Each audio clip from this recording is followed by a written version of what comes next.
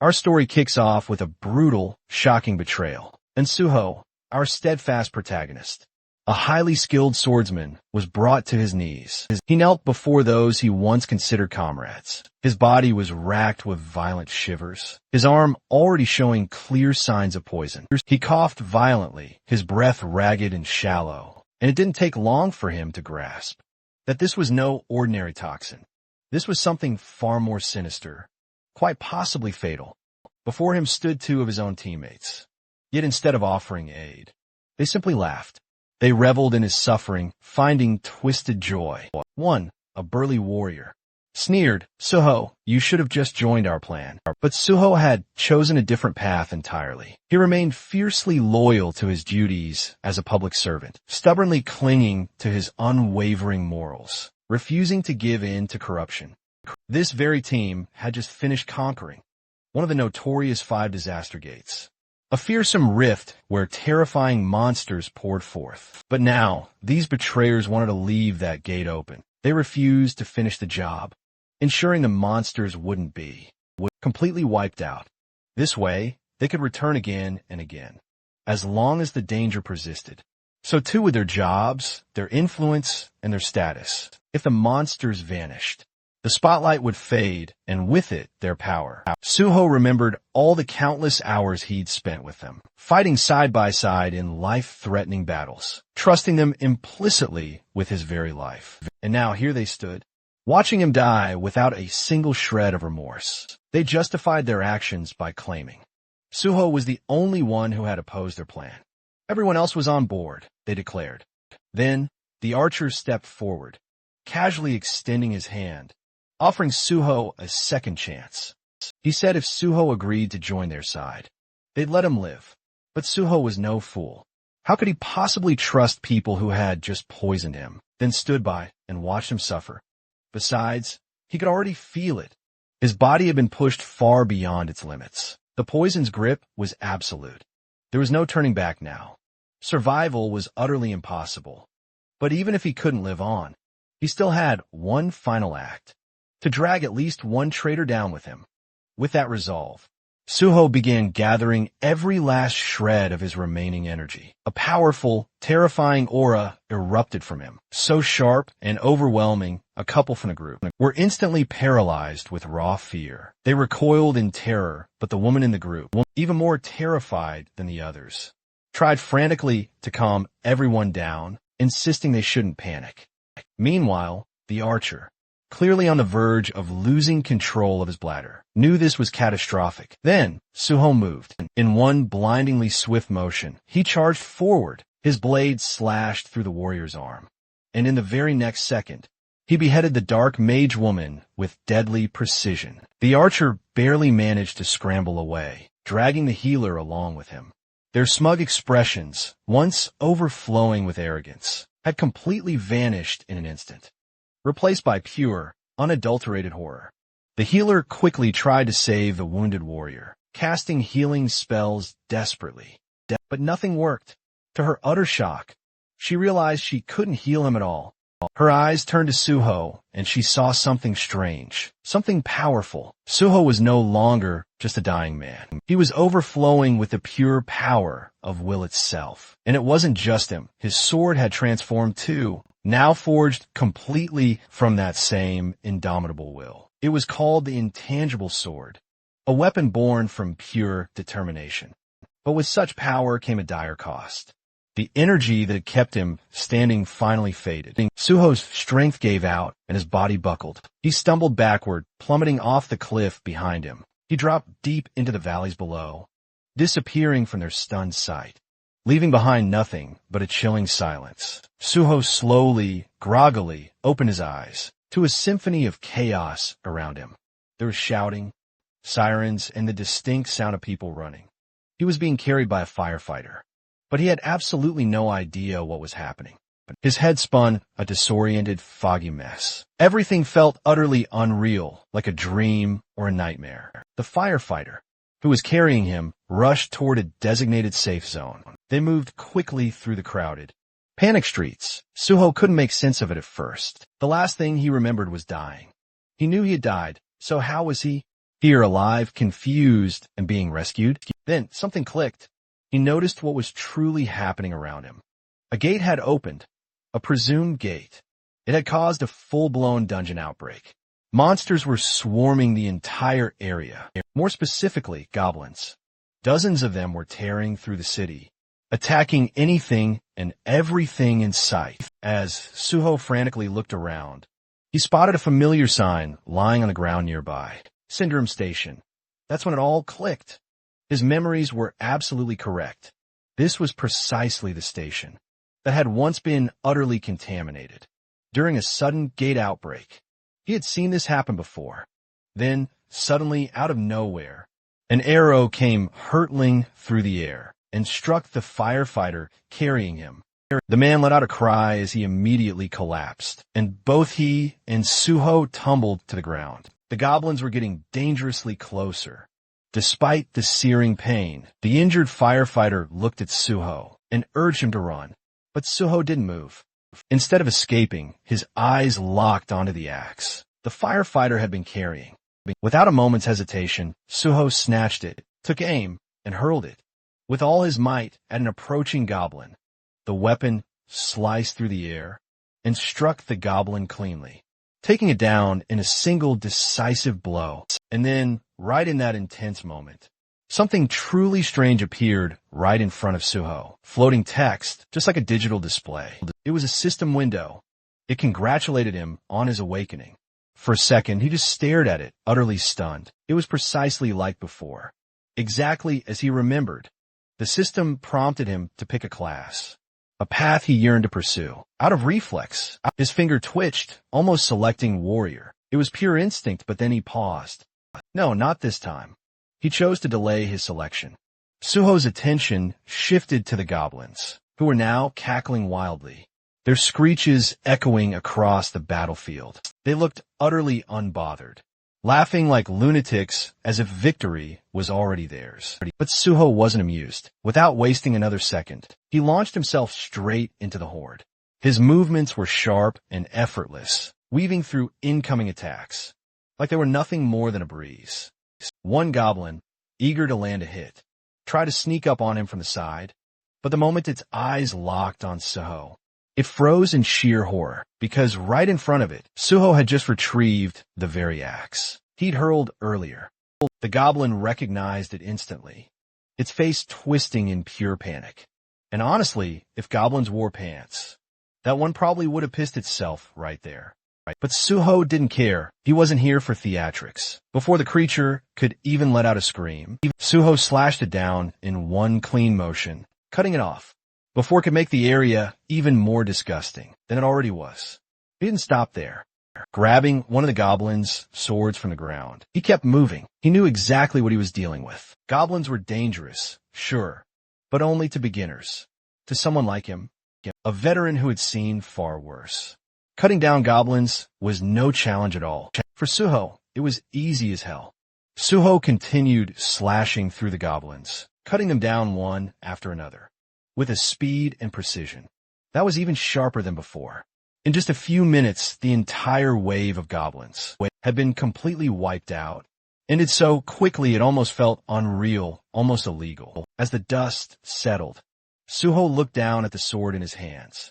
He realized how easily he had gotten carried away. In that moment, he wasn't calm or calculating. His actions were driven purely by instinct and raw emotion. And while that raw power proved useful, he knew that in times like these, a cool head was what he truly needed. But then again, if he wasn't mistaken, he'd been sent back to the past for a reason. This was a second chance, a rare opportunity, to start everything over from scratch. And he certainly wasn't going to waste it. Suddenly, a flurry of system windows popped up right in front of him, congratulating him on mastering a multitude of swordsmanship skills. But just then, something else caught his attention. The nearby firefighter was staring at him, his curiosity evident.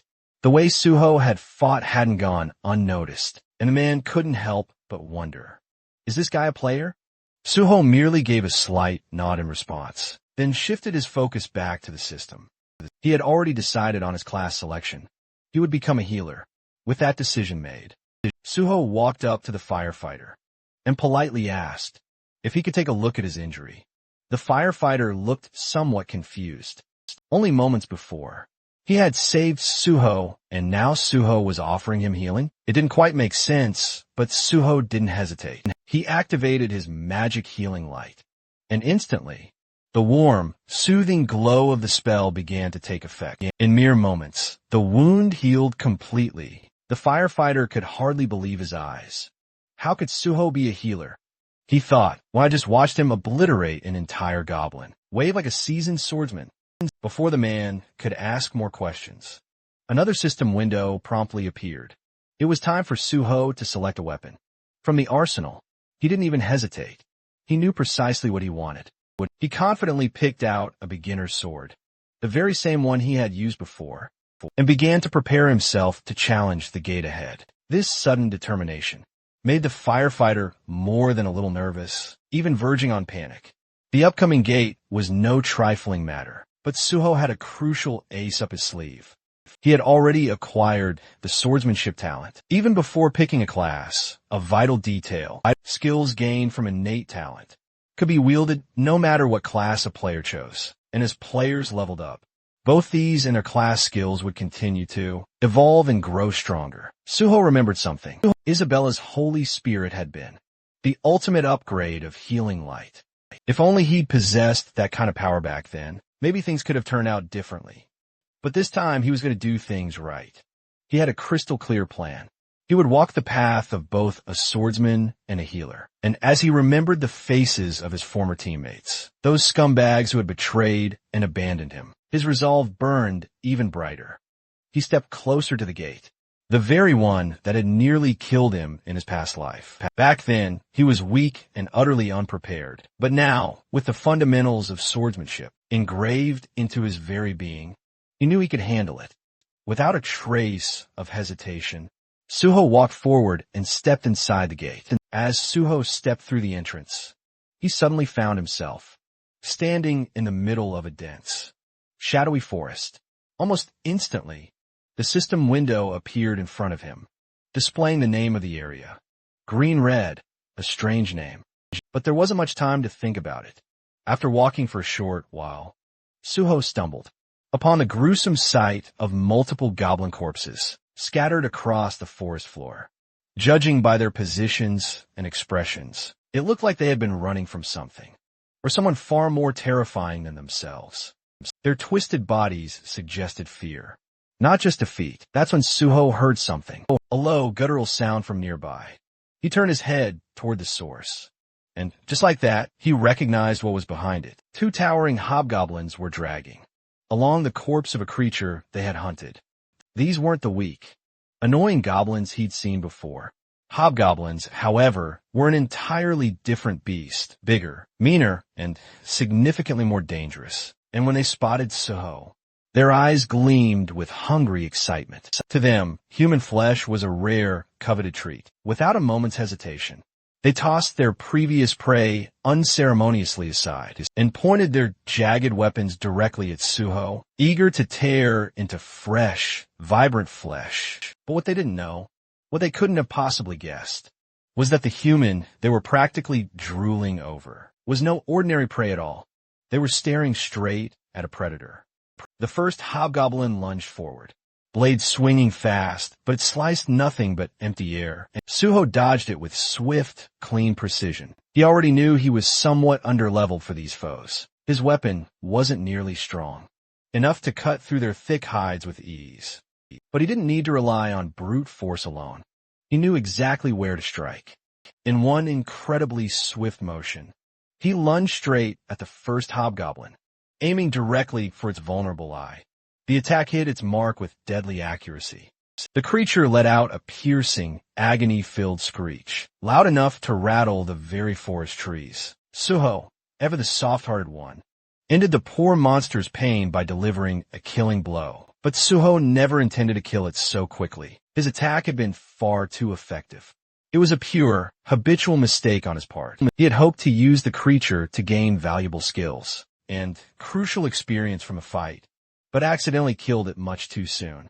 Turning toward the remaining hobgoblin, Suho decided to make proper use of this particular one. The second monster, furious over its fallen comrade, roared and violently charged forward, swinging its weapon wildly in a fit of rage. But Suho remained calm, utterly focused, dodging each wild attack with careful, precise footwork. The hobgoblin slashed left, then right, swinging wildly, almost flailing in its fury. But none of its blows ever landed.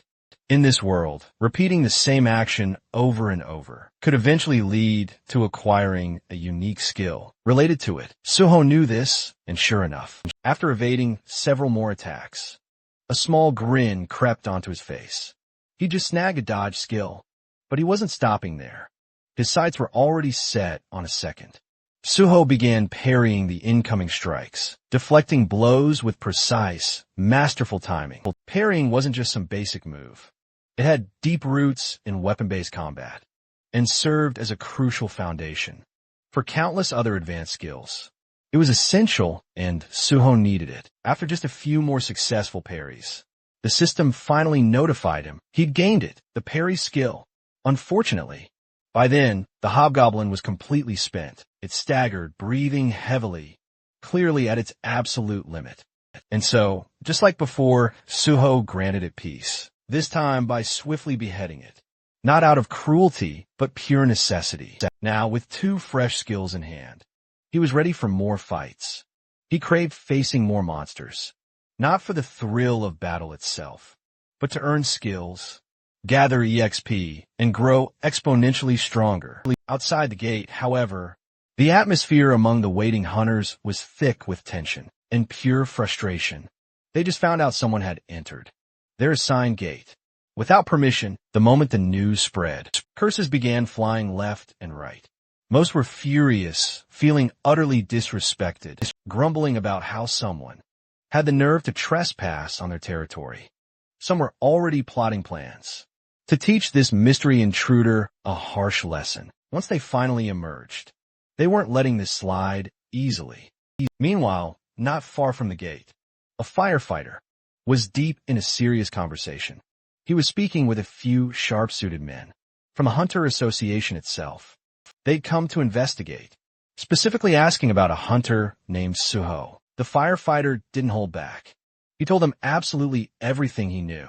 For what he saw, Suho wasn't just any ordinary hunter. He'd single-handedly decimated a zombie horde, an impossible feat, and even healed his own wounds, all by himself, right in the thick of the brutal chaos. One of the officers, hearing this incredible report, looked utterly shocked. He hadn't even been late. Somehow, by the time he finally arrived, the entire goblin menace was already completely annihilated. And to make things even more unbelievable, the one responsible was supposedly a mere healer. He tried to dismiss it at first, scoffing, "That's utterly impossible. In their vast experience, healers just don't possess the combat prowess to pull off such a feat alone." But even so, if this story was true, if this guy truly managed to solo a gate, especially one crawling with hordes of goblins, then they absolutely couldn't afford to ignore him. If he truly pulled it off, they would have to recruit him, no question. Meanwhile, Suho was out in the field, busy as ever, relentlessly hunting down hobgoblins and eagerly collecting those sweet, sweet experience points. One after another, he moved with lightning speed and deadly efficiency, beheading multiple hobgoblins in a single, fluid motion. His attacks were precise, clean, and perfectly controlled. He even deliberately spared one hobgoblin, letting it live. Just one terrifying glare from Suho was enough to send the monster bolting away, faster than Usain Bolt himself. But that was exactly Suho's cunning plan all along. He wanted the creature to escape and bring back even more of its brethren. With a brief lull in the action, he decided to quickly check his status. Thanks to the relentless wave of hobgoblins he'd just obliterated, both his stats and skills had surged significantly. While gazing at the mountain of goblin corpses surrounding him, another crucial thought suddenly crossed his mind. There was still something incredibly useful left within those bodies. Inside these grotesque monsters were valuable magic stones. These specific ones were merely degraded magic stones. Nothing particularly rare or powerful, but each one could fetch a hefty 50,000 won. That was more than enough motivation for Suho to meticulously take the time to collect every single one. Under normal, more comfortable circumstances, he wouldn't even bother with such tedious work. He simply didn't have the luxury to slow down.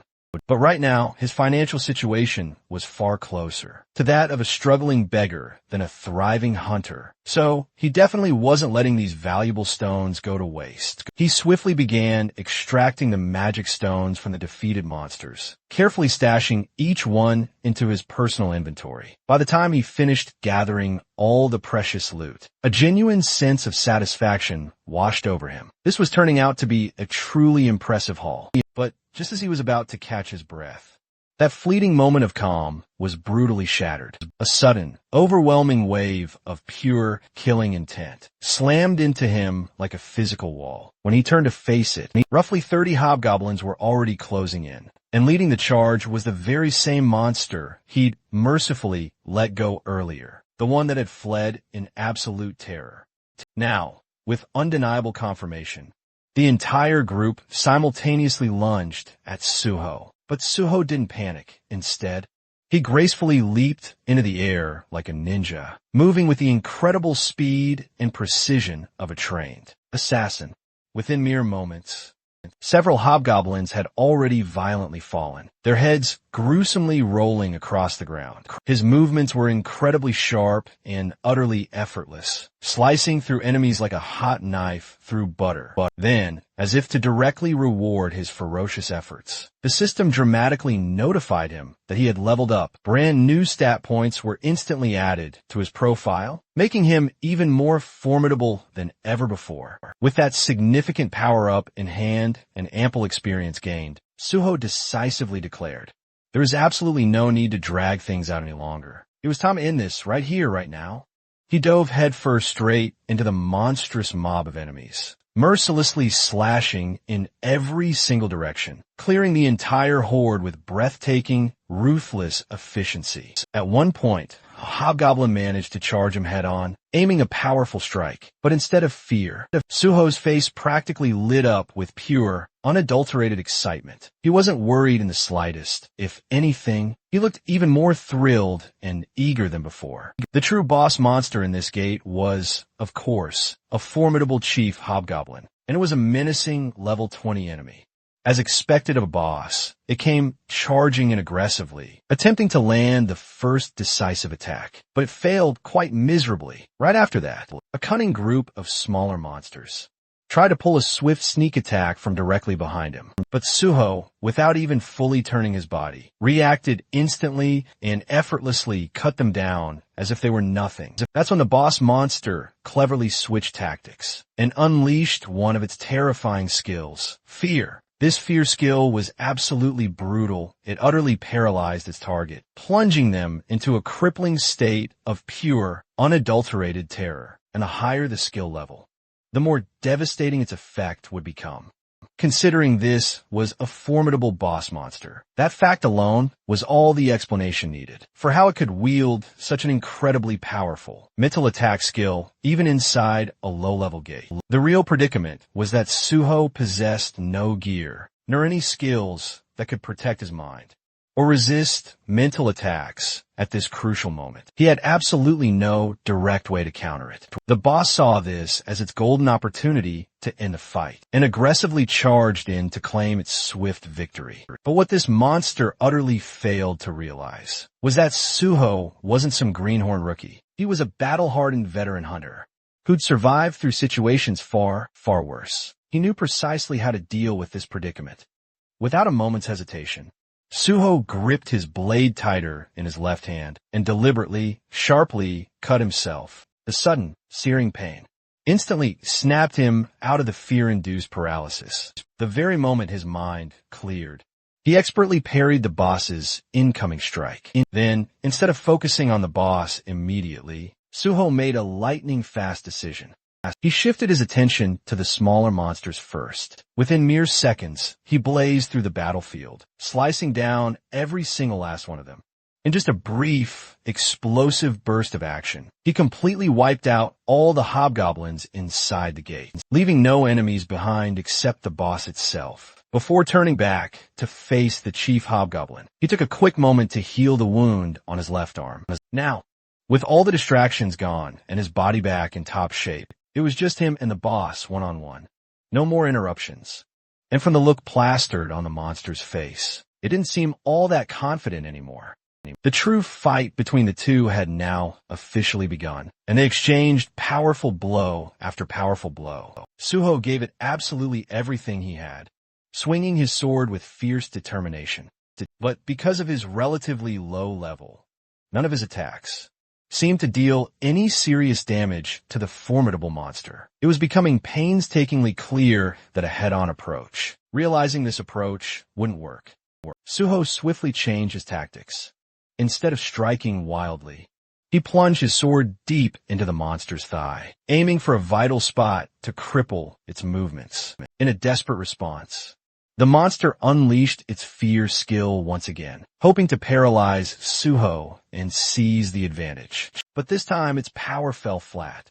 Once fear is truly overcome, its hold completely shatters, and Suho had already faced it head-on and triumphed. Now completely unfazed, Suho relentlessly concentrated his attacks on that same injured spot. He slashed at the monster's wounded thigh again and again, ruthlessly exploiting its glaring weakness. After a few more precise and devastating hits, the boss monster finally crashed to the ground, barely clinging to life, teetering on death's very edge. But Suho wasn't finished, not by a long shot. Instead of delivering the killing blow, he unexpectedly activated his healing light, a skill specifically designed to restore health, and he used it directly on the monster.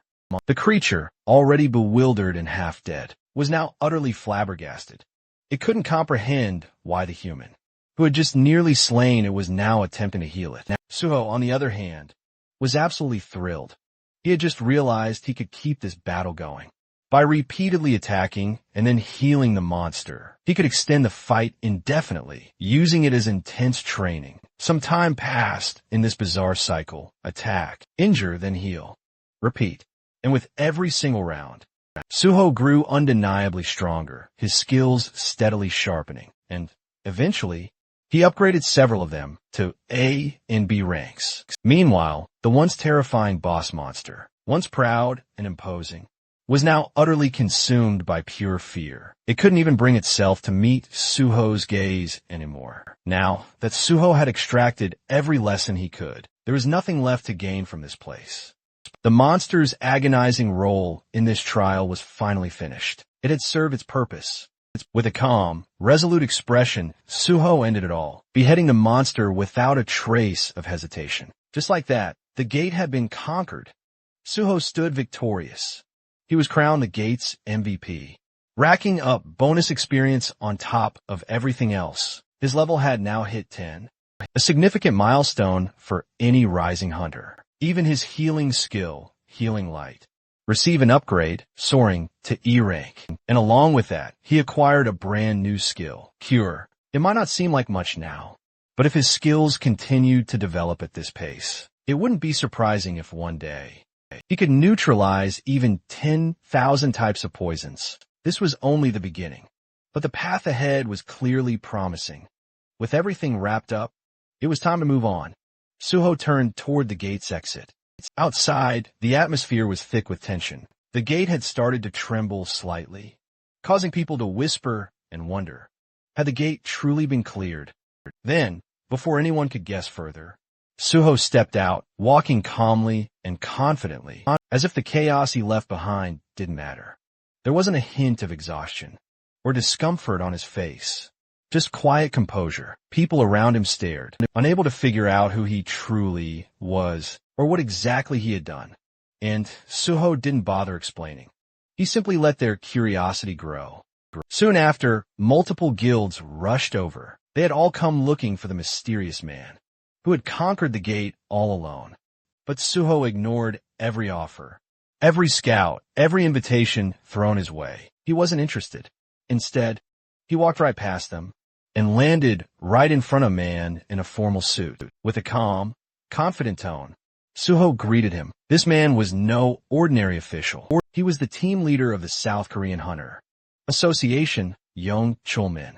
And judging by the confused look on his face, he clearly wasn't expecting to be greeted by the person behind the gate's conquest. The scene then shifts to the South Korean Hunter Association, where team leader Young and Suho were sitting across from each other. On the surface, while it looked like a standard registration meeting, Chulman's mind was a million miles away. His thoughts kept drifting back to their earlier, puzzling encounter.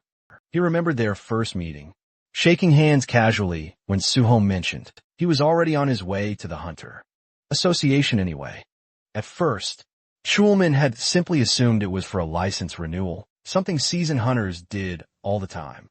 But as the conversation unfolded, it quickly became clear that Suho was actually there for initial registration, which totally blindsided Chulman. He was still trying to process how someone like Suho, who was registered as a healer, of all things, had managed to clear an entire gate solo.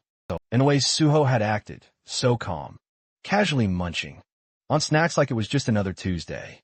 Chulman had pored over his aptitude test results again and again.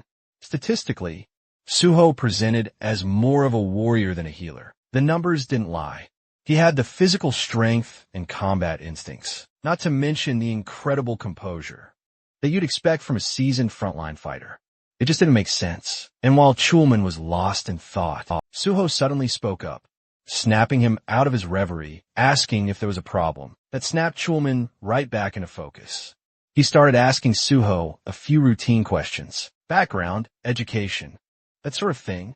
And that's when even more pieces of the puzzle began clicking into place. We then learned that Suho was a college dropout. He'd been studying physical education before quitting. Most students from that department usually chose combat classes, like warrior or archer, if they entered the hunter field. But Suho had gone in a different direction. He had specifically chosen the healer class. And the reason? He just hated getting hurt. He then went on to explain what had happened. Inside the gate, he described the sequence of events in a surprisingly straightforward, almost detached way, though he left out one crucial detail. The entire fight had been far too easy for him. He merely stated he fought to survive and left it at that. But when Suho casually dropped the name Chief Hobgoblins, Chulman's posture immediately stiffened. That detail definitely didn't sit right with him. Gates known for spawning Chief Hobgoblins were never supposed to be an easy clear. So, Suho, picking up on his unease, coolly opened his spatial inventory. Then in a flash, he dramatically dropped all the loot he'd collected from the gate, right onto the table, landing with a heavy, metallic thud. And Chulman was completely blindsided. His eyes shot open, wide with shock, and for a split second, he nearly panicked. These gleaming magic crystals Suho had just collected from his hobgoblin hunt. The smaller ones originated from common hobgoblins, while the larger, more powerful, more refined, one had been harvested from the hobgoblin chief. Since Suho genuinely had no idea of their true value, he courteously asked the team leader if he could assist in processing them. Even as he struggled to maintain his composure, Chulman couldn't tear his gaze away from the impressive haul. It was an incredible haul. Finally regaining his composure, he looked Suho in the eye, his expression now serious, and asked if he was truly committed to becoming a hunter. The moment Suho nodded, that straightforward agreement ignited a genuine spark of excitement in the team leader's eyes. Attempting to regain his composure yet again, Chulman then pressed whether this monumental decision was made solely on impulse. But Suho simply responded with a calm smile, declaring, no, it wasn't impulsive in the slightest. While Chulman was still reeling from the wave of happiness, after hearing Suho's decisive answer, Suho subtly shifted the tone and began to reveal his true motivation. It wasn't about power, nor was it about money. No, it was intensely personal. He despised monsters, and he loathed the gates they emerged from. You see, as a child, he had tragically lost his entire family during a horrific gate shock. Left alone, he subsequently grew up in an orphanage, feeling completely and utterly alone. At first, he believed that hunting monsters would finally ease that deep frustration and searing pain inside him. Yet, even after defeating countless monsters, that tight knot in his chest never once loosened. No matter how many he defeated, the gnawing ache never faded. That's when he made a choice. He couldn't undo the past's damage, but he could shape the future he wished to diligently protect. He wouldn't let anyone else suffer as he had. He wanted to fight, not for vengeance, but for the safety of all people. He yearned to be on the field doing real work, and that's why he chose to become a hunter. Not for any private guild, mind you, but for the South Korean Hunter Association. So Chulman was genuinely impressed by Suho's answer, but as an experienced veteran, he also felt compelled to explain the downsides. He told Suho frankly that the Hunter Association's pay scale was significantly lower compared to what private guilds typically offered. But Suho wasn't bothered by that in the slightest. As long as he had free access to multiple gates, priority in entering them, and the authority to punish hunters who committed crimes, that was more than enough. Chulman could barely believe his ears. You see, even though the Hunter Association technically holds gate priority, they often end up auctioning those rights off to private guilds. And the reason is simple. No official wants to risk their life for a mere government salary. Most people claim to join to help others, but in reality, they aim for stable, safe positions where they can earn quietly, without ever having to step into a gate. That's why so many aim for administrative roles instead of field duty. But in Chulman's eyes, Suho felt different. He wasn't chasing safety or comfort. He was a rare breed, a true patriot who wanted to be on the front lines, protecting people. Someone who genuinely believed in civil service. The happiness was so overwhelming that, for a moment, Chulman felt lightheaded, but he quickly snapped out of it and got back to handling the magic crystals. Now, to take the official hunter exam, one first has to pass an aptitude test, with both a written and a practical exam. Unfortunately for Suho, this year's registration period had already slammed shut, and the exam was scheduled for tomorrow. But fortunately for Suho, he had his big brother Chulman on his side. Since Suho had just conquered an entire gate, all by himself, there was a good chance they could pull some strings and get special approval from the higher-ups. That part wasn't a problem at all. What had concerned Chulman, though, was the dreaded written test. Clearing that with only 1 day of preparation, almost impossible for a regular person. But Suho, being Suho, was completely confident. To him, if you ever get the chance to do something, you take it, no matter the circumstances. The only issue? Our boy was practically a beggar at this point. He didn't even have enough money to pay the exam registration fee. So, swallowing his pride, he asked if team leader Chulman could front him the magic crystals. And Chulman, being the dependable guy he is, immediately took on the task without a second thought. Right now, the only person Suho could fully rely on was his big brother Chulman, and he was genuinely grateful for that support. After some time, they completed all the aptitude tests. Team leader Chulman then sent Suho the money they got from selling the crystals. In the next cut, Suho was munching through Chulman's food stash like he owned the place. Thanks to the magic crystals, he received 3 million won. And on top of that, since he registered as a civil servant hunter, he also got some sweet tax exemption benefits. Still, that wasn't quite enough for him. He had one more request. He'd heard the association had a library, and he wanted to cram a bit for tomorrow's written test. So he politely asked if the team leader could allow him access. And of course, Chulman said yes with a smile. He even personally showed Suho the way to the library and told him he wouldn't even need an employee card to enter. Before they parted ways, Chulman wished him the best of luck for his exam. Suho quietly watched him leave, musing on his brother's unwavering kindness and reliability. Deep down, he knew that someday, Chulman would surely become the president of the association. With Chulman now out of the way, Suho's attention snapped back to the library. His goal was clear: locate something from his past life. He remembered major events, pivotal moments, events that shook entire regions to their core, but the details were always hazy. After all, human minds weren't built to carry memories across lifetimes, and he was no exception to that rule.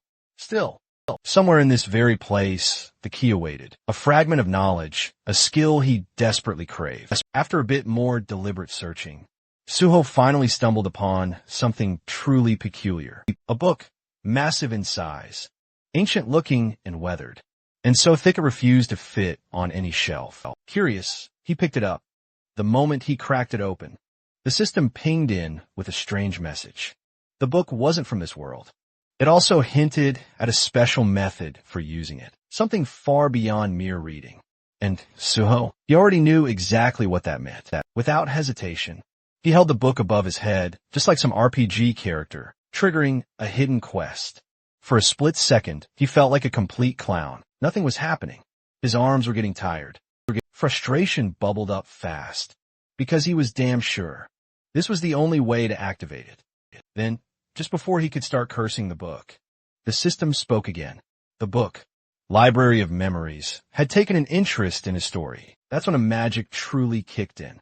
The book shimmered, reality shifted, and in the blink of an eye, Suho was no longer standing in that dusty room. He now stood before a massive, otherworldly tree. Its roots plunged deep into glowing stone, its branches reaching into a sky that wasn't even real. A spiral staircase wrapped around its trunk, leading upward into the unknown. And this is the Library of Memories. It's then revealed that the Library of Memories grants its user the power to recall everything they've ever seen or heard, even the most painful or traumatic experiences. Normally, the human brain copes by forgetting, but once this ability is acquired, the user is burdened with flawless memory. The original owner of this skill was the manager of the Hexagon Guild, a former Korean Hunter Association employee. While studying in a library for a career change, she unintentionally gained this ability after using a book as a pillow, just because lying face down was uncomfortable. Suho thinks about how lucky she was to stumble upon such a skill and feels grateful to her for introducing him to it. He even plans to treat her to a meal one day. The system window then prompts Suho to donate his own story to the Library of Memories. He considers how powerful the ability truly is. It can help him restore every memory he's ever had, especially since human recollections tend to fade and warp over time. Realizing its value, he decides that obtaining the skill is necessary to retain every detail with precision. A message appears, confirming his story has been accepted. Suddenly, a strong wind whirls around him, and the system announces that the Library of Memories is now accessing and recording his experiences. Suho starts floating in midair, surrounded by radiant texts, as a diagram materializes above the book.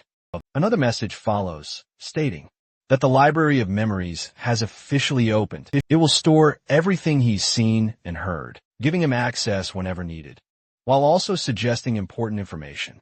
Suho stares at his hand, sensing that the recording process feels a bit off, likely because this entire space is some kind of illusion. Now that he has the skill, he decides to try it out.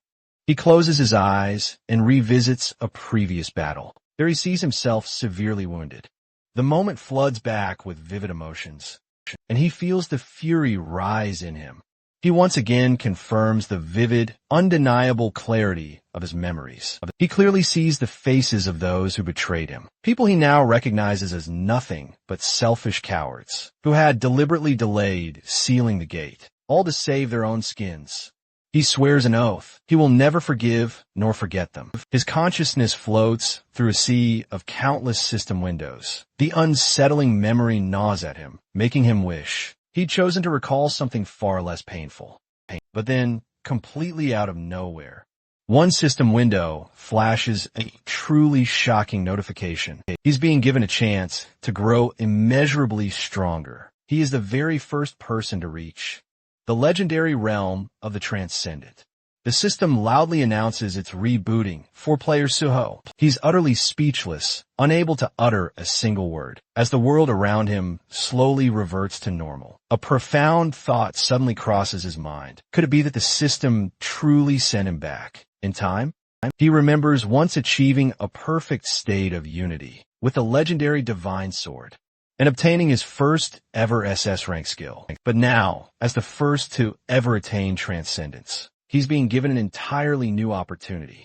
Something truly no one has ever experienced before. Suho starts to realize that his return to the past might not be just a mere coincidence after all. In the very next moment, he arrives at a certain location by taxi. As he steps out of the cab, he reflects on just how truly meaningful this second chance really is now. He now has an unprecedented opportunity to prevent the disasters that once befell him, and to finally handle the unpredictable gates that had caused countless casualties before.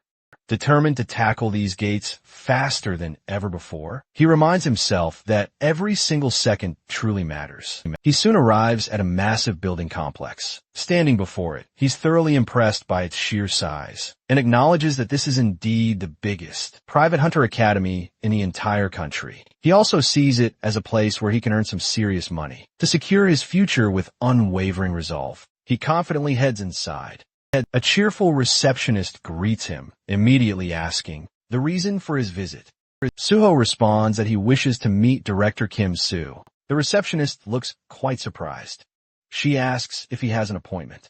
Suho replies no, but insists it's critically important. He simply asks her to relay a message. The solo conqueror of the Syndrome Station, a pre-catastrophe gate, is here. The scene then shifts to the director's office. A calm woman introduces herself as Kim Soo, the director of Nexus Academy. Suho introduces himself as On Suho. Director Kim invites him to take a seat and acknowledges his incredible feat at the Syndrome Gate. She then asks why he came to Nexus. Suho explains he's here to apply for a scholarship. The director is visibly taken aback by his request. Suho confirms it and casually mentions he also plans to take the hunter license test, scheduled for the very next day. Still trying to process the shocking situation, Director Kim asks how long it's been since he awakened. Suho calmly replies it happened just today. Shocked even further, she checks her documents and repeats in utter disbelief. An unregistered hunter who awakened just today wants to take the test tomorrow and has already solo cleared a catastrophic level gate. Suho confirms everything, adding that a connection within the Hunter Association helped him secure a spot in the exam. His goal is simple, to rank first. His incredibly confident declaration leaves the director even more stunned. Suho then states his condition. If he ranks first, he wants to be officially granted Nexus scholarship, student status with full financial support. Suho knew well that for an unknown newcomer, reaching the top wouldn't be easy. But he wasn't some beginner. He was a battle-hardened veteran who had cleared countless gates. Whether anyone else believed him or not didn't matter. That choice was entirely up to them. Director Kim recognized that clearing such a dangerous gate alone was no small feat still. She reminded him that the hunter test was a completely different matter, with an average pass rate of less than 20%. Suho made it clear, if he didn't get first place, they could completely ignore him and scrap the entire scholarship deal. Intrigued, Director Kim asked why he'd chosen Nexus instead of those more prestigious academies, like Hexagon or Prime. Suho answered bluntly. Despite being the biggest academy, Nexus had fallen on hard times recently. It hadn't produced a single top-ranking student, and that had severely hurt its reputation and admissions. Silently, Director Kim acknowledged the painful truth. Nexus was in desperate need of a major success, and no current student had truly shown any real signs of becoming a breakout talent. If Suho really did take first place, Nexus would gain the most from his spotlight.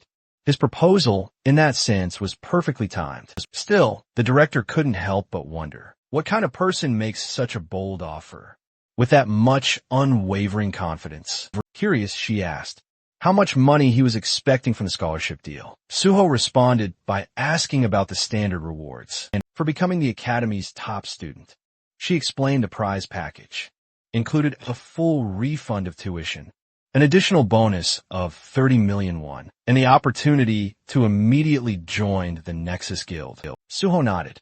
It seemed fitting for the country's largest academy. But then, with a confident grin, he added that 300 million won would be even better. The sheer number stunned Director Kim. But Suho kept going, saying that, considering the immense advantages that came with being the top student and the massive scale of the academy, the amount was perfectly fair for Nexus. After all, 300 million wasn't much anyway. Deep down, Director Kim knew he wasn't wrong. But reluctantly, she agreed, telling him that if he ranked first, she would indeed pay him the 300 million won. Later, Suho wandered around the sprawling campus. The more he explored, the more he realized just how enormous it truly was. Bigger than most amusement parks. Once enrolled, you wouldn't be missing a thing. The staff member showing him around chuckled proudly, explaining that Nexus was the largest academy in all of South Korea. Suho noticed the guide looked exhausted, who were likely roused from their sleep, just for his tour, which made him feel a touch guilty. Suho thanked him for the late-night tour.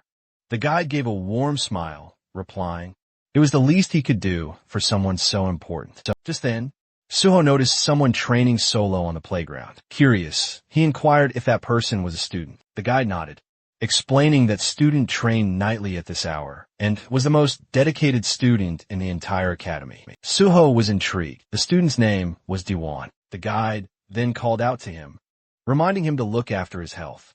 To which Diwan, with a smile, replied that he had to push himself even harder, since he was already in his third year. Suho instantly recognized him from his past life. He had teamed up with D1 for countless raid missions. Back then, D1 had been the nation's top tanker, renowned for his unmatched endurance and defensive capabilities. It had been unfortunate when pure tankers eventually lost their place in the meta. But now, seeing D1 wielding an axe instead of shield, Suho realized D1 still hadn't unlocked his true potential. This was a perfect opportunity. He could guide D1 now and eventually recruit him into the Great Hunter Association. The guide introduced the two men. After a brief greeting, Suho asked if D1 intended to use the battle axe as his main weapon. D1 confirmed it. Suho then asked why he chose that specific weapon. D1 explained that, since he aimed to be a frontline fighter, his instructors had suggested the axe, saying it matched well with his build. The guide chimed in, adding that few weapons could rival the battle axe in sheer destructive force. Suho asked if D1 had only trained with the axe. D1 admitted he had, calling himself a slow learner, and said that trying out multiple weapons felt like a waste of time. It had taken him 2 years just to get somewhat decent with the axe, and even now, he wasn't feeling particularly skilled with it. Suho silently took in the situation and instantly pinpointed the real problem. It wasn't that Dahan lacked effort. The battle axe just didn't suit him. It wasn't a matter of dedication, but a clear case of poor direction. If his progress wasn't improving early on, he should have switched weapons. Suho found it quite surprising that even the nation's top academy could miss something this obvious. He proposed a completely different mindset. Since players would eventually receive stat adjustments, it made more sense to pick a weapon that felt natural to them, with skill correction effects. Proficiency could rise quickly, but true battle performance relied on knowledge and experience. In Dahan's case, the battle axe was a clear mismatch. While it delivered heavy hits, its long cooldowns left users vulnerable, and given Dahan's large frame, it made it even harder to protect him effectively. When Dahan heard this, he was taken aback. He'd spent the last 3 years training with an axe. Suho acknowledged his dedication, but pointed out that Dahan's real strength might lie in tanking. He advised Dahan to try a kite, shield on his left arm, and a one-handed blunt weapon in his right. According to Suho, this setup would significantly enhance Dahan's overall combat effectiveness. Dahan hesitated. Switching roles right before the exam felt risky, especially since the test was happening the very next day. Suho then asked him to think about what truly formed the backbone of a raid party. While many believed it was the mage, in reality, it was always the tank. The tank's job was to draw the enemy's focus and protect the team. To do that properly, a tank needed both a shield and a secondary weapon for crowd control.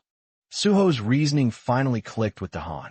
Inspired by this insight, he decided to give a shot. Suho was thrilled Dahan didn't let doubt hold him back, and truly appreciated his quick thinking and adaptability. And Suho wished him the best of luck. Dahan thanked him, then quickly headed off. Right after, the guide explained Director Kim had specifically asked him to give Suho a tour, which is why he introduced him as a guest. But now, the guide was genuinely curious. Was Suho actually an instructor? He seemed to know so much about combat and contracts. Suho clarified that he was an instructor, though internally he realized something. It probably looked highly suspicious for someone without a license to know so much. He explained he was more like a stakeholder. The guide nodded, mentioning he'd just received a call. The contract was finally ready, and it was time to head back to the director's office. Then came the day of the hunter test. The area in front of the association building was absolutely packed with examinees, all armed with their formidable swords, and ready to earn their hunter licenses. Everyone had been preparing tirelessly, relentlessly for this very moment, sharpening their skills and reaching peak performance. Ironically, Suho himself, the very man who had cleared a gate all by himself, was in his absolute worst condition. After finishing the test, though, Suho walked out, reflecting on its true purpose. It had been organized, he knew, because of concerns over possible doping. But in his opinion, those measures didn't mean much. Most cheaters didn't even use drugs. They used powerful skill buffs during the test. One woman in particular stood out, and several others had shown magic levels. No one at level 5 should naturally possess. The system then notified Suho that his magic sensing ability was far, far sharper than most.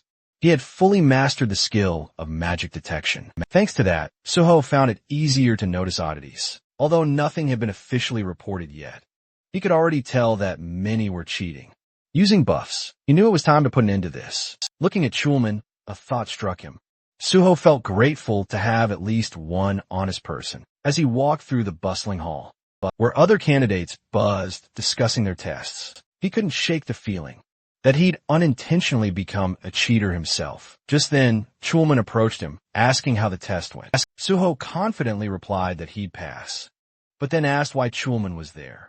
Chulman explained he was just helping out, as the association was always short-staffed. He also heard this written test was the toughest one yet, but Suho's confidence was truly impressive. Suho responded that he believed he'd solved it, then asked if he could bring something up.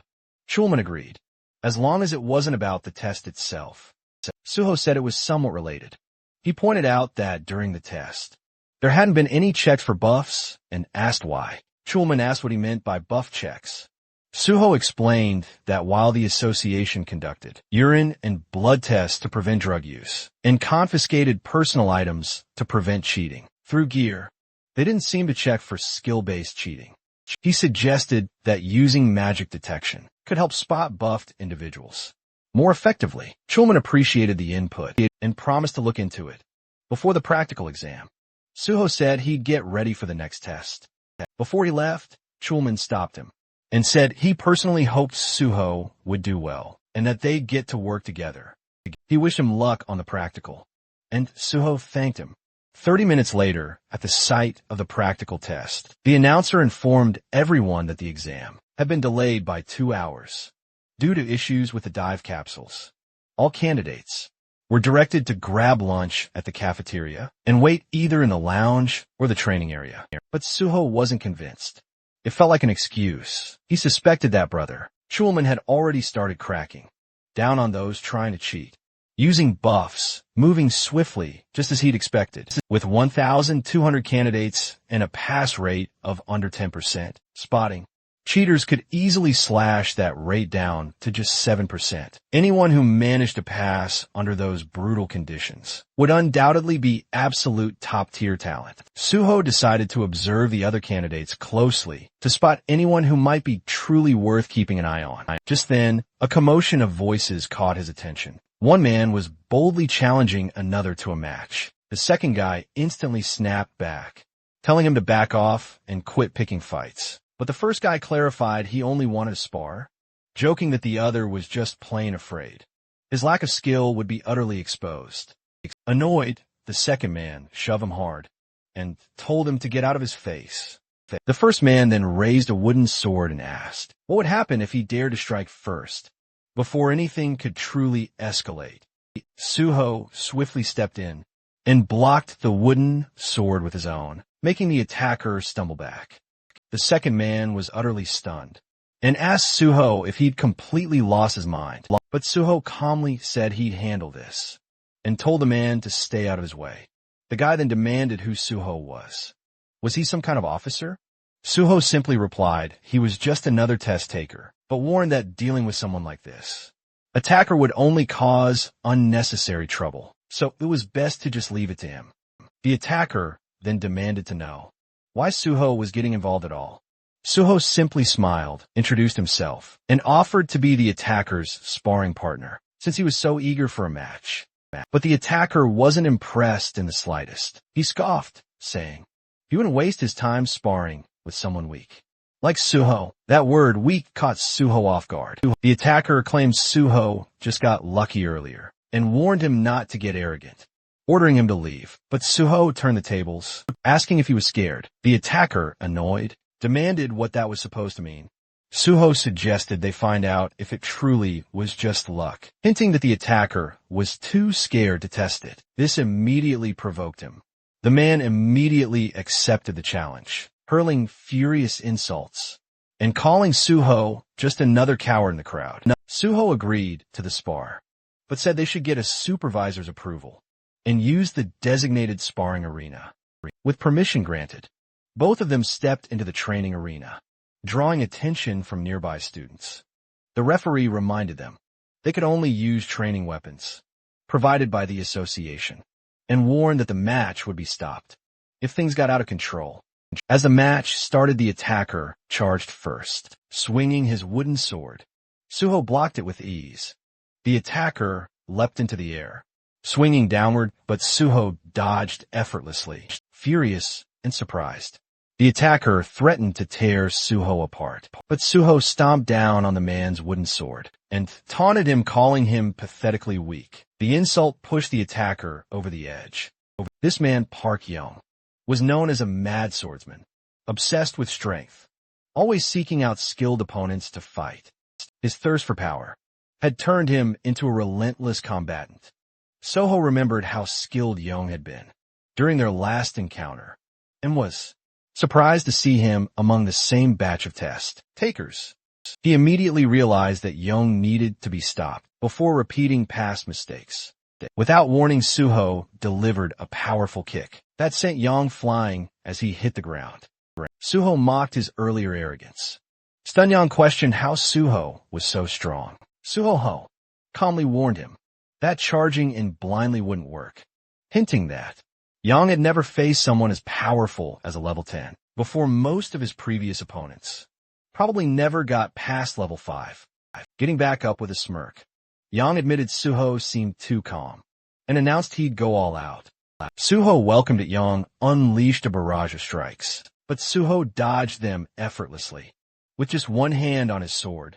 Yang's attacks had undeniably ramped up. Suho could feel the added weight behind each strike. Then, Yang went all in.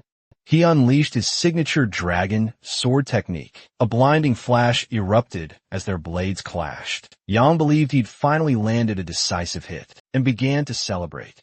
But when the light faded, Suho was still standing, completely unharmed. He blocked the attack. Young was utterly shocked. Young trembled, demanding an explanation. Suho smirked, telling him the attack was simply too slow. In reality, Young had only managed a basic version of the dragon's sword technique. Without a hunter's license, it was impossible to truly master the real thing. Enraged by the humiliation, Young charged again. But Suho dodged every attack with effortless ease. At one point, Suho dropped into a crouch, baiting Yang into one last reckless charge. Just as Yang shouted that the match was over, Suho landed a powerful upward strike right to his chin, knocking him out cold. Yang hit the ground, defeated and dazed. He struggled to understand what had just happened.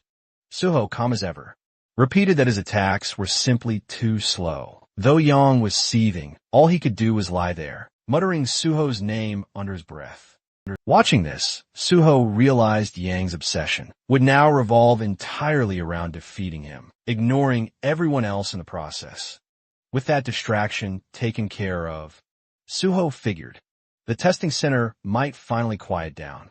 Meanwhile, the supervisors who had been observing everything were left utterly stunned, snapping them out of their days. Suho casually spoke up, reporting that he'd accidentally knocked out Park Yeon and asked them to take care of him.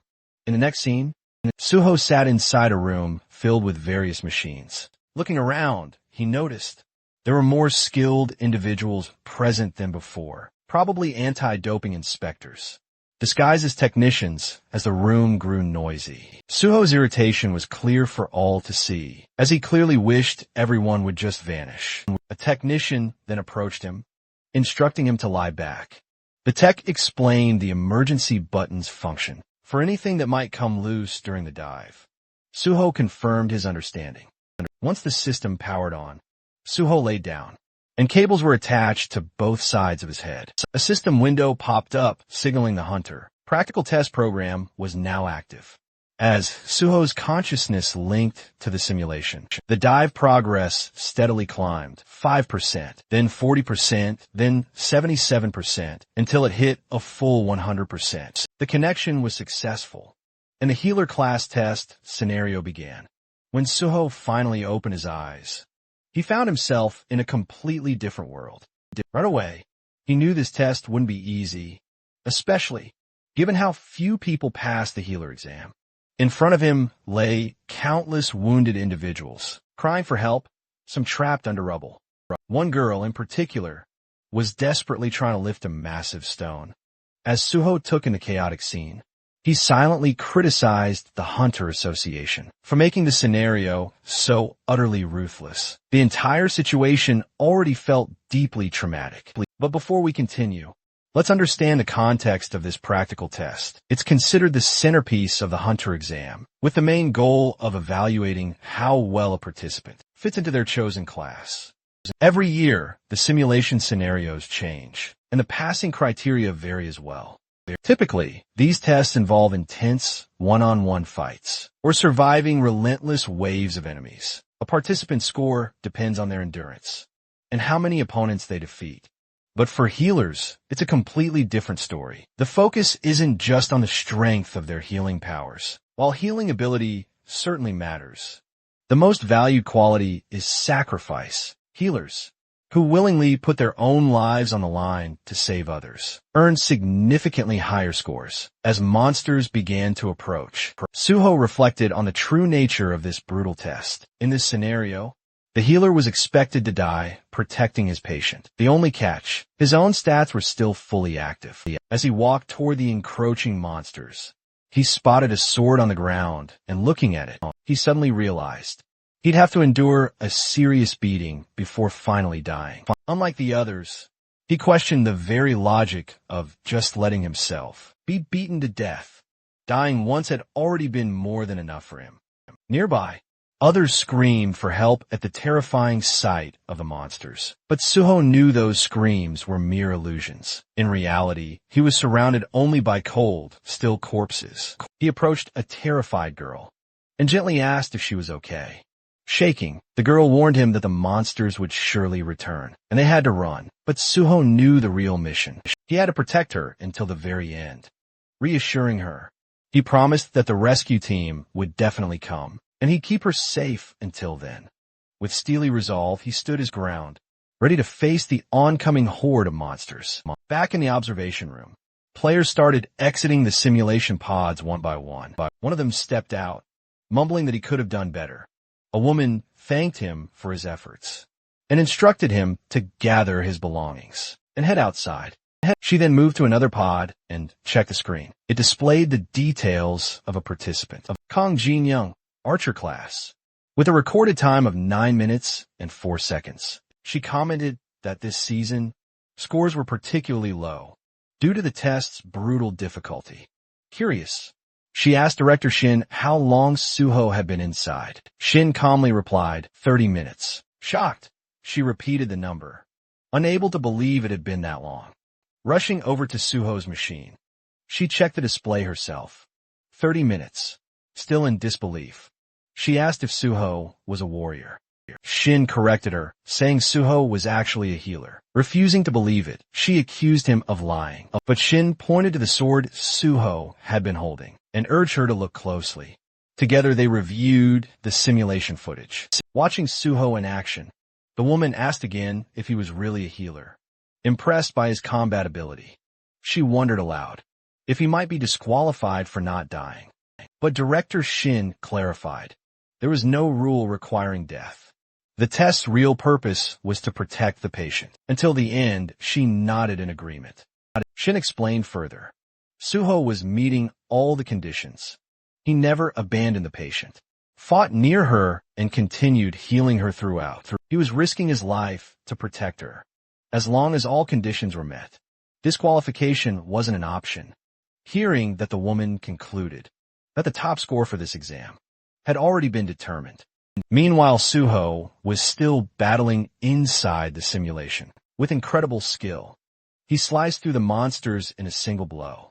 But even after his victory, Suho felt it wasn't enough.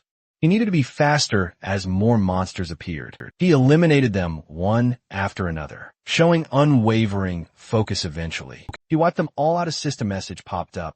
Your understanding of a skill footplay is very high. Congratulations, you've mastered footplay. Suho read the message and realized that although this was a simulation, since it was based on real-world mechanics, the system could still recognize his physical control. The system acknowledged that he was directly controlling his body, making it possible to master physical skills, that is. Even here, though, the experience gained was less than in real combat. It was still a great way to train. In addition to swordsmanship, he had picked up various skills and upgraded all basic sword techniques to a rank. There were no experience points or item rewards, but the results were still satisfying. If he could eventually raise all his sword skills to a rank or higher, he might just develop a technique, much like Park Yong's dragon sword technique. Another message popped up. Great achievement. Your understanding of swordsmanship surpasses everyone else's. The system is impressed by your unique style and wishes to register it. Would you like to create a new swordsmanship skill by combining your basic sword techniques and footwork? Suho smiled, finally ready to create his own style. Guardian Sword. A confirmation window appeared, asking if that would be the official name. Suho confirmed, and another message congratulated him for his supreme mastery and recognized the creation of a new, unique swordsmanship skill. Guardian Sword S. This new ability boosted the effects of all his sword and footwork skills by 50% as a reward for this great achievement. The system awarded him 10 bonus stat points and expressed its hope that Suho would continue walking the path of the sword. A final message then confirmed. He had unlocked Sword Mastery S, a privilege granted only to those with a deep understanding of swordsmanship. This instantly lifted all restrictions on learning and using sword techniques, enhanced all sword-related abilities by another 50%, and removed any limitations tied to sword use. Suho quietly thought back to his past life. Back then, it had taken him over 10 years to reach this level of skill. But now, thanks to the knowledge he carried from that life, he had progressed much faster. He recognized how much his value had grown. Turning his focus back to the exam, he recalled that the number of monsters was predetermined, and he couldn't help but wonder how much effort had gone into preparing the whole thing. With all his objectives completed, only 2 paths remained.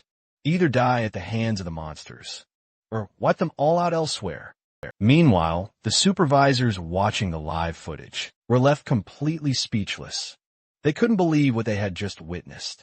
For the first time in the history of practical exams, someone had single-handedly annihilated every monster. They were absolutely stunned, not just by his incredible combat prowess, but also because he'd successfully healed the patient. One examiner even quipped that there was no need to even bother checking the rankings. The winner was crystal clear. A few days later, the scene shifts to the bustling Hexagon Guild headquarters. A confident guild member proudly declared their student, Kian, would undoubtedly be this year's top scorer. Another member eagerly agreed. proud of all the effort they'd poured into his training. But then, someone noticed a congratulatory letter arriving. As it was read aloud, confusion quickly spread. Kian wasn't the top scorer after all. The name on the letter belonged to Suho. Everyone was stunned. The atmosphere immediately shifted, tense and confused, as someone urgently asked, "Where's Kian?" At that very moment, the guildmaster received a crucial call, and the scene instantly changed again. Suho was now on a call with the team leader. The leader apologized for the belated congratulations, explaining he'd been completely swamped with work, but he made sure to profusely praise Suho for earning the highest score. He admitted he hadn't expected such incredible consistency from him. Suho humbly responded, attributing it all to the team leader. However, the leader quickly deflected the credit, insisting Suho's achievements were entirely his own. He also highlighted that Suho's exceptional performance had helped expose a number of blatant cheaters who were illegally boosting their skills and abilities. This would inevitably lead to tighter rules in future exams, which he viewed as a definite positive outcome. Then, the team leader cautiously brought up a sensitive question. Was Suho still interested in joining the Great Hunter Association? Suho replied that, although he might stay with the guild a little longer, his ultimate goal remained steadfast. He still fully intended to join the association. The team leader appreciated his direct and clear answer, and promised he'd reach out once the recruitment or testing schedule was officially ready. Suho agreed with a warm smile before gracefully ending the call. The leader then reminded Suho to eat properly and diligently look after his health. And Suho returned the same thoughtful well wishes. Just after the call ended, the team leader's eyes flicked down to something in his hand and softly reminded himself to eat as well. Back with Suho, he paused for a moment. The leader's peculiar tone still lingered in his thoughts. Then the normalcy just dropped away. He wondered if everything was all right. Just then, his phone rang again. Suho glanced at the caller ID and seemed to recognize the caller. He answered and introduced himself. The caller was none other than Kim Soo, who quickly congratulated him on his success and confirmed his payment had already been sent, just as they'd agreed. Suho acknowledged her impressive efficiency, praising her large guild's professionalism. Then came her exciting proposal. She wasted no time inviting Suho to join the Nexus Guild, promising him benefits far superior to anything other guilds could offer. Curious, Suho then asked how far they were willing to go. Kim Soo assured him she'd do absolutely everything possible to meet his high expectations. Given he was a top student and scholarship recipient, she explained, adjusting the contract terms would be absolutely no problem. She even suggested meeting in person to formally finalize the deal. Suho, however, politely declined for the time being, mentioning he had personal plans for the day. He promised to review his schedule promptly and get back to her soon. Still, he did drop a subtle hint. Considering he was already a Nexus scholarship recipient, it would only be logical to join Nexus over any other guild. Kim Soo was absolutely overjoyed by his response. Her excitement was so intense that even her nearby co-workers couldn't help but notice. She practically begged him not to sign anything with another guild. In the meantime, amused by her enthusiasm, Suho chuckled, agreeing to meet. As soon as the call ended, Suho couldn't help but smile, still hearing the echo of her thrilled voice in his ear. At that very moment, the taxi driver informed him they had arrived. Suho thanked him and stepped out of the car. Now, standing outside, Suho reflected on everything that had just happened. He had successfully cleared the test, secured his license, and received the payment. The next chapter of his thrilling journey lay right before him. With quiet determination, he pushed forward, ready to begin farming at Lighthouse General Market. Suho checked his phone, reflecting on how quickly he'd gathered everything he needed. Now, the only thing left was to buy a weapon. With that goal in mind, he arrived at a small, tucked-away shop, deliberately avoiding the crowded ones, since he wasn't sure they'd have what he was looking for. As he stood outside, he wondered if this quiet place might hold the right weapon. Stepping inside, Suho greeted the shopkeeper, who asked what he needed. Suho explained he'd just become a hunter and was looking for a lightweight weapon. The shopkeeper directed him toward a section with cheaper items. When Suho glanced at them, he noticed thick layers of dust and realized Most low-grade weapons came without verified data, but that didn't mean every unverified weapon was useless. Some weapons needed to go through a process called liberation before revealing their true potential. These special weapons usually gave off a subtle aura, a kind of signal, though most players in places like this wouldn't recognize it. Suho picked up one of the weapons and activated his magic detection skill. A faint smile appeared on his face. He had found it. After walking out with the weapon, Suho thought to himself that if the owner ever found out the spear's true worth, he'd regret letting it go so cheaply. But for now, it was time to begin. Suho closed his eyes, focused, and began pouring his magical energy into the weapon. The spear absorbed his power at a furious pace, draining his energy quickly. Realizing how much it was taking out of him, Suho stopped and collapsed to the ground, completely exhausted. He understood that if he'd pushed just a bit more, he might have passed out from magic depletion. To awaken the weapon, he needed a magic stat of at least 100. Even though he couldn't use it yet, he knew it would become a powerful asset later on. He vowed to level up quickly and unlock its full potential soon. Meanwhile, over at the PBS building, reporter Jinwei gets a call from Suho. Suho introduces himself and confirms he's the top scorer from the recent hunter test.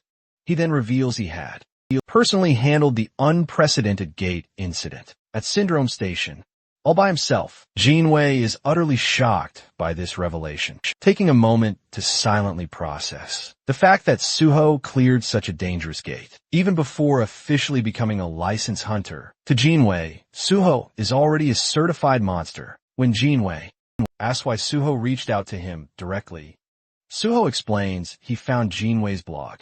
During a search, he mentions that while he knows about Jinwei's privileged upbringing, he respects Jinwei's decision to pursue journalism. Out of genuine interest, Suho shares that he has big plans and will soon be the source of major headlines. He then proposes that Jinwei work as his exclusive reporter.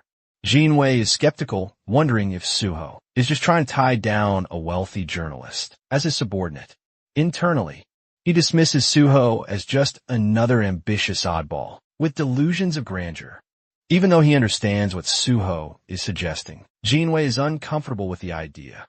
He admits he craves exclusives, but he has no desire to work under anyone. Suho clarifies he isn't looking for a subordinate, but a reliable partner. Jinwei responds bluntly, suggesting that Suho's offer seems like a tactic to boost his own market value. Before joining a guild, Suho admits there's some truth to that, but not entirely. He isn't doing this to increase his worth, but to gain fame. His ultimate goal is to become a civil servant. Jinwei is caught completely off guard. Does Suho mean joining the Hunter Association? The idea of chasing fame to become a public official seemed absurd to Jinwei, but Suho was dead serious. Suho wanted to work directly in the field as a vital part of the Hunter Association. This made Jinwei immediately question his background. Was Suho just another rich kid, treating high-stakes hunter work like a mere side quest? Suho revealed he was actually a gate orphan, and that painful past was precisely what drove him toward public service. It shaped his entire life's purpose, to conquer gates. As Jinwei glanced back at his laptop, he questioned if Suho was genuinely serious. With so many strange individuals emerging lately, it was getting incredibly hard to tell. But in the end, he decided it didn't truly matter much. He acknowledged Suho's point of view, but firmly declined the offer. He preferred choosing his own impactful stories to cover. Still, Suho didn't give up so easily. He suggested a bet. A curious Jinwei asked what kind. Suho proposed this. He would earn Jinwei's trust by proving himself as a true hunter. He then announced he would attempt to clear the Tower of Challenge alone. That very day, Jinwei was utterly stunned. That tower was infamous. Clearing it was widely considered impossible, even for a full season party. Doing it solo sounded downright suicidal. But Suho was incredibly confident that if he pulled it off, it would be more than enough to convince Jinwei. If he succeeded, he wanted Jinwei to become his personal, exclusive reporter. Suho remembered the Jinwei from his past life, a top-tier broadcaster from PBS. famous for his immense pride and elite background. He'd gained massive popularity as a journalist who never took requests. Yet in Suho's previous life, they had teamed up many times, all thanks to Jinwoo's sharp reporting and rare, powerful influence over public opinion. But that same brilliance made him dangerous to others, like a constant thorn always in someone's side. Eventually, Jinwoo got caught up in political conflicts, was tragically forced into early retirement, and eventually disappeared from the public scene. This time, Suho silently vowed to prevent that grim fate. During the call, Suho laid out his incredible proposal. If he could conquer the Tower of Challenge solo, Jinwoo had to become his personal reporter. Though completely stunned, Jinwoo, we agreed if Suho truly managed it. Jinwoo, we promised he'd back him up with everything he had as a journalist. The call ended with Suho confidently declaring it was time to begin. After the call, Jinwoo starts feeling irritated, thinking Suho is seriously driving him nuts. He keeps dwelling on Suho's sudden and unexpected request, confused about where it even came from. Even though he's clearly annoyed, he doesn't completely hate the idea. Something about the proposal feels genuine, and Suho doesn't seem like the type to scam anyone. Caught between frustration and curiosity, Jinwoo mutters to himself that he's really losing it. Still, he shrugs it off, thinking it's a harmless gamble. If it turns out real, great. If not, no big deal. The scene shifts to the Tower of Challenge. Suho stands at the entrance, showing his hunter license to the gatekeeper. The man notices Suho came alone and warns him solo entry is allowed, but it's risky. Judging by Suho's license number, he assumes Suho just passed his test. The gatekeeper suggests teaming up, since even the lower levels often lead to injuries, or worse, but Suho insists on going in alone. Respecting his choice, the man informs him of the 70,001 entry fee and tells him to pay once he gets the invoice. Suho nods and thanks him as he steps forward. The gatekeeper shouts after him to be careful and retreat if things get too dangerous. Suho simply gives a nod and walks inside. While walking, Suho reflects on the Tower Challenge. It's widely known as a training ground for players below level 20. This public gate is government maintained and meant to help players grow stronger. Now that his level has been reset, there's no better place to start over. As he pushes the door open and steps in, the system immediately announces his entry. It tells him that he can give up any time, and if he declares withdrawal, he'll be teleported back to the entrance instantly. Suho summons his sword just as the system triggers. The first floor challenge kicks off. Suddenly, a monstrous slime lunges, launching its attack. Mid-battle, Suho spots the monster's surprisingly massive size and its shocking speed. This momentarily catches him completely off guard. Despite being just a level 1 creature and barely having any attack power, its movements are incredibly annoying. Getting bogged down by could really slow him. He resolves to finish this quickly. Suho drives his sword straight through the slime's core, destroying it. But then, a shocking realization hits him. This slime can multiply. This irritating trait means that when its core splits, it regenerates into several smaller versions. Even though there's a limit to how much they can divide, this regenerative ability is still a massive threat. It's one major reason why most players enter the tower. In parties, monsters usually show up in groups, on almost every floor. Not wasting a second, Suho begins wiping out the multiplying slimes. He leaps into the air, stabs one mid-jump, then hurls his sword to take down another. As he falls, a slime swings its tentacle at him. Suho grabs it mid-air, preventing a hard fall, and uses that grip to catapult himself upward with clean, precise strikes. He slashes through the tentacles, clearing the rest of the enemies. The system notifies him that he's conquered the first floor, asking if he wants to move on. Suho looks up, his eyes full of resolve.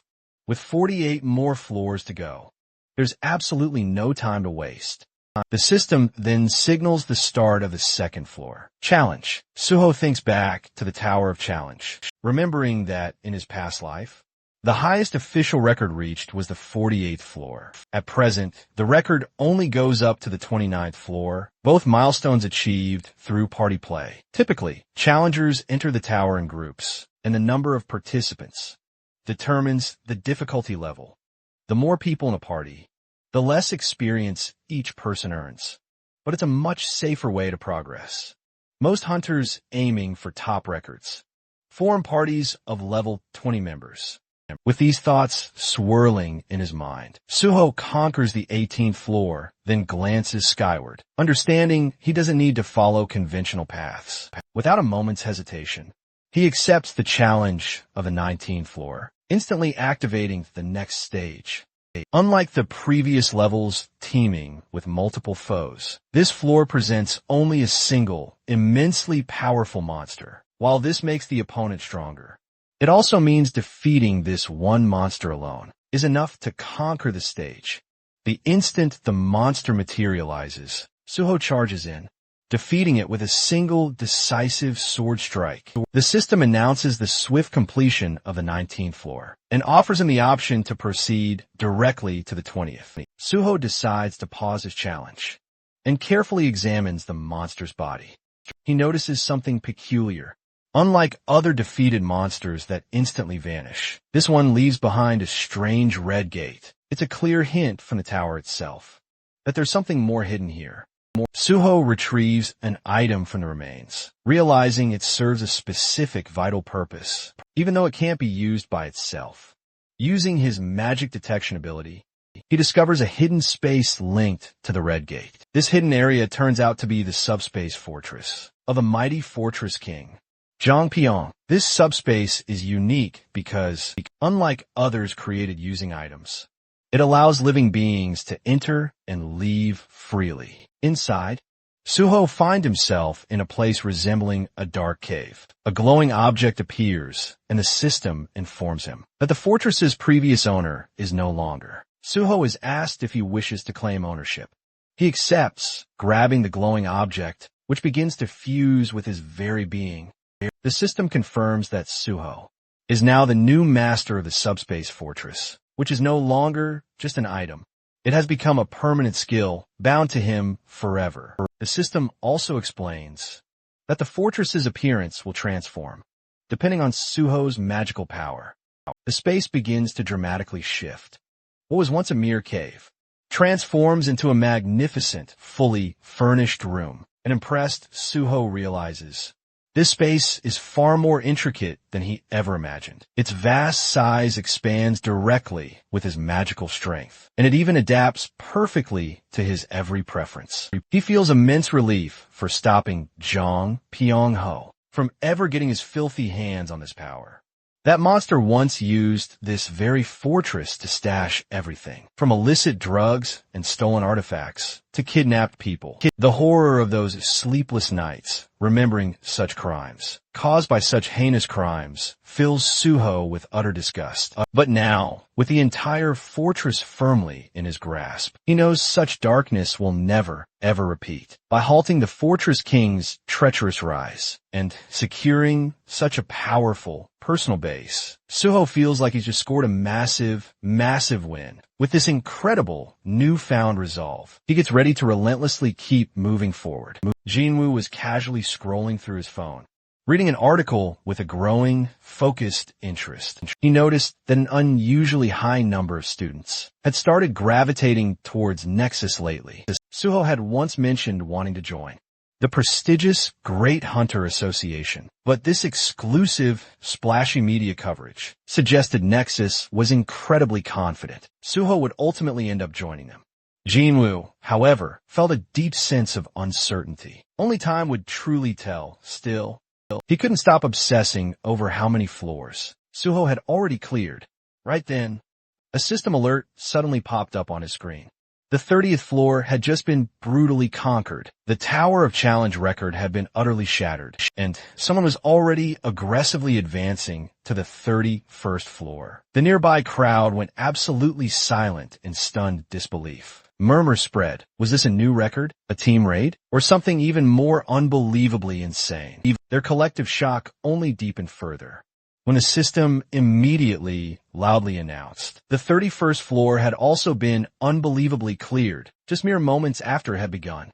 Jinwoo completely froze in his tracks. If this truly was Suho, then he'd completely, utterly misjudged him. Until now, Jinwoo had chalked up all of Suho's wins to pure luck and theatrics. But if this insane, blistering pace was real, then Suho was a legitimate rival he'd be stuck fiercely competing with for a long, long time. Inside the Hunter Association, Director Kim heard the shocking news and was visibly rattled. She quickly confirmed the incredible reports. Suho was actually smashing records live.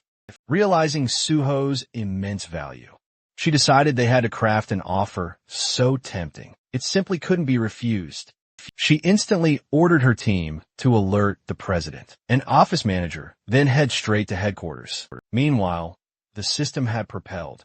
Chillman's rapid rise through the Tower of Challenge was truly something the world had never seen before. If Suho truly wanted to join the association, this was a once-in-a-generation talent. Just then, Chillman's phone rang. It was the vice president of the association. Curious, Chillman picked up. The VP asked him where he was. Upon hearing Chillman was near the tower in Pango, he instantly jumped on the opportunity. He told Chillman to bring Suho in. Chillman's eyes lit up, thinking he'd finally been given the chance to recruit Suho. But the VP quickly shut that idea down. He didn't want a recruitment, just a photo of Suho with the association president. Then he hung up, leaving Chillman stunned and bitter. Chillman thought to himself, how these power-hungry executives were exactly why the public saw them as corrupt and incompetent. In his mind, only hunters truly deserved to be in charge of the association. He stared at the tower, trying to think of a way to convince Suho to come in. Inside the tower, Suho had just cleared the 48th floor, updating the tower record yet again.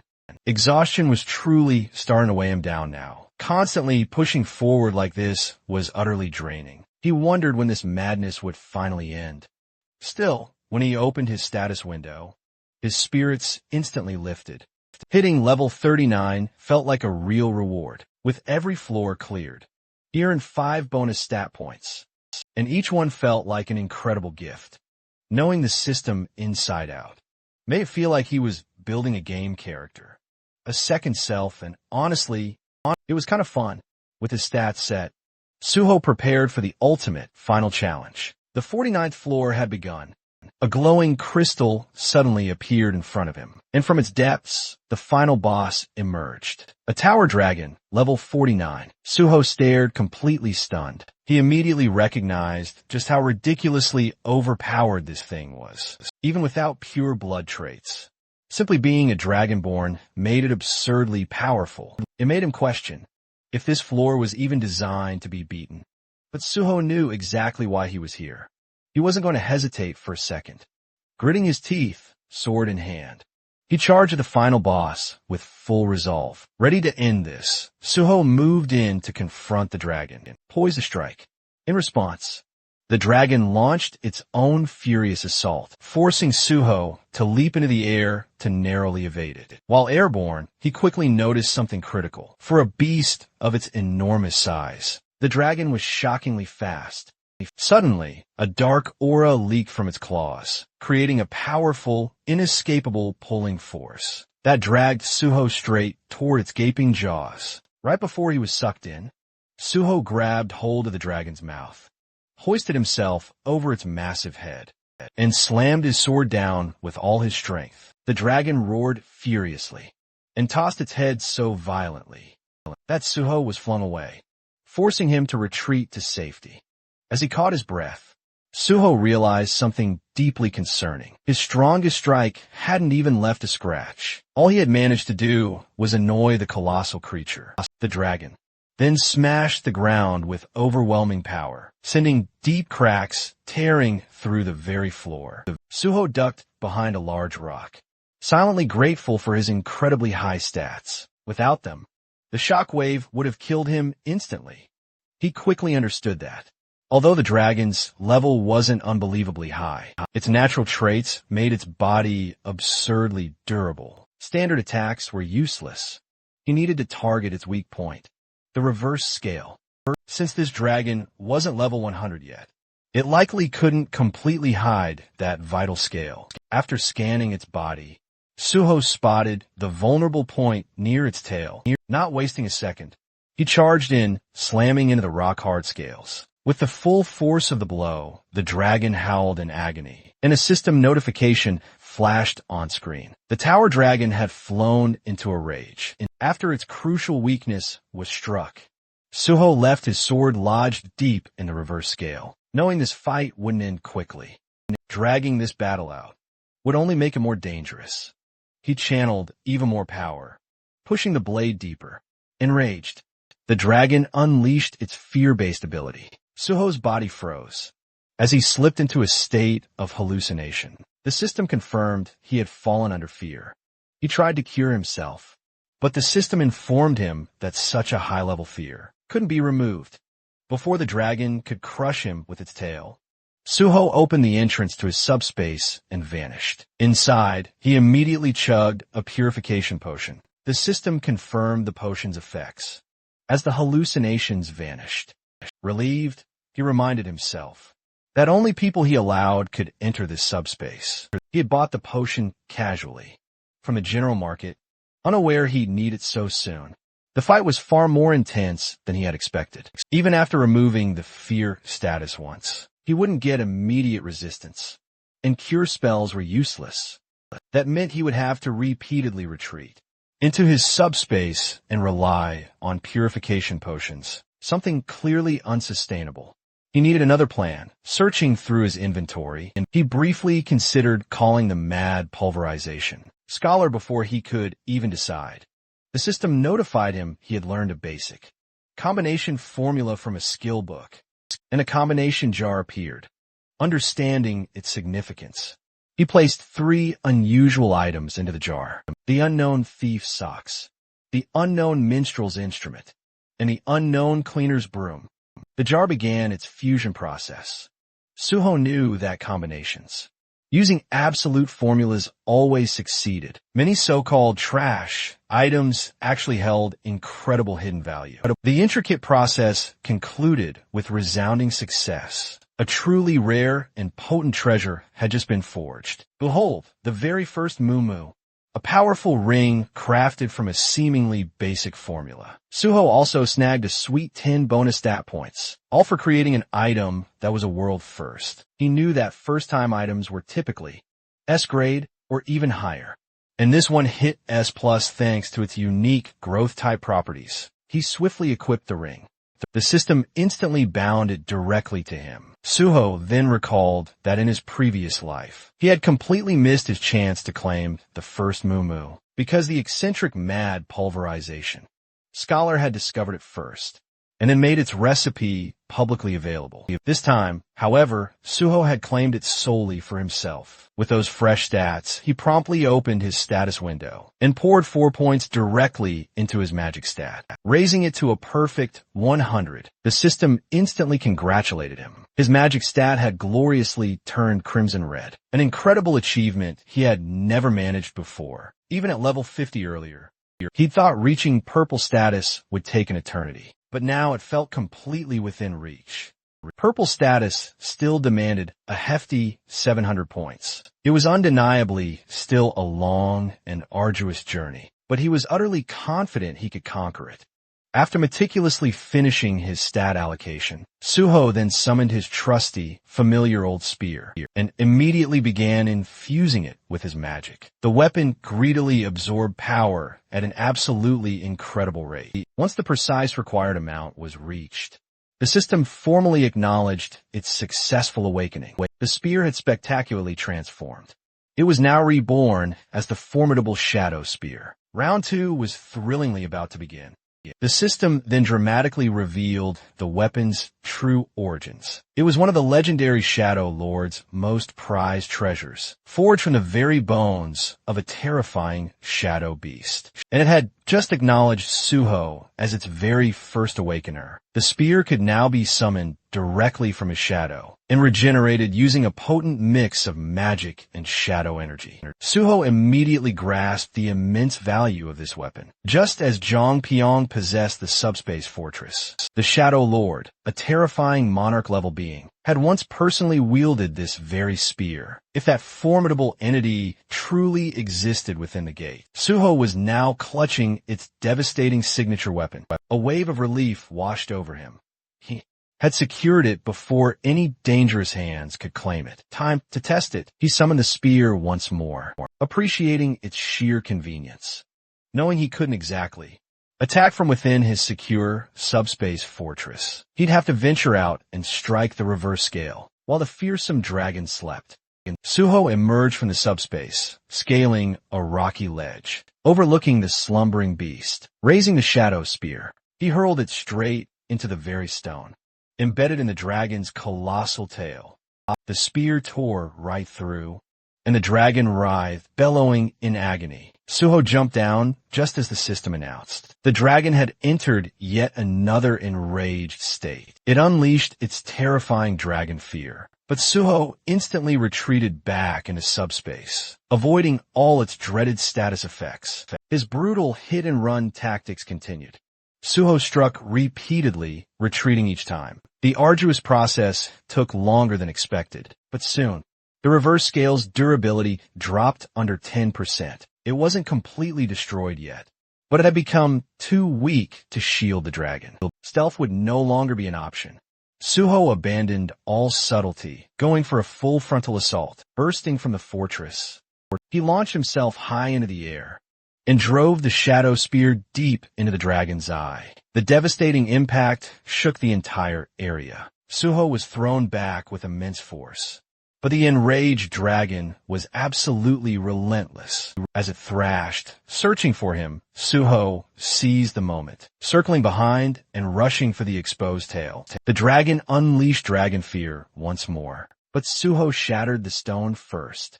The system confirmed it. The reverse scale was utterly destroyed, and the dragon's immense power drained rapidly away. Suho took a purification potion, then surged into the air for the finishing blow. With a clean, decisive slash across its throat, the dragon collapsed. The brutal battle had finally ended. The system declared that Suho had cleared the 49th floor and set a new record for the Tower of Challenge. He received 10 bonus stat points, and even more rewards began pouring in. Lying on the ground, he processed the incredible achievement. He had conquered the entire tower. This was something neither his past nor present self had ever managed to achieve. For reaching level 40, he gained a brand new skill, Healing Spirit, an area of effect healing ability that, once mastered, could blanket an entire battlefield. But the evaluation wasn't over yet. Recognizing the sheer difficulty of his feat, the system rewarded him with dragon blood. Suho was utterly shocked. This was Yoma's signature power, the infamous monster player. So this was where Yoma had gotten it from. The Dragon Mountains. The system explained that inheriting dragon blood granted the raw power of a dragon, depending on how far the user pushed themselves. Before Suho could summon the shadow spear again, the system alerted him. The weapon was reacting to the tower dragon's shadow. It completely absorbed the shadow, undergoing yet another transformation, the shadow spear, plus a hidden function called Shadow Devour, not even listed in its original description, had grown even stronger. A part of the weapon's consciousness had awakened. Suho checked the updated stats and was completely stunned. Shadow Binding and Shadow Regeneration had both rocketed from A rank to S rank. Shadow Binding could now effortlessly rip out a target's shadow and completely immobilize them, while Shadow Fangs tore the shadow apart, causing continuous bleed damage.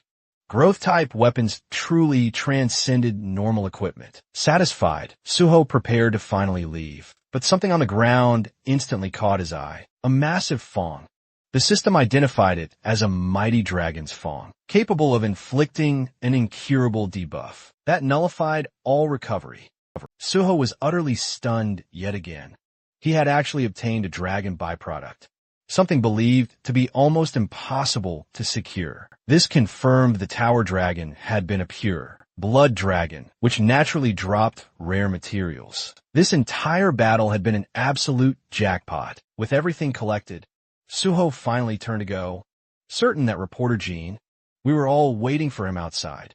But at that very moment, the tower crystal shattered, and the system coolly declared that the trial tower had officially been conquered. The conqueror was none other than the player, Suho, and every other player was forcefully expelled. Then, from the gate, a portal materialized, and several hunters came crashing right out of it, rolling across the ground with utterly stunned expressions. One of them slowly fell to his knees, clutching his head in sheer disbelief, muttering, This can't be real. Had someone actually entered the trial tower all alone? His teammate, still sprawled across the floor, asked, Who even is Suho? The hunter simply pointed ahead and asked, Is that the guy standing right there? His partner turned his head and quietly confirmed that. Yeah, that was definitely him. Because the size of the crowd out there was just insane, and there wasn't even any space to breathe right now. Our protagonist was completely surrounded by reporters. Cameras were flashing nonstop, and everyone was shouting at him, asking for comments and reactions to the conquest. But Suho silently thought about just how exhausted he was. He'd taken a lot more damage from the tower, dragon, than he had expected, and all he really needed now was some rest. Definitely not a screaming media mob like this. He hadn't expected reporters to swarm him like this. His attention shifted when he spotted reporter Gene Huey, who was sitting dramatically on the hood of his own car, looking genuinely stunned. A psycho. That was probably the first thing running through his head, because someone conquering that tower solo was utterly unreal. Suho casually walked up behind him, placed a hand on his shoulder, and greeted him. Gene Huey screamed, fell to the ground in a panic, and then widened his eyes in disbelief as he realized who it was. He stuttered Suho's name and asked how he even escaped the crowd. Suho smiled lightly and said he just slipped away. He explained it like he'd just executed some secret, ultimate stealth technique and vanished without leaving a single footprint. Extending his hand forward, Suho asked why Gene Huey still didn't trust him. The reporter slowly reached out, staring at him like he'd completely lost his mind, then questioned if he even heard himself. Suho calmly replied that if Gene Huey truly didn't trust him, he should simply tell him directly, and Suho would adjust accordingly. Gene Huey then stood up, dusted himself off, and stated, If I didn't trust you, I wouldn't have helped you get this far. He then urgently told him to jump into the car before the press could spot them inside the moving car. Suho received a call from team leader Chulman. He congratulated him on clearing the trial tower and admitted he'd wanted to thank him face to face. But Suho had disappeared too quickly for that. Suho offered a polite thank you, explaining he'd been hiding out of sheer exhaustion. Chulman chuckled and remarked, Suho always consistently surpassed all expectations. He then asked if Suho was still in Pangeo, and if he wanted to meet up. Suho clarified that a friend had picked him up, then inquired if there was anything specific he wanted to discuss. Chulman confessed there wasn't anything particular, unless Suho could possibly stop by the association, if he wasn't completely drained. Suho paused, repeating the words, the association. Chulman confirmed it. He clarified this was an absolutely unprecedented event. Everyone had believed the trial tower was utterly impossible to clear and had been operating as a public gate. Given its sheer scale, an investigation was necessary. Suho replied that he didn't remember investigations ever being conducted. When large guilds cleared difficult gates, if they simply needed information, couldn't they just request it officially? After a brief, quiet pause, Chulman agreed and wished him a good rest. Suho thanked him, then ended the call. He leaned back, musing silently to himself. Without a doubt, the chairman or the vice chair wanted him there, probably for some publicity and photos. He respected Chulman, but he had absolutely no interest in doing anything for the higher-ups. If he let them drag him into all that bureaucracy, looks like he's truly in a bind. He'd planned to avoid all that until he officially joined the Hunter Association. Gene Hui glanced at him while driving and wondered if he could ask a question. Suho nodded, giving him the green light.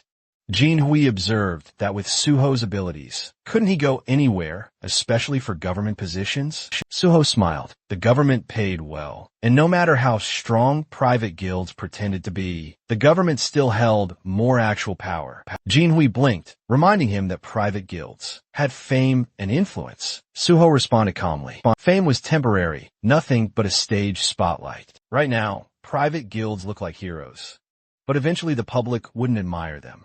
They'd fear them. Jinhui nodded slowly, admitting Suho had a point. Suho sighed and continued. If he wanted to end the gate crisis, he needed support. He couldn't do it alone. That was why he chose the government association. Jinhui smiled, saying, Suho would have a massive advantage among players, because no one had that level of duty and conviction. Suho thanked him, while healing his arm with a small healing spell. Then, Jinhui asked if he planned to apply through normal, general recruitment. He said, it would be a waste for someone like Suho to take a level 9 field position. Suho answered that he wasn't applying for that. Jinhui then guessed level 7, but Suho replied he won a level 5. Jinhui almost shouted, was he serious? Suho told him to stop asking, are you serious? Every 2 seconds. Jinhui looked at him curiously and said, of course he wanted to know why. It was natural. Suho smiled lightly and said he'd explain it, but Jinhui better not write it in the article. And also, he should keep his eyes on the road. After some time telling the story, reporter Jinhui was stunned by Suho's plan and said, it was a great idea. And the protagonist calmly replied that yes, it was, but it must not appear in the article yet, because he intended to make an official announcement through Jinhui at a later date. And when that moment arrived, it would undeniably send shockwaves everywhere, meaning Jinhui would get exclusive access before anyone else at the company. Jinhui fixed him with a stare and questioned, are you really planning to squeeze every last drop of benefit from me? Suho simply retorted that, if you're friends with a reporter, you should absolutely use that to your advantage. Jinhui chuckled, fine by me. You can use me as much as you want. Then, he abruptly asked if Suho wanted to head home now, since his personal info had already leaked. There were likely countless people waiting near his house, after all.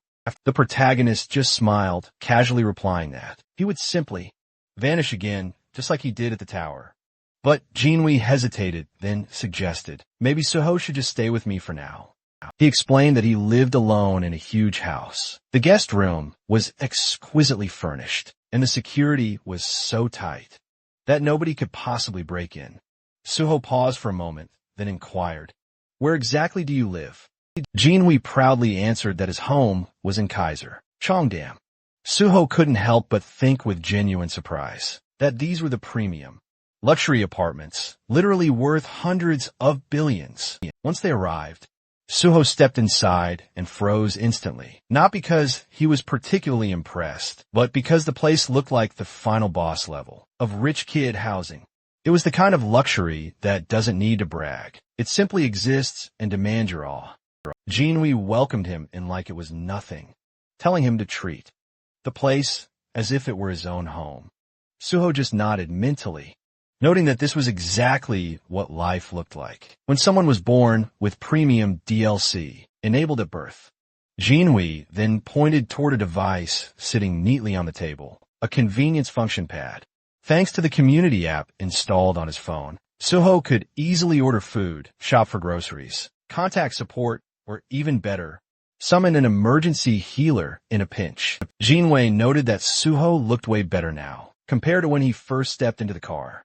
Suho simply replied that he was a healer. Jinhui blinked, totally stunned, and asked again. Suho, a little annoyed, repeated, yes, because clearly he was really a healer. The journalist apologized, admitting that even though he'd read it everywhere, his brain still flat out refused to believe it. After all, healers normally entered a guild first, then leveled safely. They didn't just casually solo clear the Tower of Challenges.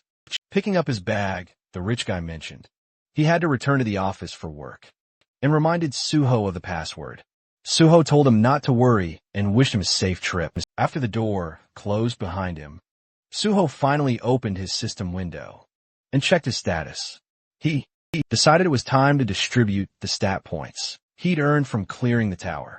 He carefully balanced stamina with his other attributes and poured all remaining points into sensitivity. At this level, it wasn't just an elite route anymore. It was clearly the path of a successor.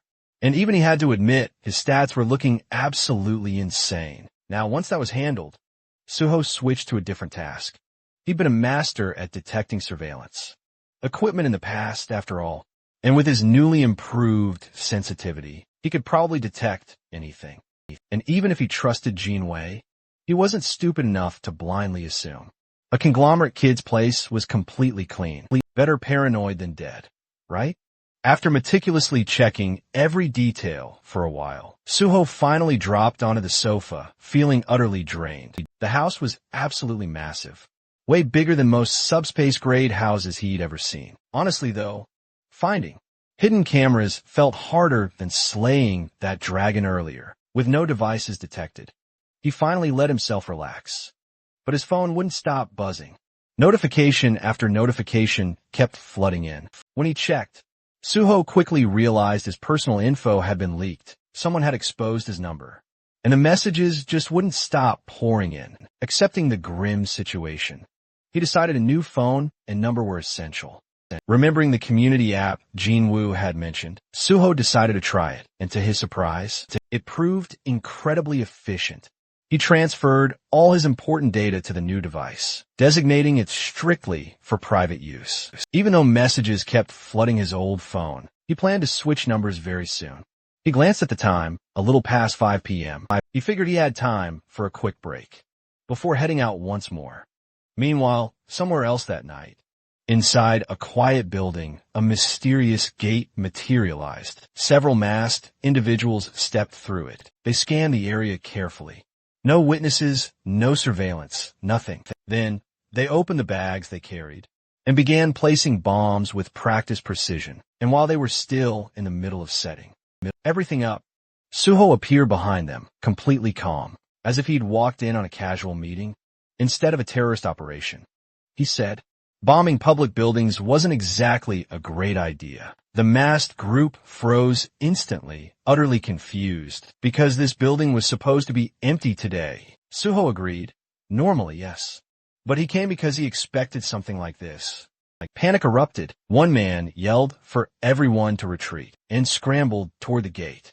A girl in the group stumbled and fell to the floor. Her teammates hesitated, asking if she'd tripped. One tried to lift her, but she wouldn't budge.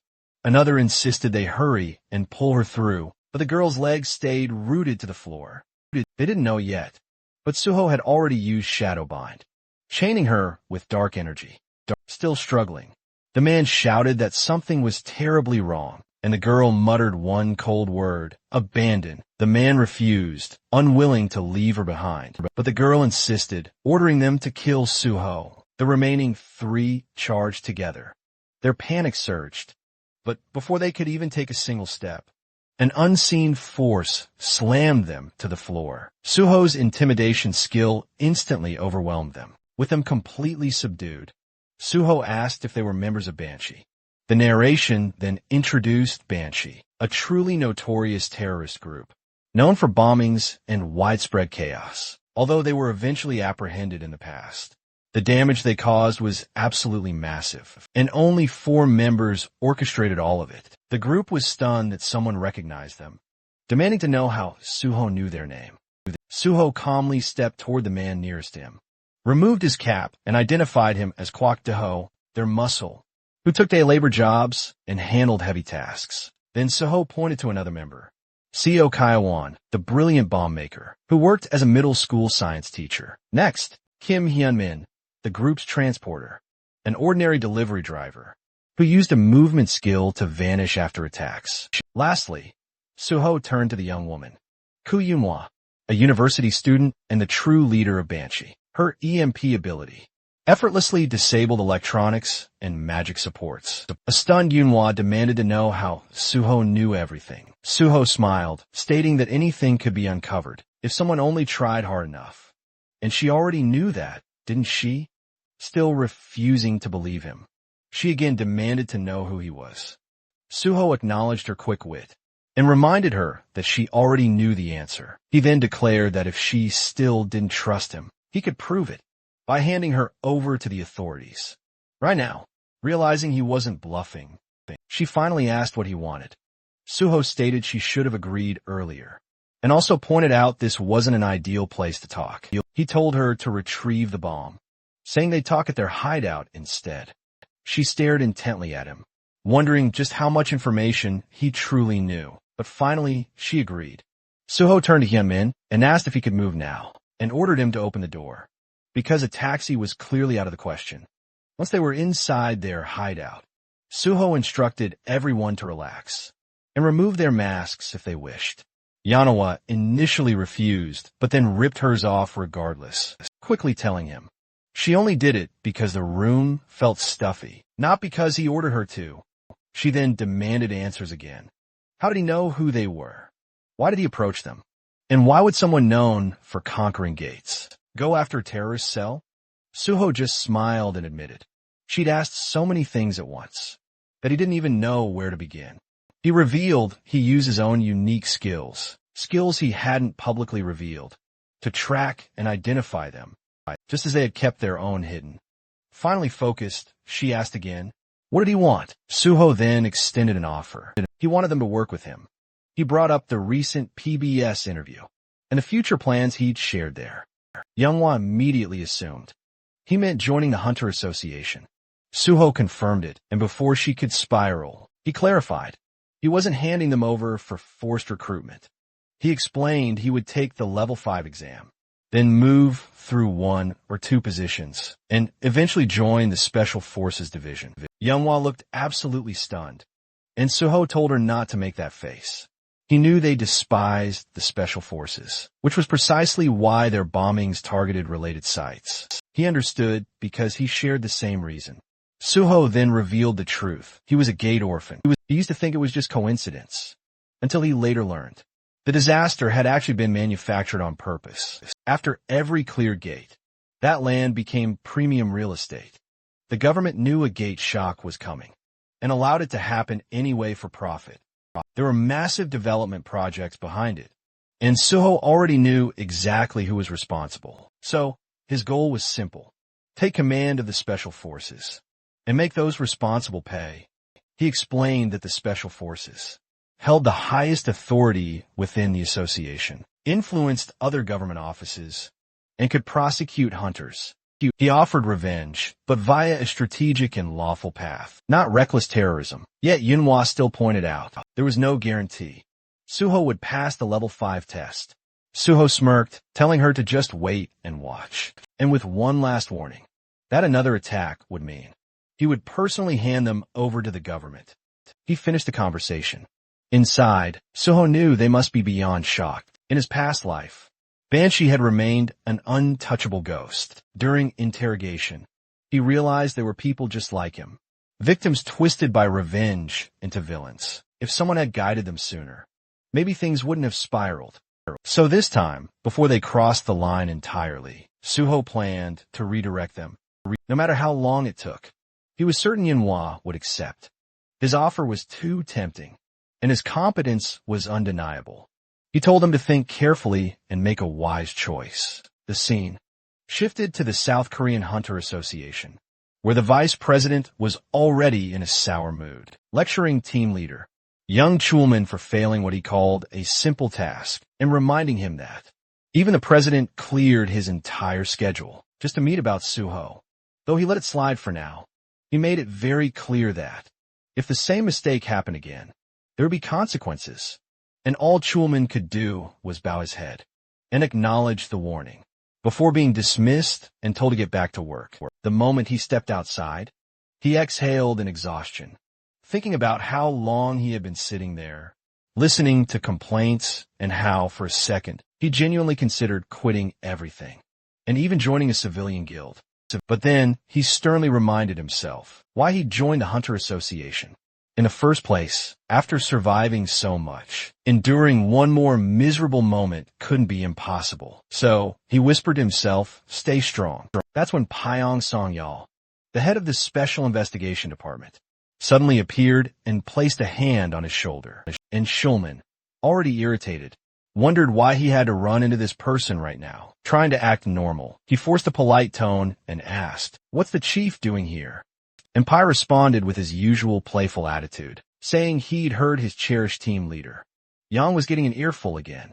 He even complimented Yang's incredible patience for enduring the old man's constant nagging, but Yang immediately took the blame, saying everything was his fault. As they walked together, Pai shifted the conversation and brought up rumors about Suho, supposedly causing problems. But Schulman clarified that Suho wasn't exactly causing trouble, though yes, the story was spreading fast.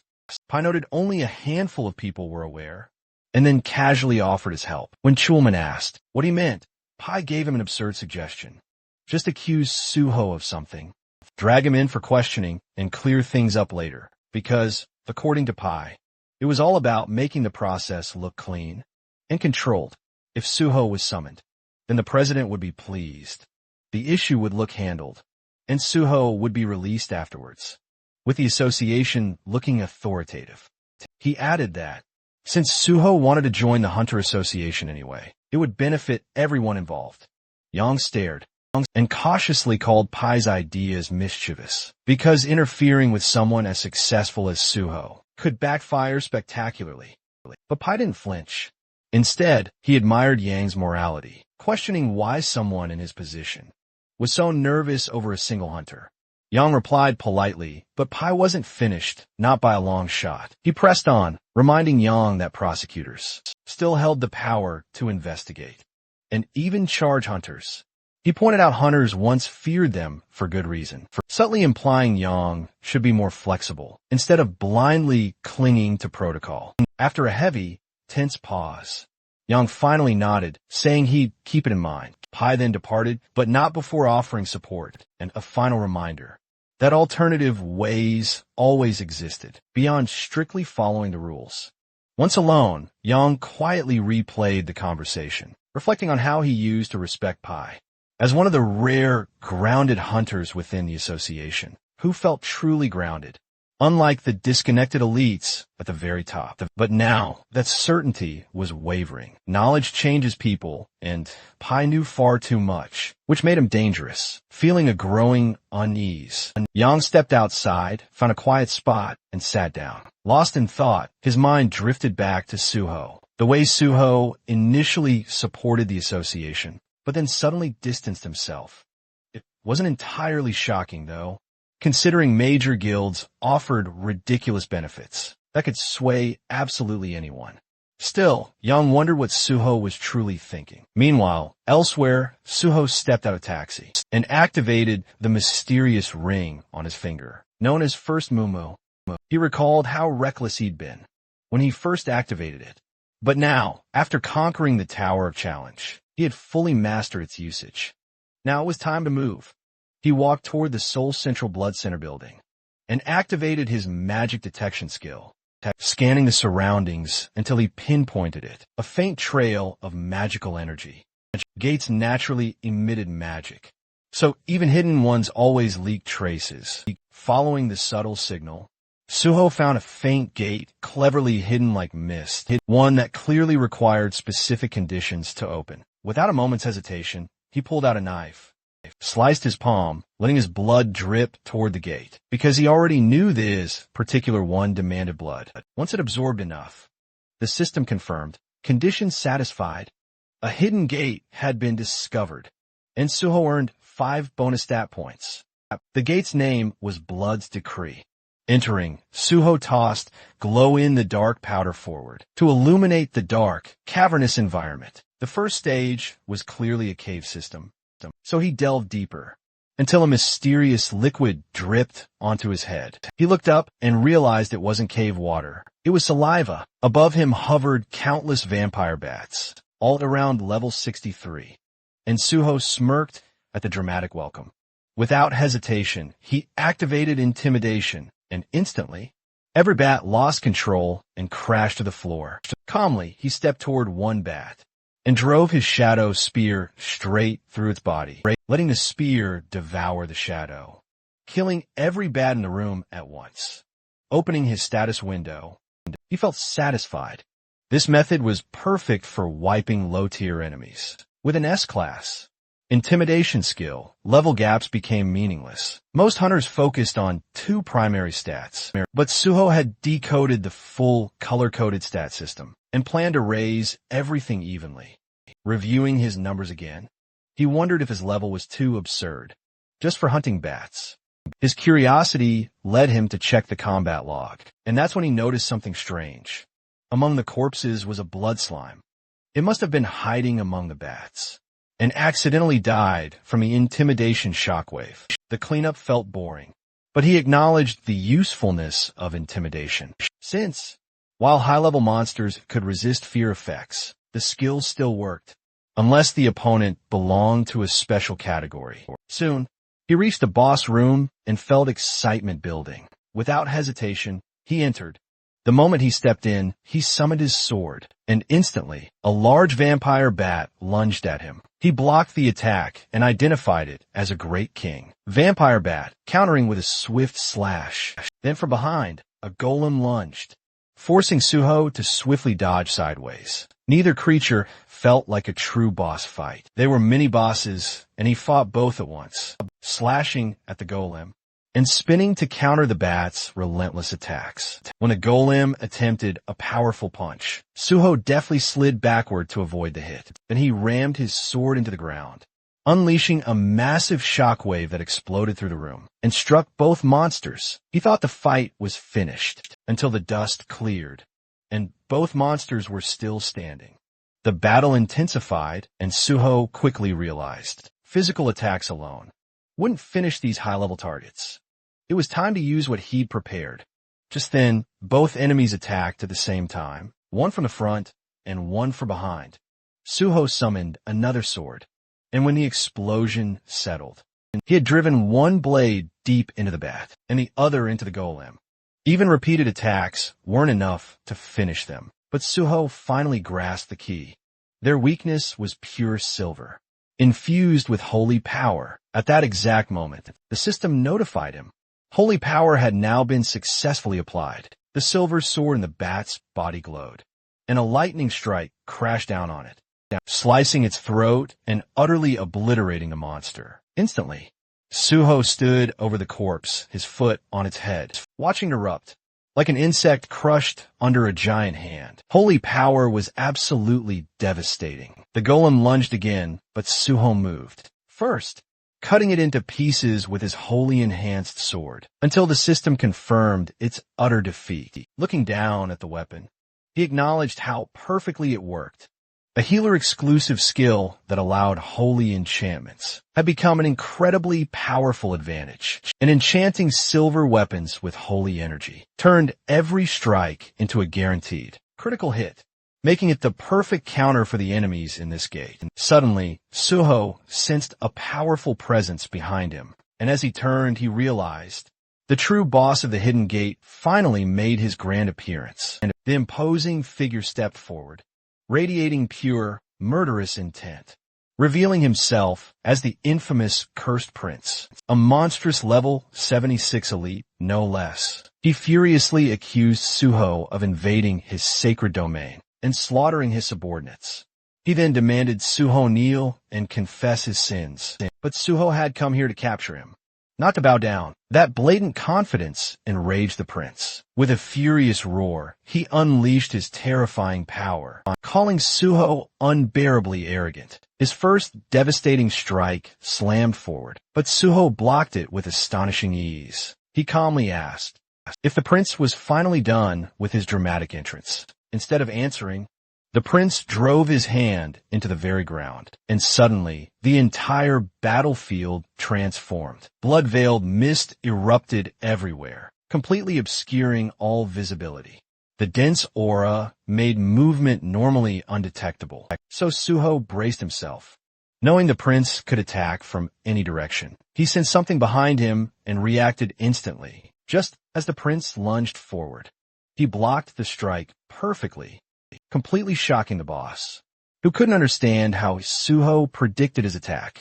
Suho retaliated with a confident slash, thinking he'd landed a clean hit. But the prince only laughed and mocked him, saying such weak attacks could never truly harm him. Then, a system alert suddenly flashed. The cursed prince had activated Blood Scream. Suho immediately stabbed his sword into the ground and activated Healing Spirit. A powerful, cleansing aura burst outward, and the prince visibly reacted to the strange sensation as Suho's wounds vanished completely. With a slight, knowing smile, Suho revealed he was actually a healer. The prince glanced down, stunned to find a fresh wound on his abdomen, proof that Suho's strike had worked after all. Suho prepared another technique, but the prince snapped and charged forward fiercely. Enraged by the humiliation of being injured by a mere human, Suho met him head-on, his sword clashing against the prince's vicious, clawed hand. The two engaged in a lightning-fast, brutal exchange of blows. For a brief moment, the prince believed he was winning, unleashing a rapid barrage of strikes. But Suho suddenly vanished, reappearing behind him to land a clean hit. Blood poured from the prince's mouth. As he stumbled backward, Suho immediately rushed in, ready to continue the assault. Refusing to retreat, the prince activated more power and charged directly back. The two collided with massive force, sending shockwaves across the battlefield. When they landed, the scene changed instantly. The cursed prince's head separated from his body and rolled across the ground. Suho approached casually and crouched next to the severed head, mocking how easy the win had been, until the head suddenly lunged forward and bit his hand. The still living prince cursed Suho inside his mind, demanding his blood and promising to enslave him. With pure disgust, Suho ripped the head off and threw it aside, thinking the prince was basically a mosquito biting without warning. Then, the system announced the start of kin conversion. Suho collapsed to the ground as blood rapidly drained from his body. Dizziness and a pounding headache overwhelmed him, while a violent thirst clawed at his throat.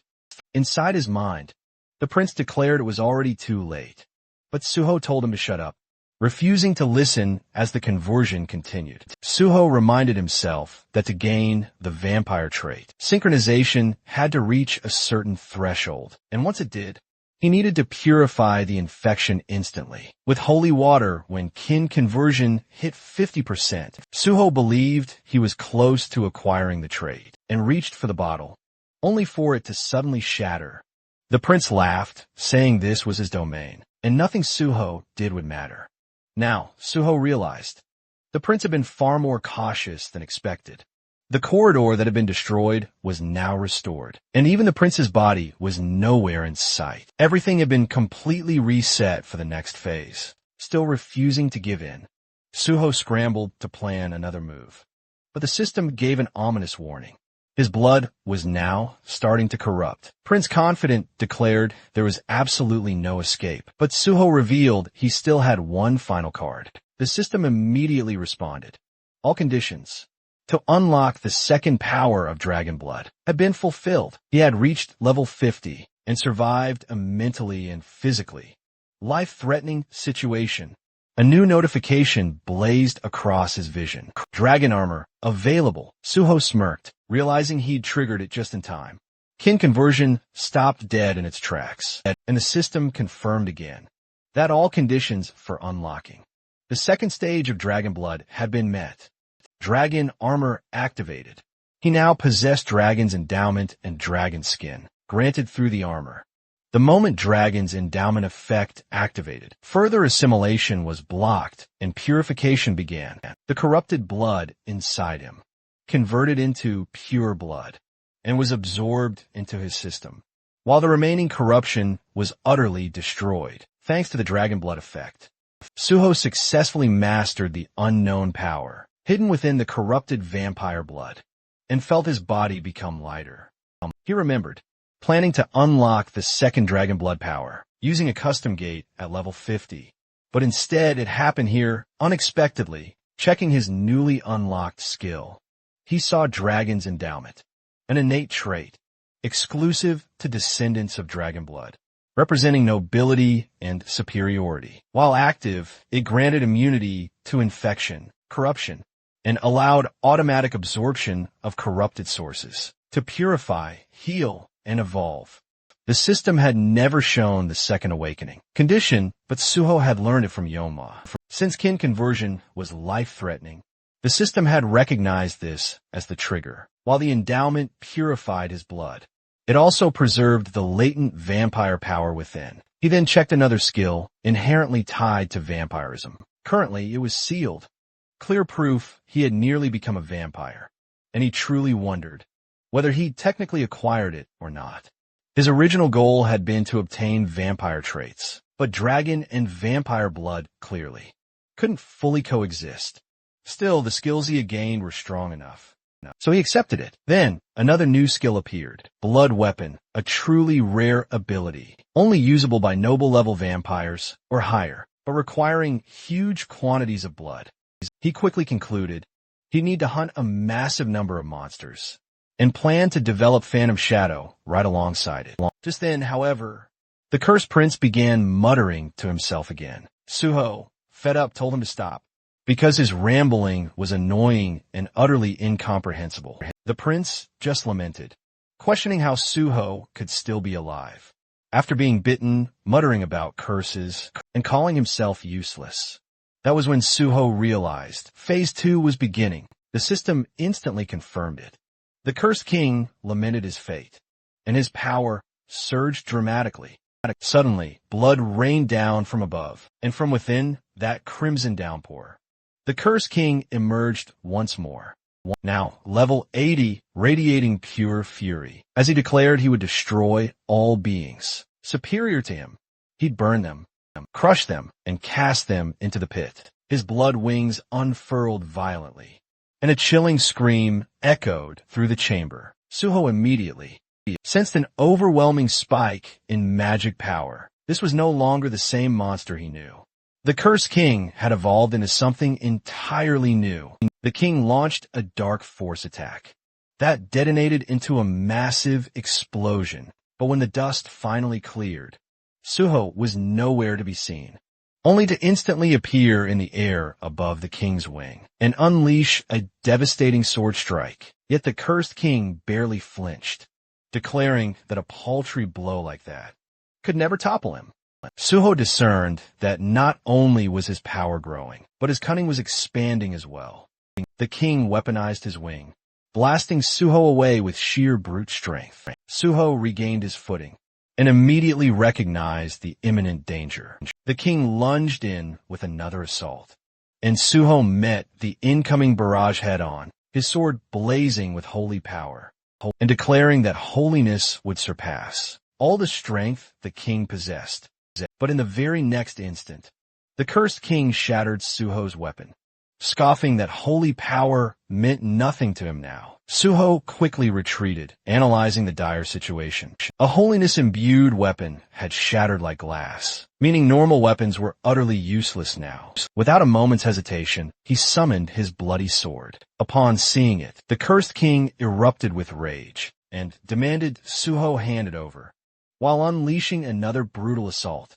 But Suho imbued the bloody sword with holy power and effortlessly cleaved through the strike, shocking the king. He couldn't comprehend what had just transpired. Suho finally understood. Blood weapons scaled in power and durability. Based on his stats and at his current level, the sword had already attained red rank, more than enough to decisively end this fight. The Cursed King conjured a bloody spear, vowing to tear Suho apart, and charged in. The attack came in lightning fast, but Suho shifted his bloody sword into a shield form and blocked the spear, leaving the king utterly stunned again. Suho retorted he wasn't the only one capable of transforming a blood weapon. Then he smoothly reverted the shield back into a blade and slashed the Cursed King's throat. In one swift, decisive motion, the king's severed head thudded onto the floor, still wearing a twisted smile, reeking of arrogance. Confidently, claiming that merely cutting off his head meant nothing, Suho simply kicked the head across the floor and summoned his shadow spear, crashing it forcefully into the ground. Suddenly, chains erupted forth and viciously wrapped around the severed head. The shadow bind locked it firmly in place. Suho knew he had to finish this off, before this monster caused further chaos. The system announced that vampire blood had been activated. The absorbed blood was now safely stored inside the blood jade.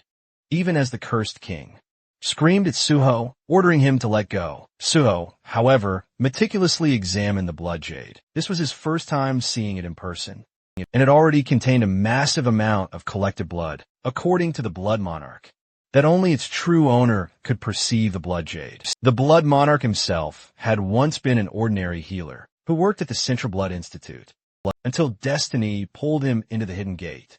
Blood's decree. Reaching the boss room, he failed to defeat the cursed king and was bitten and transformed into a vampire. Ordinarily, that meant death, as once bitten, the victim turns into a monster, and the gate seals forever. However, the blood monarch fought off the curse by utilizing his healing abilities and neutralized the kin conversion process. In that instant, new vampire skills awakened, completely reshaping his entire stat system. Armed with this newfound power, he defeated the cursed king, conquered the gate's challenge, and rose as the fearsome blood monarch, a global villain feared across the world. Eventually, Suho tracked him down and extracted all crucial information about kin, conversion, blood weapons, and even vampire blood. But even then, the cursed king still raged, promising revenge and stubbornly refusing to accept his humiliation. Suho simply welcomed it, daring him to even try. The system then activated the Phantom Shadow, which instantly resonated with the cursed king's shadow, absorbing it completely until not even a trace was left. And just like that, Suho acknowledged that Blood's decree was finally cleared. The system confirmed the Hidden Gate's conquest and triumphantly declared Suho the MVP. An exit gate materialized right before him. As he prepared to leave, Suho reflected on it all. Once again, he was starkly reminded of the overwhelming reality of dragon power. No matter how terrifying kin conversion seemed, it was utterly insignificant next to dragon blood. Still, he was annoyed the vampire managed to escape. Then, the system announced a special reward. After analyzing Suho's talents, it granted him a skill perfectly suited for him and awarded 10 bonus stats for his achievement. The new skill, New Blood. Suho had never heard of it before. As he scrolled through the system window, he quickly realized its immense value. It was an absolute jackpot for his future. Not only that, he had also obtained an S-rank original vampire skill, something even the Blood Monarch never possessed, since his vampire traits were only A+ rank, and none were labeled royal or original. Suho concluded this must be due to the unique effect of New Blood. Originally, he planned to monopolize powerful existing skills, but reality turned out far better still. He reminded himself not to get careless. Just because things were going well now didn't guarantee they always would. With the gate conquered and his objective secured, Suho said exactly what needed to be said. He had gained what he came for, and now it was time to go big. At Nexus, the scene then shifts to this big, tall building, Nexus, where people moved steadily through the corridor. Meanwhile, Miss Sway led the group forward. Through open doors, a man could be seen sitting calmly in a chair, who turns out to be the guild leader. He tells Miss Sway to come in. She informed him that Hunter and Suho had asked her to deliver a message. Tomorrow, he will be coming to join the guild. The man repeated the statement in disbelief, almost questioning if he heard correctly. The back of his chair faced them as he processed the news. And then he finally spoke, stating that proper preparations needed to be made. When his face finally became visible, as he turned, he added that no one knew what this in Suho was truly planning. Every detail needed careful handling before he could change his mind. Outside, towering buildings stretched skyward. The scene then shifted inside an elegant, well-furnished room. Suho stood at the entrance, looking in, and found Jinwoo sprawled on the couch, drooling in his sleep. Suho stared for a moment, then finally asked why he was sleeping there. The reporter weakly sat up on the couch, explaining that Suho had conquered the Tower of Tests today, and, even if temporarily, they were now living together. And to top it all off, Suho was his partner. While speaking, the young man clutched a bottle, happily declaring that such a milestone absolutely called for a celebration. He explained that when he returned home, Suho wasn't there, but he couldn't just ignore such a historic moment, so he started drinking by himself. Suho watched him for a moment, then remarked that handling everything at once must have been exhausting. He assured him that in the future, there would be plenty more reasons to celebrate. Still clutching the bottle, the drunken reporter blinked and asked if Suho was absolutely sure about that. Suho simply told him to relax. The future would reveal everything. Looking at the food laid out on the table, Suho asked the surprised and slightly tipsy reporter whether he still wanted another drink.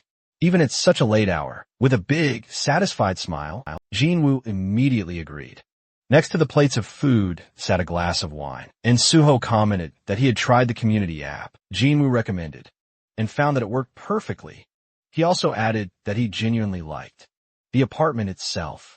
While eating, Suho mentioned that he had read the reporter's blog and could tell the young man was doing quite well, leading him to assume that his companion must be incredibly wealthy. They continued drinking wine together, and with a cheerful tone, Jinwoo explained that he wasn't just rich. He was the youngest son of a chaebol family, meaning his wealth wasn't just normal, it was extraordinary. Completely surprised, Suho then asked if he truly was from a chaebol family. Before taking another sip from his glass, Jin Hui continued speaking, saying that since Suho had shared secret, he wanted to share one of his own in return. He then revealed that he was the youngest, son of the Daesin company's president. Suho replied that if he was the president's son, then he was likely also the heir. But the reporter shook his head and explained that his father had many children from different women, and his own mother had been just a mistress, meaning he was merely an illegitimate son. He admitted he'd never told anyone that. But since he would likely be working with Suho for a long time, he felt Suho should know everything. Suho looked at him surprised and asked if that meant journalism was just a hobby for him. Jin Hui answered that it was partially true and he genuinely enjoyed the work. He added that his father gave him anything he wanted and that he had no right to inheritance, nor any influence within the company. He had even been offered the opportunity to run a subsidiary company, but he refused, admitting openly that he was a good reporter, but knew nothing about business. Suho lifted his glass again, remarking that, at the very least, Jin Hui was an excellent journalist. Smiling brightly, the reporter replied that it meant a lot to hear that, and confessed he had never met a hunter like Suho before. Both men slowly stood up, and Jin Hui suggested a toast for the two of them. Suho agreed without hesitation, and their glasses clinked lightly together. The next morning, Suho walked through the apartment, yawning, and from the kitchen, Jin Hui greeted him with a cheerful good morning while pouring boiling water into a cup.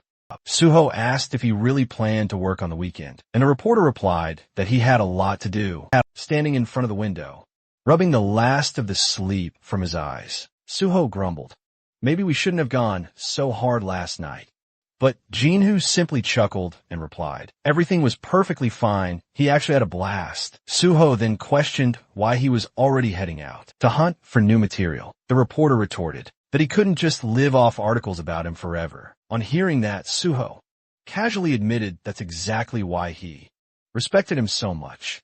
That made Jinhu freeze in surprise at the unexpected compliment. After taking a quick sip, he then asked what Suho planned to do today. And Suho reminded him that today was the day he mentioned previously. Before he knew it, Jinhu blurted out, "Are you going to Nexus?" Suho nodded, explaining that just last night, he reached level 50 and received several incredible upgrades. So it was finally time. Those words made Jinhu freeze, and he nearly scalded his hand with his drink. Completely startled, because just yesterday, Suho had been level 40. He whipped his head around, staring in utter disbelief, demanding to know how anyone could jump 10 levels in a single day. Suho just shrugged as if it were nothing and clarified, "To be exact, I'm actually level 51 now." The reporter could only gape at him, like he was some impossible, unresolved riddle, muttering that the more he got to know Suho, the more mysterious he seemed to become. Suho remarked that the way he'd phrased that sounded strangely suggestive. As Jinhoo scratched his head, perplexed, Suho then asked why he was looking at him like that.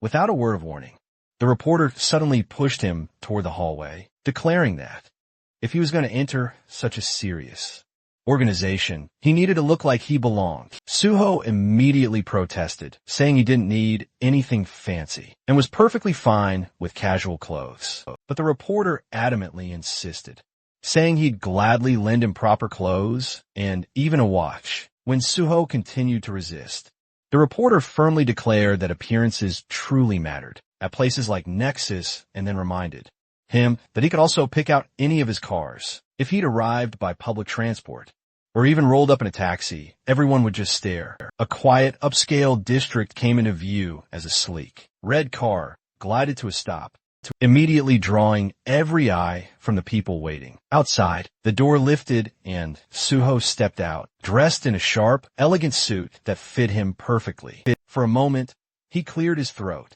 and mused that everything had turned out surprisingly well. A suited man approached and politely offering a business card. While introducing himself as Bae Dong-yuk, the head of Nexus, Suho accepted it with a polite smile, introduced himself as An Suho, and followed him into the guild building. Soon after, he sat across from 3 Nexus representatives. Dong-yuk calmly stated that, over the past few days, Suho must have significantly raised his level, and wondered if that sudden progress made him reconsider his goals, especially since he'd previously mentioned wanting to become a government official. Suho explained that nothing had changed. His goal remained the same.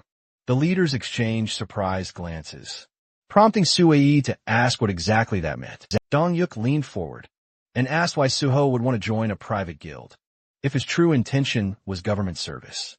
Suho responded honestly, saying that joining Nexus would make reaching his goal easier.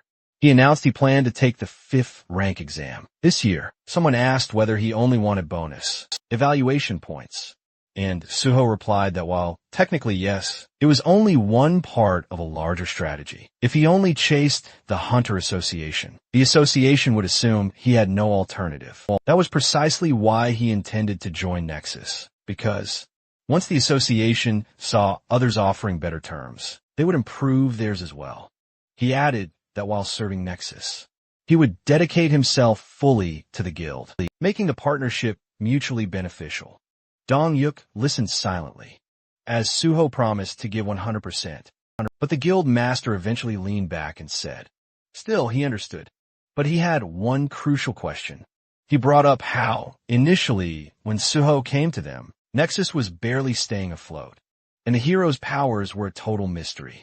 Hiring him then was risky, yes, but still made sense. But now, every guild in Korea would fight over him. So why, out of all those top guilds, did he only approach Nexus? Suho just smiled subtly as the guild leader pressed on, stating that while Suho was clearly talented, his true intentions still remained unclear. Folding his hands, Dong-yuk warned that unless Suho answered truthfully, cooperation would be impossible. Suho briefly closed his eyes, then replied that he had personal reasons for it. He then reminded Dong-yuk of the public speech he gave earlier, the one where he promised Nexus would do everything in its power to destroy all gates. In Korea, Suho acknowledged that Nexus provided more support to victim families than any other guild, and was clearly the most passionate about eliminating the gates. He said he had no doubt that speech was sincere. Because of that conviction, he wanted to work with Nexus, help them, and contribute everything he had. He smiled widely, adding that he hoped they could continue cooperation, even after he eventually joined the Hunter Association. Dong-yuk lowered his gaze and admitted the reasoning satisfied him. Then he asked whether Suho truly believed joining the association was truly necessary, since Nexus already worked relentlessly to clear gates and support hunters. Suho agreed, but explained that if Nexus truly wanted to end the gates completely, then they needed to go to places even other hunters couldn't reach, like the sealed High-risk gates under strict government control. His gaze shifted to an image of one such chain portal. Beyond ordinary mid-level entrances, there are also the 5 great gates. That was why he needed government authority.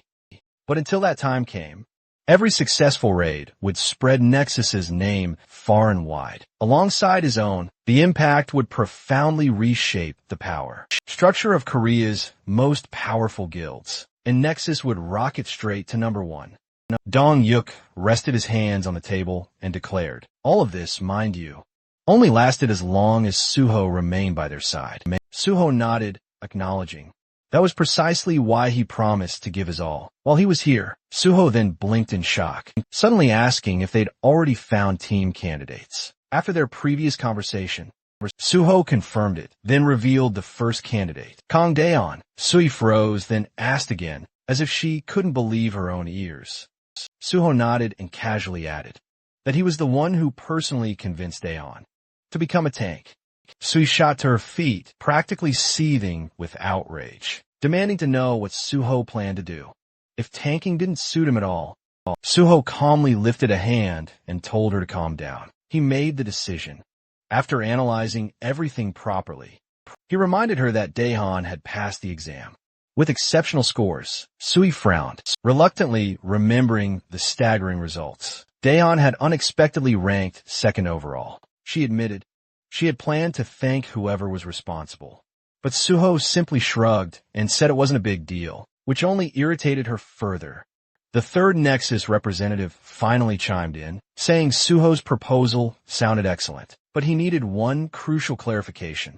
If Suho truly intended to clear sealed gates, he should know that those locations were heavily protected by the government, and private guilds had absolutely zero access, because civilian safety was the absolute highest priority. He then asked how Suho planned to get inside. Suho calmly asked whether he was doubting his abilities, and then stated they would finalize the contract once he brought them the pass, proving he could truly be trusted.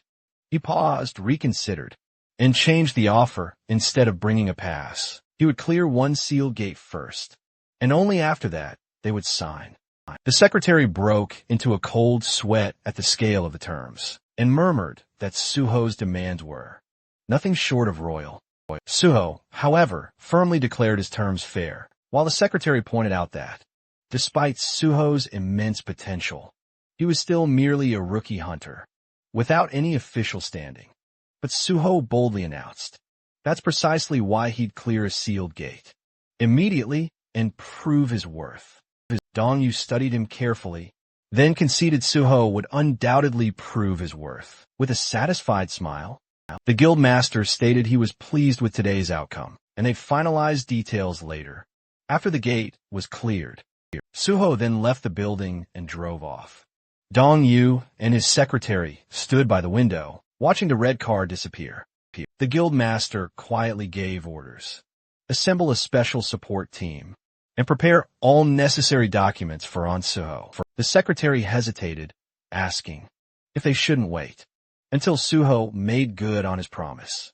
Dong Hyuk replied with a confident smile that Suho would absolutely follow through, and supporting him early on would only strengthen their alliance. Closing his eyes, he said he believed Suho would keep his word. The secretary, slightly overwhelmed, asked what made the guild master so certain. Dong Yuk answered that it wasn't a guess, and the secretary already knew it. The man finally nodded, remembering Suho's determined gaze and the certainty in his voice.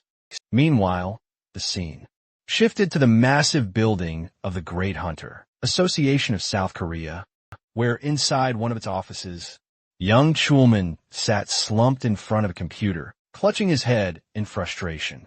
He was desperately trying to figure out how to get Suho into the organization, when the man showed absolutely no intention of coming. Willingly, Chulman considered offering him a reward for clearing the test tower, but immediately dismissed the idea.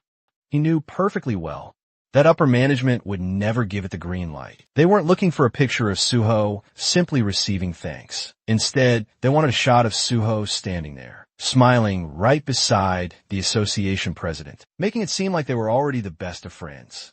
While Ju-man absolutely detested the idea of using force or pressure, Chief Pai's earlier, disturbing suggestion echoed in his mind, a suggestion that essentially amounted to dragging Suho in.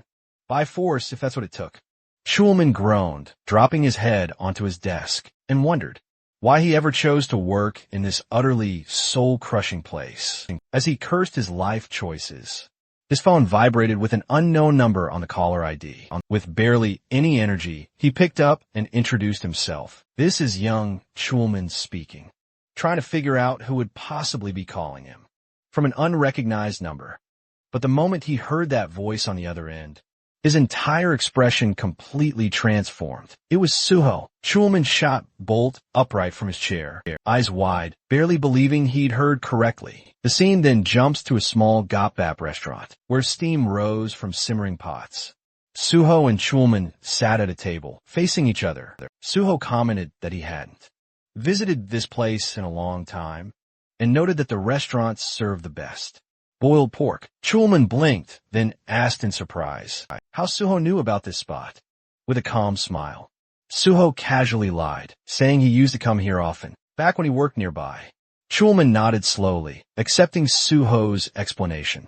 He scooped soup into his spoon and admitted he never expected Suho to reach out first. Then he asked why Suho had changed his number. Suho explained that he had been receiving far too many calls, so he simply got a second number. And now Chulman could use that one instead. The civil servant nodded understandingly and commented that Suho must be completely exhausted from all the unwanted attention. Lowering his gaze, Chulman sincerely thanked him for contacting him, admitting that he had nearly given up hope of ever seeing him again. Once more, Suho questioned how he could even think that. As he casually picked up his chopsticks, he then smoothly inquired if the higher-ups were putting pressure on him, and if they were hoping for Chulman to convince him to join the association. So, taken completely off guard, Chulman stiffened, raising a hand to his face, as if trying to mask his true reaction. He nervously stammered, asking why Suho would assume that, still holding his chopsticks near his cheek. Suho explained he found it rather odd that the association president would suddenly request a meeting right after the tower clearing. Normally, no matter how challenging the gate, the association simply handled the paperwork. They never actively tried to recruit someone directly. Speechless, Chulman stared downward with a nervous smile. Suho continued, explaining that after thinking it over, he realized the executives merely wanted to take photos for publicity. Hearing that, Chulman looked at him almost fearfully, but Suho reassured him that everything was perfectly fine. He just wished they'd been more straightforward about it, since there was nothing wrong with simply saying so. Chulman quickly apologized, but Suho merely waved it off, saying there was absolutely no need. He had already understood the situation on his own. In fact, he was even grateful to Chulman. The civil servant pointed to himself in utter confusion, unable to believe he'd heard that correctly. Suho continued, explaining that situations like this often involve blackmail or even outright force. Yet Chulman had handled everything so professionally. Rubbing the back of his neck with embarrassment, Chulman admitted that it still just felt wrong. Suho then casually announced that he had decided to visit the association. Chulman froze mid-motion, asking if he was serious. Suho continued eating comfortably and calmly confirmed it, explaining that he wanted to thank Chulman and felt that meeting the association executives could actually be quite beneficial.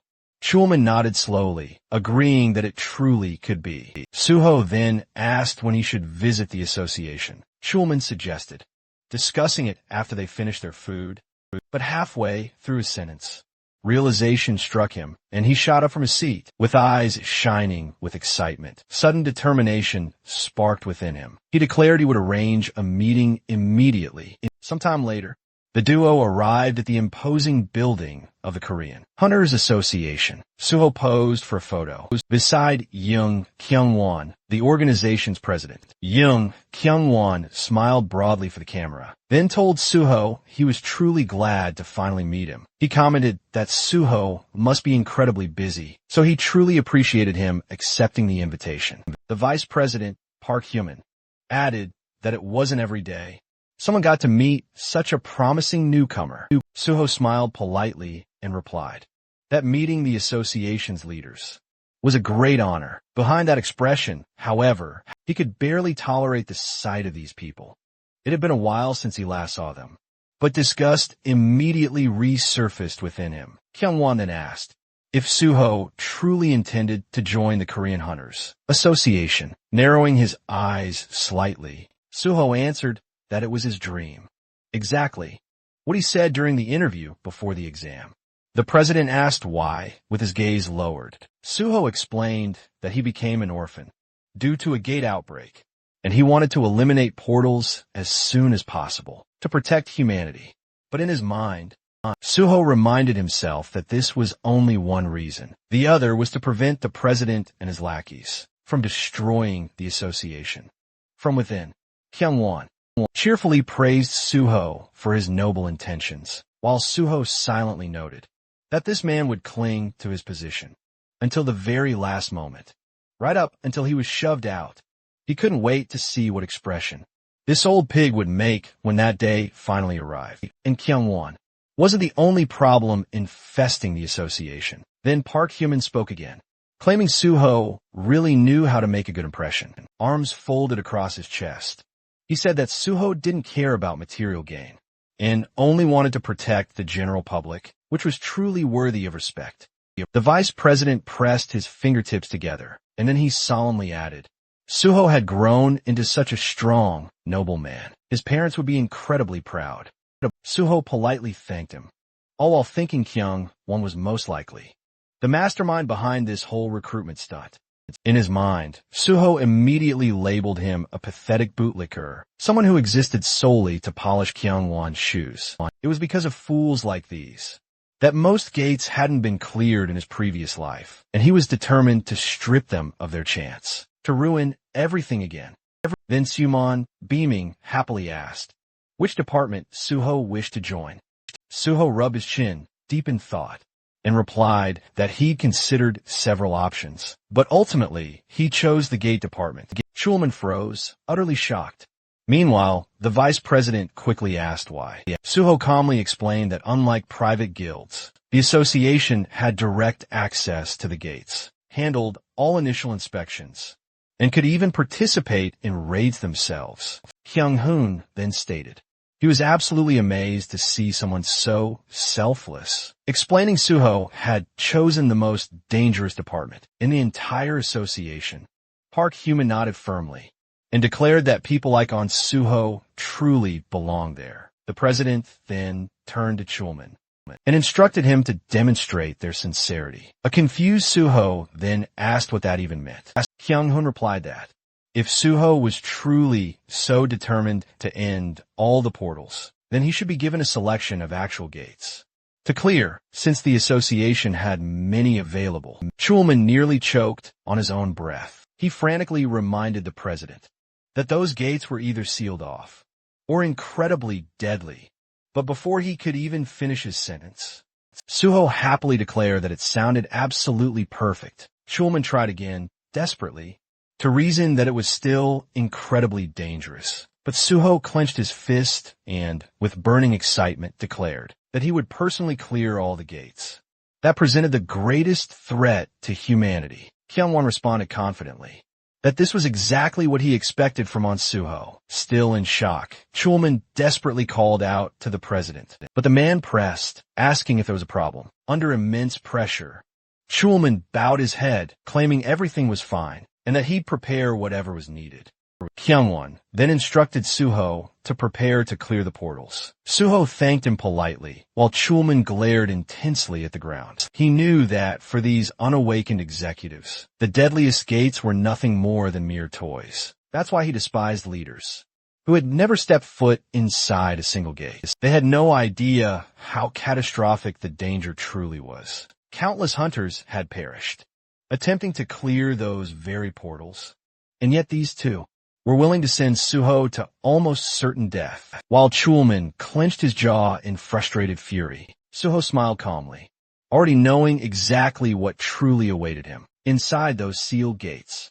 Come and leaned toward the president and whispered something Suho immediately grasped. These two were only concerned with profit and didn't care how many hunters died as long as the raid succeeded and the association gained influence. Human lives were simply irrelevant. Kyung-hoon looked at Suho again and asked what rank he planned to achieve during the exam. Suho just smiled, answering he intended to take the level 5 test by the end of the year. Kyung-hoon questioned if he truly understood the difficulty of that exam. Suho responded that reaching that rank would open up more opportunities and that he planned to join a guild to gain experience. In the meantime, Kyung-won raised his hand and declared, "That was an excellent idea. Experienced applicants were always preferred." Then he inquired how long private guild contracts typically lasted. Suho stated the contract length wasn't his priority. Gaining real field experience was. If a guild truly fulfilled his requirements, he would stay until it was time for his exam. As for the association, Kyung-hoon yawned and muttered, and he hoped Suho could find such a place. Smiling to himself, Suho mused, if the president approves terms like this, then joining Nexus is definitely possible. He sensed the chance to build a crucial bridge between Nexus, and then the association was suddenly. The door swung open, and someone announced peace. With Yangjial's arrival, Suho's expression immediately stiffened. Pai strode in confidently, quipping that his bosses were devouring something delicious. Without him, then he froze, noticing Suho sitting there, his lips stretched into a wide, unsettling grin. He then turned to make a polite exit, but Kyung-won immediately told him to stay, pointing at Suho and introducing him as the hunter who cleared the test tower. Pai racked his brain, trying to recall the name, then suddenly exclaimed he remembered, letting out a laugh. He said it was an incredible honor to meet him, and extended his hand, introducing himself as the chief of the special department. Suho shook it and introduced himself as On Suho. They exchanged polite compliments, though Suho's smile remained unervingly sharp. Once seated, Human raised his hand and informed Pai that Suho intended to take the level 5 exam. Pai blinked in utter shock, saying it would be exceptionally difficult. Suho simply said he wanted to try anyway. Pai stared at him, utterly stunned. One of the executives then added that the association planned to grant Suho access to sealed gates, since he claimed he could clear them. Pai froze, his eyes widening in disbelief. Then he mumbled something under his breath, covering his mouth in utter disbelief. Looking worriedly at Suho, he asked if Suho was absolutely sure, because those gates were extremely dangerous. Suho noticed the clear anxiety on his face and found it strangely amusing. He replied that he was well aware of the danger. Still uneasy, Pai crossed his arms and said that he couldn't stop Suho, even if he wanted to, but he genuinely hoped things would go well. Suho silently acknowledged that Pai was indeed a hunter, someone who valued talent. His expression showed genuine concern, not for himself, but for the possibility that someone so promising might die needlessly. Then, Pai added that if Suho wanted to join the special department, he'd personally take him under his wing. Chimon immediately raised a warning finger, sternly telling him not to poach. Suho had already chosen the gate department. Pai asked why, and Chimon replied that Suho aimed to destroy all gates and gain priority access to them. Pai nodded slowly, now understanding. He stated that if that was his sole concern, then his department could also throw their support behind him. Turning his head, he smiled at Chulman, asking him to confirm it. Sadly, Chulman nodded, hands on his hips. Pai commented that if Suho passed the level 5 exam, his relationship with Chulman might just become quite complicated indeed. Facing the young hunter, he added that they could discuss all of that after the exam. But for now, he sincerely wished Suho success. Suho thanked him politely, privately thinking, what a sly fox. Suho quietly glanced at Chulman, already realizing that if he passed the exam, he would outrank him, and that alone would put Chulman in a painfully awkward position. Suho let out a subtle sigh. That was exactly why dealing with Chulman felt so complicated. He didn't want a man to feel cornered or overshadowed. After the meeting ended, the two walked side by side down the long corridor. Schulman kept his gaze fixed on the floor, shoulders low with worry. Suho stole another look at him, before finally asking if he was troubled by what Chief Pai had said earlier. Schulman admitted that, of course, he was. He knew better than anyone how incredibly talented Suho was, but even with that immense ability, clearing a sealed gate was beyond dangerous. With a serious tone, he told Suho to be extremely cautious and said he could personally speak to the president so that the association would provide as much support as humanly possible. Suho looked at him with genuine appreciation, saying he truly valued that heartfelt concern. But Schulman wasn't speaking out of mere politeness. He meant every single word. He reminded Suho he'd only recently become a hunter, warning him again that these sealed gates were unlike any ordinary ones. Then he asked if Suho understood why the government trusted no one but the Hunter Association to clear them. Suho calmly replied that even top-tier guilds were rarely allowed into sealed gates due to national safety protocols. Schulman stopped walking and looked at him in confusion, asking why he'd still insist on going there. Suho answered simply. He was absolutely confident he would succeed. He told him everything would turn out fine. Then, with a faint smile, Suho mentioned that among the sealed gates managed by the association, there was one called Nameless Sword. Schulman immediately stiffened and said, that gate was among the most dangerous ones in existence. Suho's expression didn't change. He just smiled a little wider and said he already knew how to clear it.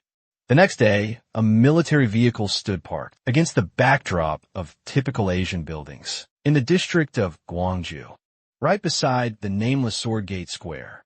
Two soldiers stood in front of Suho and Jinwei, and one of them asked the pair to wait.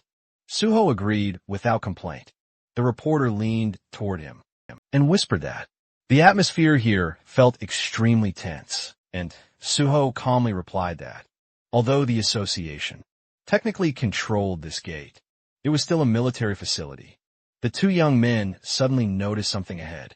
The soldiers saluted each other, and one of them turned towards Suho to confirm if he was truly Hunter Suho. After receiving confirmation, the soldier introduced himself as Major Kim Jong-gu, the senior commander of this square.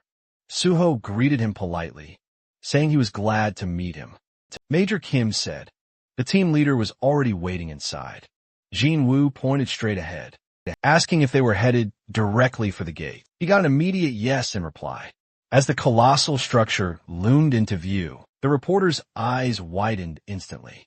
Its sheer, massive size left him utterly stunned, and he declared it would make for extraordinary material. Major Kim then explained that the gigantic walls encircling the gate were forged from iron, and a special alloy meticulously designed to hold back any monsters trying to break free, while simultaneously preventing the portal from expanding further. Jin Woo gaped at the sheer scale of it all, admitting the portal was far, far larger than he'd ever imagined, and the closer they got, the more fascinating details he began to notice. Suho then added that the military had taken numerous precautions to make the portal itself incredibly difficult to reach. The group continued forward until Major Kim arrived before Chulman and announced that Hunter Suho had arrived. The civil servant smiled, greeting Suho warmly. The two exchanged looks, full of familiarity and evident relief. Chulman remarked that it was quite a long journey to reach this location, and he was glad Suho had managed to arrive so quickly. Suho noticed that Chulman had arrived even earlier and asked when he had gotten there himself. The civil servant casually stated he had only just arrived moments ago. He then looked toward the person standing right next to Suho. Before he could ask further, the journalist cheerfully introduced himself as PBS reporter Zhou Jinwei, extending his hand and saying it was a pleasure to finally meet him. The men shook hands, but Chulman still looked puzzled, asking why a reporter was present in such a sensitive location. Suho stepped in and clarified that photos would only be taken after the raid was successfully completed, and asked if Chulman would allow it. The civil servant answered that this wasn't a classified facility, so there was no real reason to refuse. While still looking slightly confused, he admitted he was mostly They were surprised Suho had brought his own reporter along. Jinwoo gratefully thanked him for granting permission, and absolutely brimming with excitement, he said they would likely meet often from now on. So Chulman should definitely remember his face. Chulman replied that he certainly would. Major Kim then approached Suho once more. Clutching an M416 automatic rifle, he stated that, according to the association's message, the raid leader would be Hunter Suho. Suho confirmed this with a nod. The major hesitated for a moment before apologizing and asking what level Suho currently was. Suho replied that he was level 51. Major Kim stared at him in utter disbelief, then quickly looked away, muttering under his breath that he understood. They reached the entrance. The heavy, reinforced door towered over them. Major Kim stated that the portal's inner perimeter was already prepared, and Suho could enter immediately. He firmly warned that as soon as Suho stepped inside, the door would seal shut. Suho thanked him with a calm smile. At that moment, someone called out his name. Chulman hurried toward him, asking if he had any strategy in mind. Suho answered that he did. Major Kim watched their interaction, clearly confused by their casual conversation in such an incredibly dangerous setting.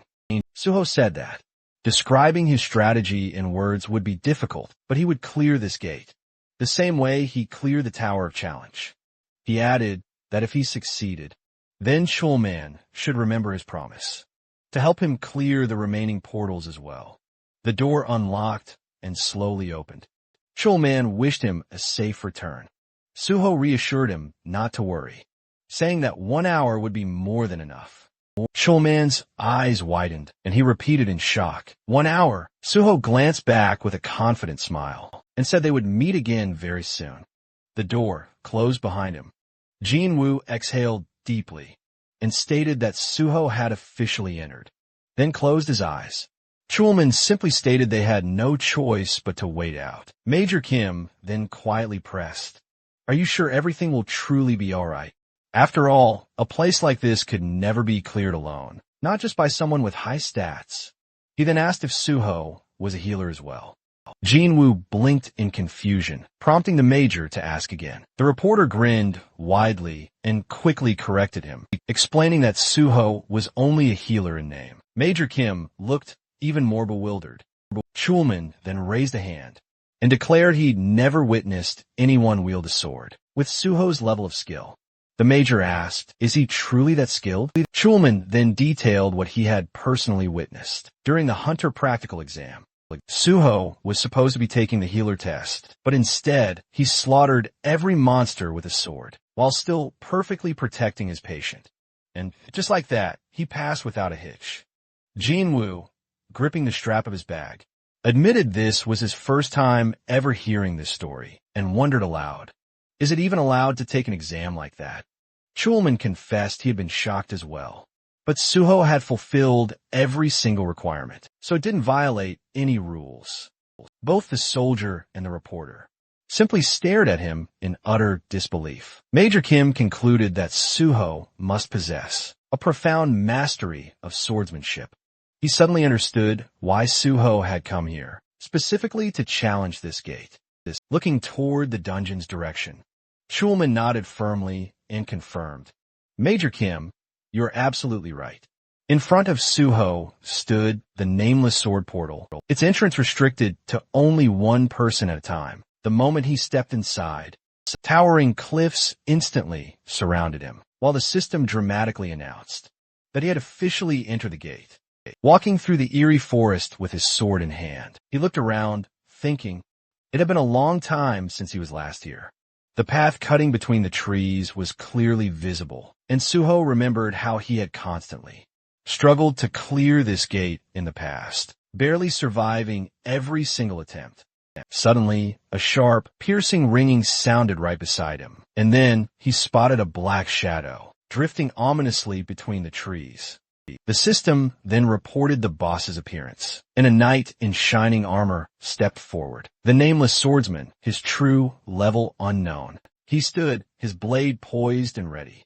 And in an instant, The air around him began to shimmer with a bright, yellow glow. The system immediately confirmed that the nameless swordsman had activated his unique battlefield, explaining that while this zone remained active, the swordsman's status would exactly mirror the user's. Furthermore, all fighters within this field were strictly prohibited from using anything but a sword and sword-related skills. Smiling, Suho greeted him like an old acquaintance he hadn't seen in ages. The knight charged instantly, and the two clashed in a fierce, close-range battle. Suho expertly caught the enemy's blade with his own. He struck back, but the knight blocked his attack effortlessly. White streams of raw energy shimmered brightly in front of the warrior as the two briefly separated.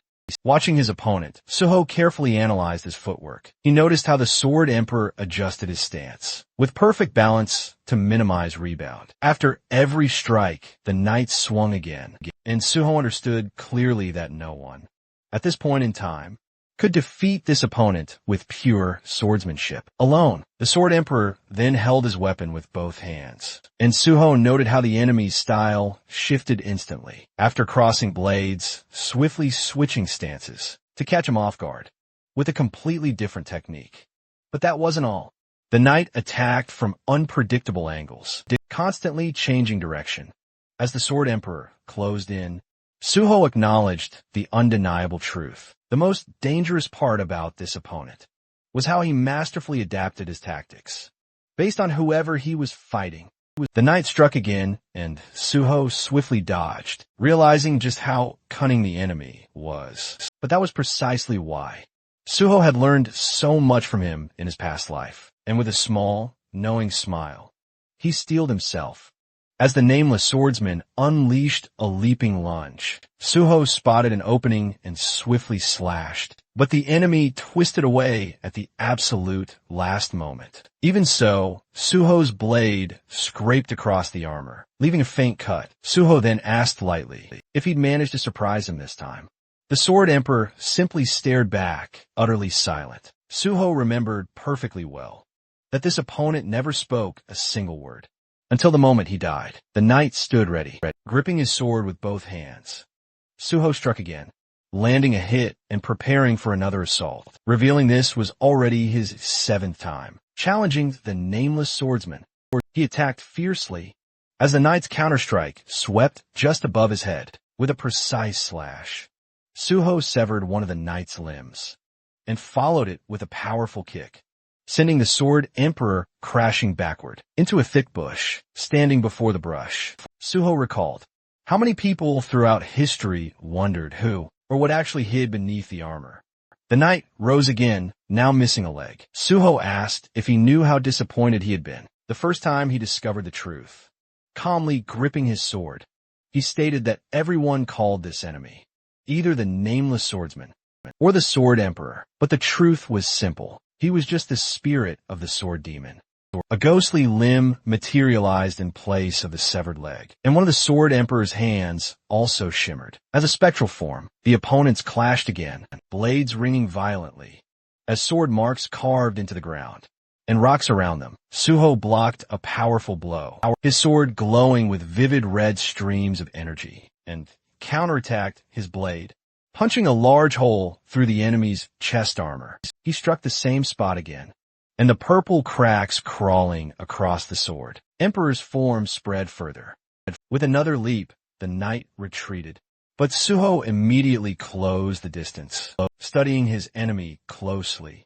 Suho said his own fighting style had been shaped, designed to perfectly counter every style the knight used. With a satisfied smile, he delivered another decisive slash. Large fragments of armor shattered and flew through the air, scattering everywhere. Suho stood victorious over the fallen enemy. The system declared that the nameless swordsman had been defeated, and the seal gate was now cleared, with Suho, of course, recognized as MVP. Looking down with a faint sadness, he spoke. He said he was glad to meet the nameless swordsman once more, and that, in truth, he should truly thank him, for without this opponent, he would never have reached such mastery in swordsmanship.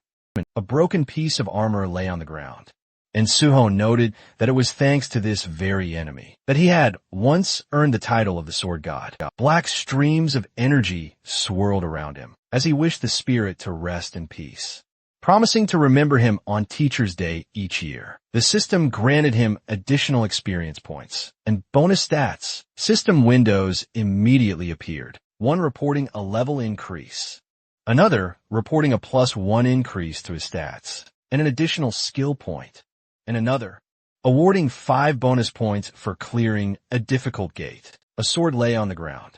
Suho sighed, regretting that this ghost had no blood or shadow. Therefore, his bloodsucker and shadow eater skills were useless. Still, even here, he picked up the weapon, examining the blade closely. Just this sword alone made the trip worthwhile. His reflection shimmered across its surface as the system identified it as the Nameless Sword of the Nameless Swordsman. Ranked F. The blade quivered and abruptly shattered in his grasp, rising as floating fragments. The system announced that the Nameless Sword had been absorbed, activating Sword Understanding. Suho smiled as he learned that the soul of the Nameless Sword had altered his fighting style and changed the nature of the Guardian Sword. Then, the description unfolded. Guardian Sword, rank S+. This ideal technique was forged by none other than Suho. It's based on the most fundamental principles, achieving perfect balance between attack, defense, and evasion. After merging with the soul of the Nameless Sword, its rank increased even further. The technique absorbed the sword's very will and now possessed unlimited growth potential. Suho realized, awestruck, that his ideal sword technique had just been born. The scene shifts to the spectators, watching multiple screens intently. And Jinwoo murmured that everything seemed quiet. For now, Chunman glanced at him and admitted that, although he trusted Suho completely, considering the enemy's immense strength, clearing this place might still take quite a bit of time. Jinwoo objected immediately, reminding him that only half an hour had passed. Major Kim stepped forward and asked Chunman for permission to check the situation himself. And once he was allowed, he prepared to go, until the reporter suddenly told him to wait. Confused, the major asked what was wrong, as sweat dripped down the journalist's cheek. Jinwoo pointed urgently at the portal, shouting that everyone needed to look at the screen. Suho appeared, stepping through the now open door. Jinwoo burst out, shouting that the gate had been cleared. Suho, still adjusting to the outside light, was stunned when someone called him pro, and suddenly, Jinwoo and Chunman came sprinting toward him, like overly excited kids running after candy. Jinwoo even held his camera above his head, as if he were filming a festival. Suho told them to calm down, but the reporter's entire face was practically glowing with joy as he demanded to know, "How are we supposed to calm down?" When Suho cleared a sealed gate in under an hour, he yelled that it was insane. Chunman looked like he was caught between fear and happiness, as he reminded everyone, Suho defeated the Nameless Swordsman, this very same monster, completely undefeated. Even after over 200 desperate attempts, he frantically asked if Suho was okay. Suho just smiled, replying he felt fantastic, casually adding he'd handled it with ease. The major simply gaped at him in utter disbelief, as if his mind couldn't possibly process that the monster, who'd slaughtered hundreds, was easy. Standing alongside Jin Hui and Chulman, Suho observed the major's stunned expression. This poor soldier was desperately trying to grasp just what kind of person he was facing. Chulman then practically bounced with pure excitement, suggesting they snap a commemorative photo, since a sealed gate had been utterly conquered. The major hesitated, but Chulman just waved it off, insisting it was merely a formality and absolutely nothing to worry about. He reminded the major that he was just a regular soldier, after all, so he rarely appeared in any photos, and having a Korean army major in the picture would make the proof far more credible. Finally, the major agreed to join the photo. Meanwhile, the scene shifts, where that very picture appeared on a laptop screen in front of the Nexus Guild. Guild leader Soho explained that, as he'd mentioned earlier on the phone, he had successfully cleared the Nameless Sword Seal Gate. In the photo with him were a representative from the Hunter Association and Major Kim Jong-gu. He also gestured to the reporter beside him, introducing him as Jo Jin-hui from PBS, explaining they'd agreed to take the photo together to prevent any potential manipulation of the news. Jin-hui politely handed over his business card, introducing himself as Suho's personal reporter. Dong-yuk pressed a thumb to his temple and stated he didn't need the card at all, and had never even considered manipulating anything in the first place. Standing before Suho, the guild leader finally asked, "How in the world did you manage to pull this off?" Suho blinked, confused, and asked what part he meant. Dong-yuk gestured wildly at everything and demanded specifics. How had he gotten permission to access the sealed gate? And how had he cleared it so fast? How he'd managed to survive from something that had already wiped out over 200 hunters? Suho, unfazed, calmly explained that he'd first met with the president of the Korean Hunters Association to get the necessary permission, then simply strode in and annihilated the monster. Dong-yu just stared, utterly bewildered, running a hand through his hair, desperately trying to make sense of it. Suho then smoothly asked if, now that he'd clearly proven his skill level, they could finalize the contract. Holding up 2 fingers, he stated that the guild leader could choose the salary amount himself, but he had 2 non-negotiable conditions. First, as long as he was with Nexus, he needed their full, unwavering support. And second, if he passed the Hunter Association exam, his exclusive contract had to be terminated immediately. He added that he'd already informed the association president about successfully clearing the gate, and that several other guilds had already contacted him, but he told all of them he'd only accept an offer from a one truly willing to fully support him. Dong-yu eyed him with suspicion at first, a strange expression flickering across his face. Then he suddenly burst out laughing and said the deal was absolutely accepted. He immediately called for the secretary to bring the paperwork. The man mirrored Suho's confidence with newfound excitement, saying the hero had absolutely proven himself right after initially doubting him. Suho extended his hand, and they shared a firm handshake. The guild leader warned that there would be a lot of work ahead, and Suho confidently replied he was ready. Later, on a road bustling with evening traffic, Suho smiled and casually mentioned that, since his friend brought him there, he'd be happy to drive him back. Jin-woo chuckled, saying he was simply fulfilling his duties as Suho's manager. When Suho asked why he called himself that, Jin-woo then explained that, since Suho kept feeding him exclusive content, the least he could do was pay him back somehow. He added that the sedan didn't shake nearly as much as the minivan he used before, so he bought this one specifically. Suho simply stared at him, utterly stunned. He realized, yet again, just how privileged this man truly was. As they drove, Suho asked if the reporter wouldn't get chewed out for ditching work all day. Jin-woo proudly declared that several exclusive articles had already gone live today, so no one would dare complain, especially since he'd promised the editorial office he would eventually bring Suho in. Suho then realized there was no earthly way this man would let such a golden opportunity slip away. Jin-woo suggested they could start by reporting the successful clearing of the sealed gate, then gradually move on to covering his joining Nexus, with the news spaced out. They should have no problem maintaining public interest, though realistically, no one knew how long they could truly hold public attention. Suho closed his eyes, telling him it was fine. He could handle things however he pleased. Then Jin-woo hesitated and asked something more serious, asking how Suho managed to read the nameless swordsman's strategy.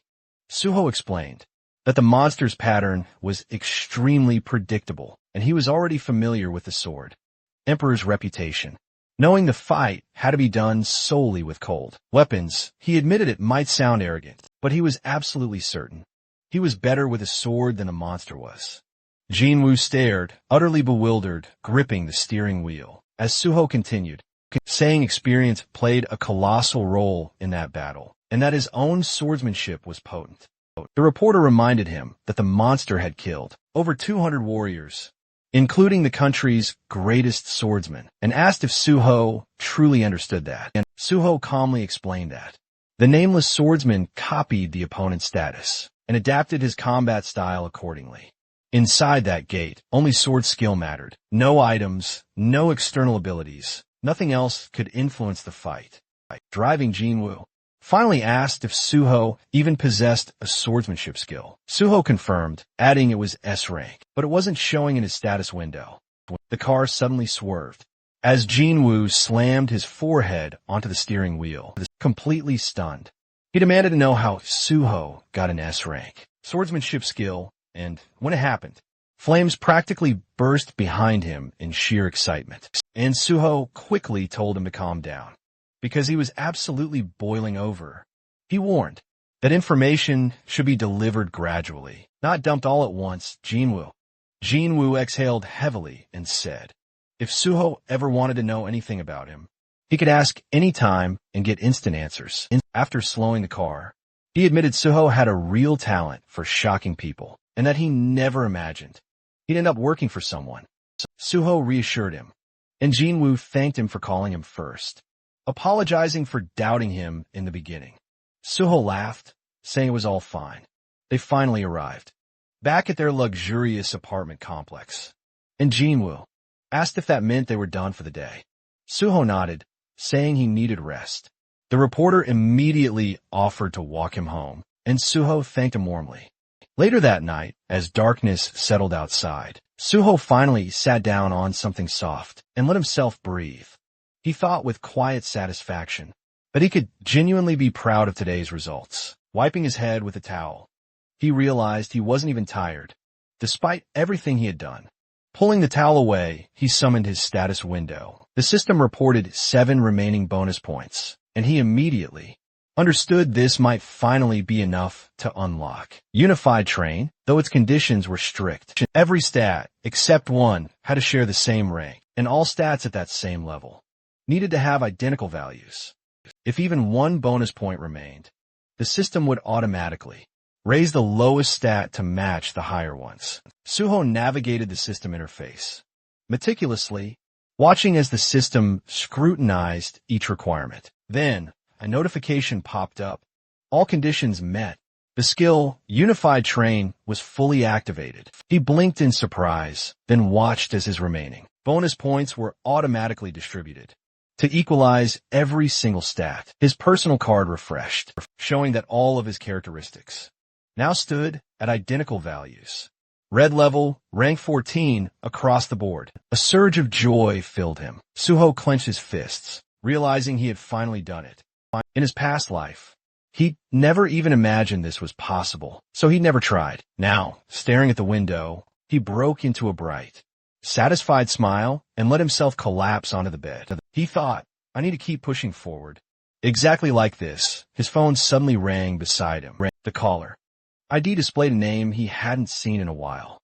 Gu Yunhwa, still lying down.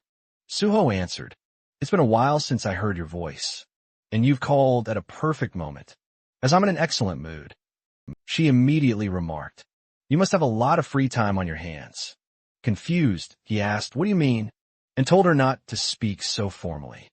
Yunhwa said she had read the article. Smiling, Suho pressed the phone closer, surprised the piece had come out so quickly. He said he hadn't checked the comments yet, and asked her to tell him how everyone reacted. But she called him sir again, and insisted they meet first. Suho repeated, I just want your answer. She reminded him sharply, we still haven't accepted your offer. Suho told her, if you or the others aren't satisfied with anything, I won't force you. That shocked her, and Suho asked again for an answer. Yunhwa closed her eyes and asked, what are we supposed to do from now on? Suho got up from the bed and said, I'll explain everything tomorrow. Upon their meeting, he proposed everyone gather at Nexus Academy by 1 p.m. She instantly objected, claiming 2 had jobs and she had classes. His expression hardened with disappointment. He declared he must have overestimated them. Apparently, they cared for nothing but useless nonsense. He had to yank the phone away from his ear as Yunhwa exploded, cursing him out, then screamed she'd still show up. She vowed she'd be at Nexus Academy at 1 p.m. and hung up. Suho smirked, bidding her farewell. The next day, inside the magnificent Nexus Academy, Manhwa crossed her arms, barking for him not to get full of himself. She claimed she only skipped her lectures just because she felt like resting, not for his sake. The others stood before Suho, who casually sat on a bench. He said he didn't recall asking why she'd come, and she snorted, thoroughly irritated. She demanded to know why he'd gathered them. Suho stood, stating he'd brought them because he had something important to say. With a smile, he announced, "Today I'm going to kill you all." The Banshee members simply stared, stunned, as he handed them tablets and asked them to fill out forms. At first, Manhwa squinted at the device, assuming it was some contract to hand over their corpses to him. But after reading the text, she realized it was merely a skill survey. She asked if he truly wanted their personal info. Raising his hand, Suho explained that once he joined the special department, he needed freelance agents, and he'd already said he needed real shadows. He reminded them he wouldn't just use anyone for that. Turning away, he explained their training would be brutal to exhaustion. They'd learn everything, from basic combat techniques to maximizing their own skills. Only they would see their personal info, so honesty was crucial. Their relationship had to be built on trust, since he'd already shared his secrets. Now, it was officially their turn. Unease flickered between the group members. Later, deep within the Nexus Academy's training hall, Suho held up a black key card, a sly smile gracing his face, as he declared, "It's time to begin." He then remembered precisely how he'd acquired it. "Miss." Sui had explained this card offered unrestricted access to every single area of the academy. Even the S-rank only training hall was open to him, all while ensuring he'd avoid any unwanted attention. She'd also provided him with guest cards, exactly as he'd requested. As he thoughtfully examined the card, Suho suddenly realized he'd been so consumed by everything else that he'd completely forgotten about D1, who he'd promised to meet right here. He'd definitely arrange that meeting soon. Meanwhile, the Banshee members lay dormant inside training capsules. Suho mused he would deal with challenges as they came. Suddenly, the entire landscape began to warp and shift. Massive, towering cliffs materialized before them. They had entered the legendary Kunlun Mountains. Suho stood before the Banshee squad, a confident smile as he welcomed them, informing them this would be their new training ground, to train whenever they found themselves free. He critically looked them over, thinking that since they were all still below level 50, he could train them however he pleased. Manhwa, however, demanded to know exactly what they would be doing. Suho calmly answered that they would begin with the fundamentals and a precise refinement of their combat techniques, because with their current level of skill, the special department would inevitably catch them. He then asked if they truly believed their flimsy tricks could fool the special department forever. Manhwa snapped back that their plan was, in fact, excellent, and that no one would ever catch them. Suho merely smiled, his arms crossed, reminding her that he had already caught them himself, and that perfect crimes simply didn't exist, especially in a world teeming with superpowered individuals. He then told them that for that reason alone, they needed to learn to protect themselves and, ideally, each other. Then, with a snap of his fingers, countless, gleaming weapons materialized around them. He then instructed them, pick one, because developing strong fundamentals and overcoming their fear was their ultimate priority now. Manhwa hesitantly picked up a weapon and asked if there was anything else. Suho asked if she recalled his recent title, what people have been calling him lately. She muttered that folks simply called him the Sword God. His right hand glowed as he confirmed that was, indeed, his legendary nickname, leaning on his blade. He told them they stood right there, before a true master of the blade. So it would be utterly foolish to expect him to teach anything else.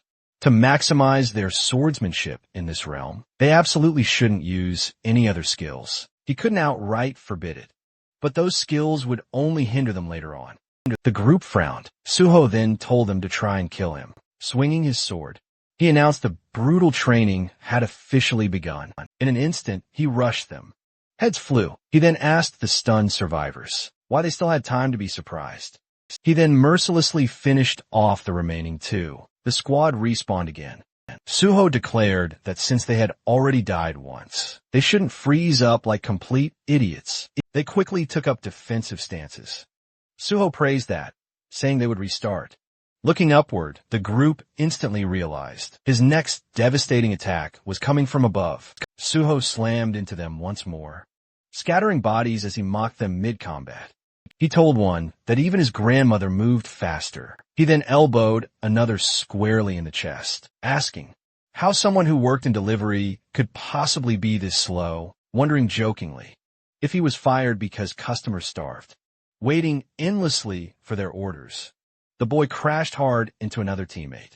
Turning to the third, Suho asked how a teacher could be so agonizingly slow that he couldn't even parry such a simple strike, wondering what on earth he could possibly teach kids if they could already outpace him. The young man insisted he hadn't dodged on purpose. Suho scoffed, saying his excuse was worse than a schoolboy's. Their hands trembled as they gripped their swords. One cursed loudly, asking when a bastard would finally shut up. They attacked together. Suho thought their growing self-control would help them avoid panic. When they eventually entered real gates, a devastating blast ripped through the terrain. Suho declared they would become his shadows, not mere errand runners, but true warriors vital for clearing gates. Stepping on their swords, he sternly told them that there was no easy path to becoming strong. You only became strong when you believed there was no retreat left. The brutal training continued relentlessly. After what felt like an eternity, the utterly exhausted Banshee members struggled to rise again. Raising his hand, Suho announced he was satisfied with their effort, but he had other pressing matters to attend to. The group stared at him in utter shock, as he casually informed them that the simulation would automatically end at the predetermined time, and they must continue their training until then. Yunho, utterly disbelieving, asked if he was truly just leaving them. Suddenly, a digital clone of Suho materialized behind him. Suho quickly reassured her not to worry. The clone possessed all of his exact abilities. The copy then lifted its sword and promptly insulted them, calling them pathetic pigs and trash, and fiercely demanding they prepare for battle. Furious, the enraged Banshee members cursed Suho, calling him a complete bastard. Suho then stepped out of the capsule and glanced back at the four still training hard. That was enough for them for now. He answered a call. Miss Sui's voice came through.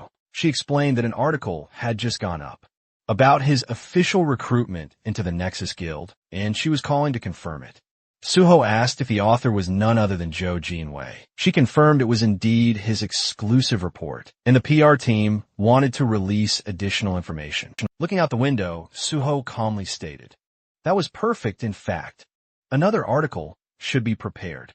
Sui hesitated, suggesting it might be too soon. Suho explained that public reaction would likely be harsh, since he had previously stated he dreamed of joining the government, and then abruptly joined a private guild. There would undoubtedly be negativity. Sui assured him that following his plan would quickly settle public opinion. Soon enough, Suho, he pondered the fact that he still hadn't publicly announced he was taking the Rank 5 exam. This exam was scheduled for the end of the year, though its secrecy wouldn't last much longer. He told her he'd explain everything later, as he needed to make another urgent call. He then called Jin Woo, who greeted him cheerfully while focused on his laptop. Jin Woo asked what he needed. Suho replied he'd heard the article about Nexus had just been published, and that public opinion was absolutely ablaze. He said he had an idea for another article, one that would cover his next big challenge, the clearing of yet another sealed gate.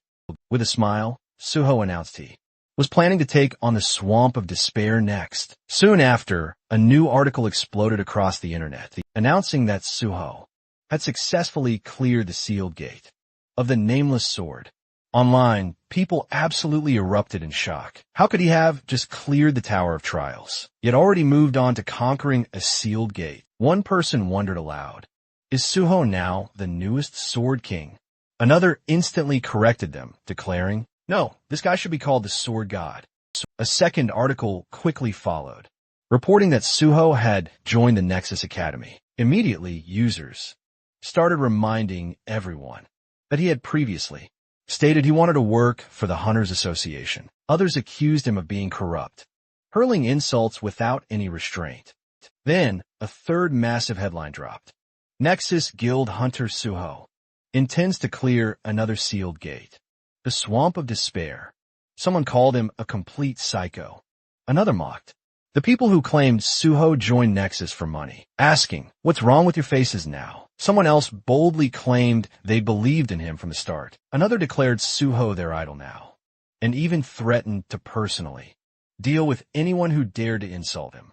Suho read all these wild comments on his phone. Most of them were exciting and overwhelmingly positive. A confident smile spreads across his face. He's sure everything's falling perfectly into place. Just then, Chu-Man shuffles in. He looks utterly drained, completely spent. His head lolls forward, propped up by one weary hand. Suho wastes no time asking if he secured access to the Swamp of Despair. Chun-Man confirms he was just talking about it. He vividly recalls the president's face. The association head had practically roared that, of course, Suho should be given access. He even called Chun-Man an idiot for not granting it immediately when Suho first requested it. Chun-Man adds that now, it seems our hero, practically, has automatic clearance to any gate he desires, while Chun-Man mentally braces himself for a mountain of paperwork. Suho thanks him for his efforts. As they weave through the bustling office desks, Suho explains he plans to take the Rank 5 exam by year-end, but it's top secret, so Chun-Man shouldn't breathe a word.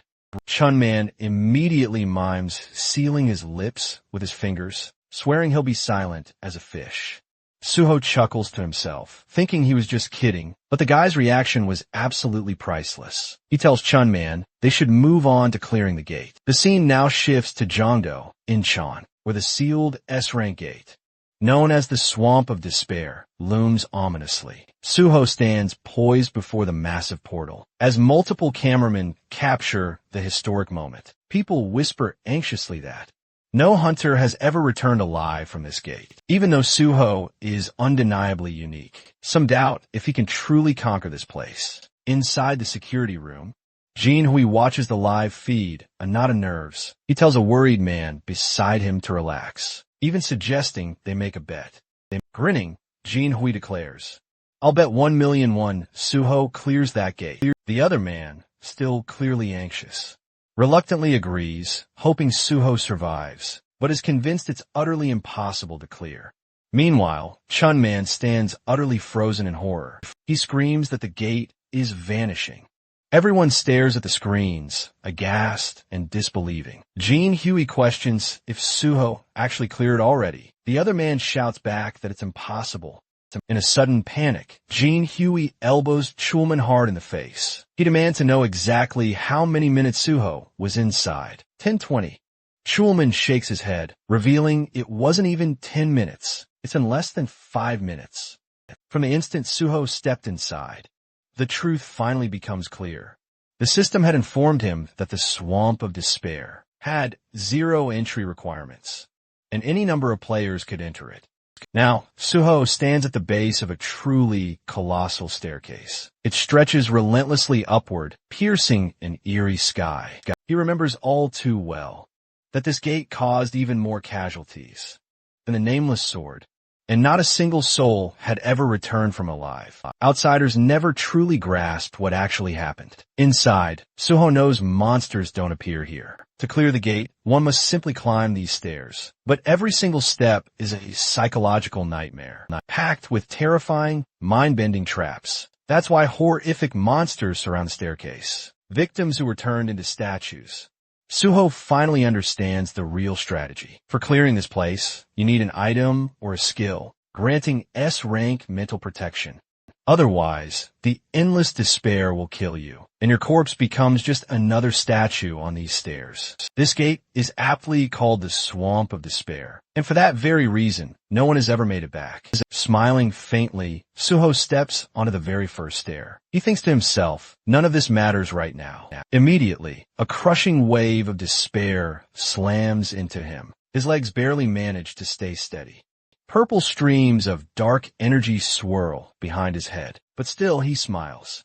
The system promptly announces Dragon Blood activated. Mental damage immunity. With dragon blood coursing powerfully inside him, the entire gate transforms into nothing but an easy stroll. Suho confidently climbs to the next step. Terrible monsters still lurk all around him. Yet, he keeps walking utterly calm.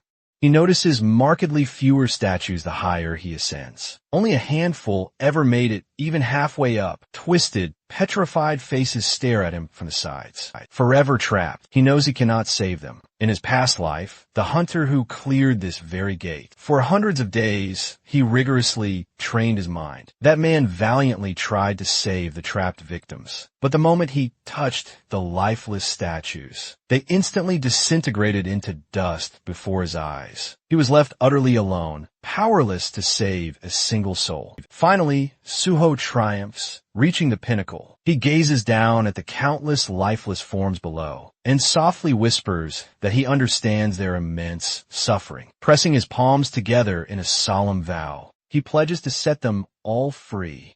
He knows he can only release their deeply trapped souls. A brilliant white portal now gleams, awaiting his arrival. The system proudly declares him the MVP, awarding him a generous boost of additional experience points, plus a valuable skill point. The system then proudly announces he's the very first person in history to clear this portal, granting him an incredible 5 additional skill points. Then, a satisfying level up notification dramatically appears. More stats are boosted, and another skill point is instantly added. Smiling brightly, Suho declares, it's time for the ultimate reward. The system bestows upon him the legendary Ring of Emotions. This mystical ring allows him to perceive emotions as vibrant, colored auras. He can absorb either pure white or dark black emotional energy and reshape it at his will. The duration, however, remains unknown. Suho recalls that in the memories of his previous life, the only other person who ever managed to obtain this ring was the very same player who cleared this exact gate. That man wielded its power to heal countless emotional wounds, but tragically, it was later stolen by relentless enemies.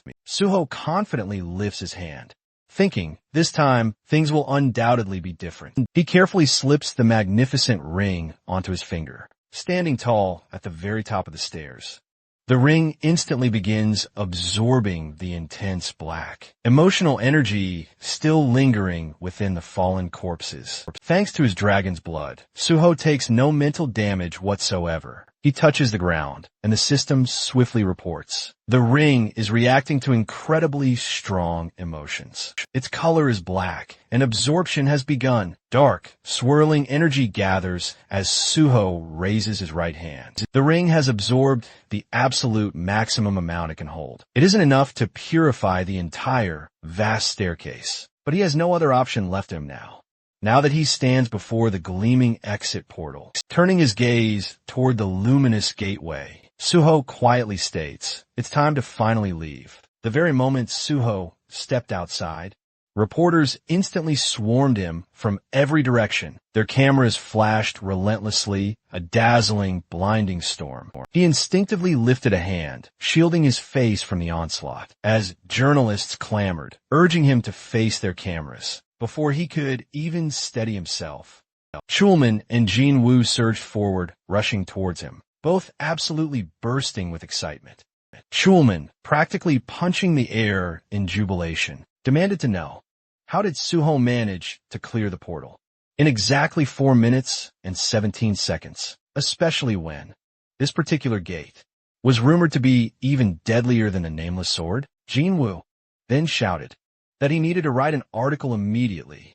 Suho told them to calm down, but with a warm smile. He invited them for a photo, and the two happily agreed. As news of the cleared gate exploded online, people questioned whether Suho had truly conquered the swamp of despair, a gate from which no one had ever returned. The answer was a resounding yes. He really had. Dong-yuk stared at his tablet in utter disbelief, completely overwhelmed. That the completion time was under 5 minutes. He covered his face with his hands, unable to believe what he was reading. Just then, the landline rang. What he picked up The caller introduced himself as Jo Kyung-hwan, the president of the Korean Hunters Association, who politely asked if Dong-yuk had a moment to discuss something. Dong-yuk immediately assumed this was about Suho. When asked if he could come to the association, so Dong-yuk offered lunch instead, and the president readily agreed. After hanging up, a man entered the office to speak with him, but Dong-yuk simply called his secretary, Kim Mi-gang, and instructed her to arrange a meeting with Hunter on Suho later. A white car pulled up, and Jin-woo told Suho they had arrived. As they got out, Suho asked if they were heading to the broadcasting station. Jin-woo explained that the Swamp of Despair article was already prepared and only needed minor edits before release. He also suggested a restaurant tour for next time. He loved writing food reviews, after all. Suho, of course, promised to join him. As the car pulled away, Suho gazed happily at his ring. He mused that Jin-woo's passion had filled it with an abundance of positive energy. Upon entering a restaurant, Suho made his way to a table where Kyu-min loudly greeted him.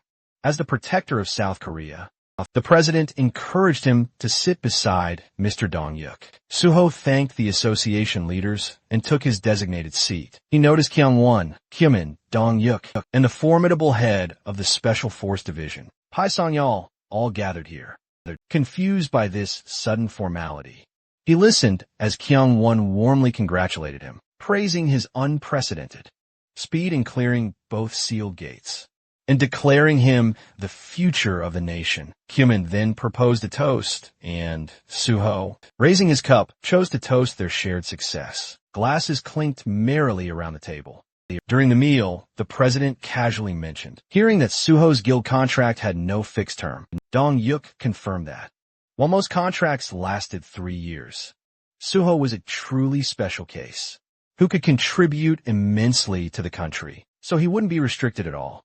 Kyung-hwan chuckled, pleased that guild leader Dong-yuk shared the association's goals, then asked Suho if he agreed with the arrangement. Suho replied that he greatly appreciated the guild leader's consideration. Very much.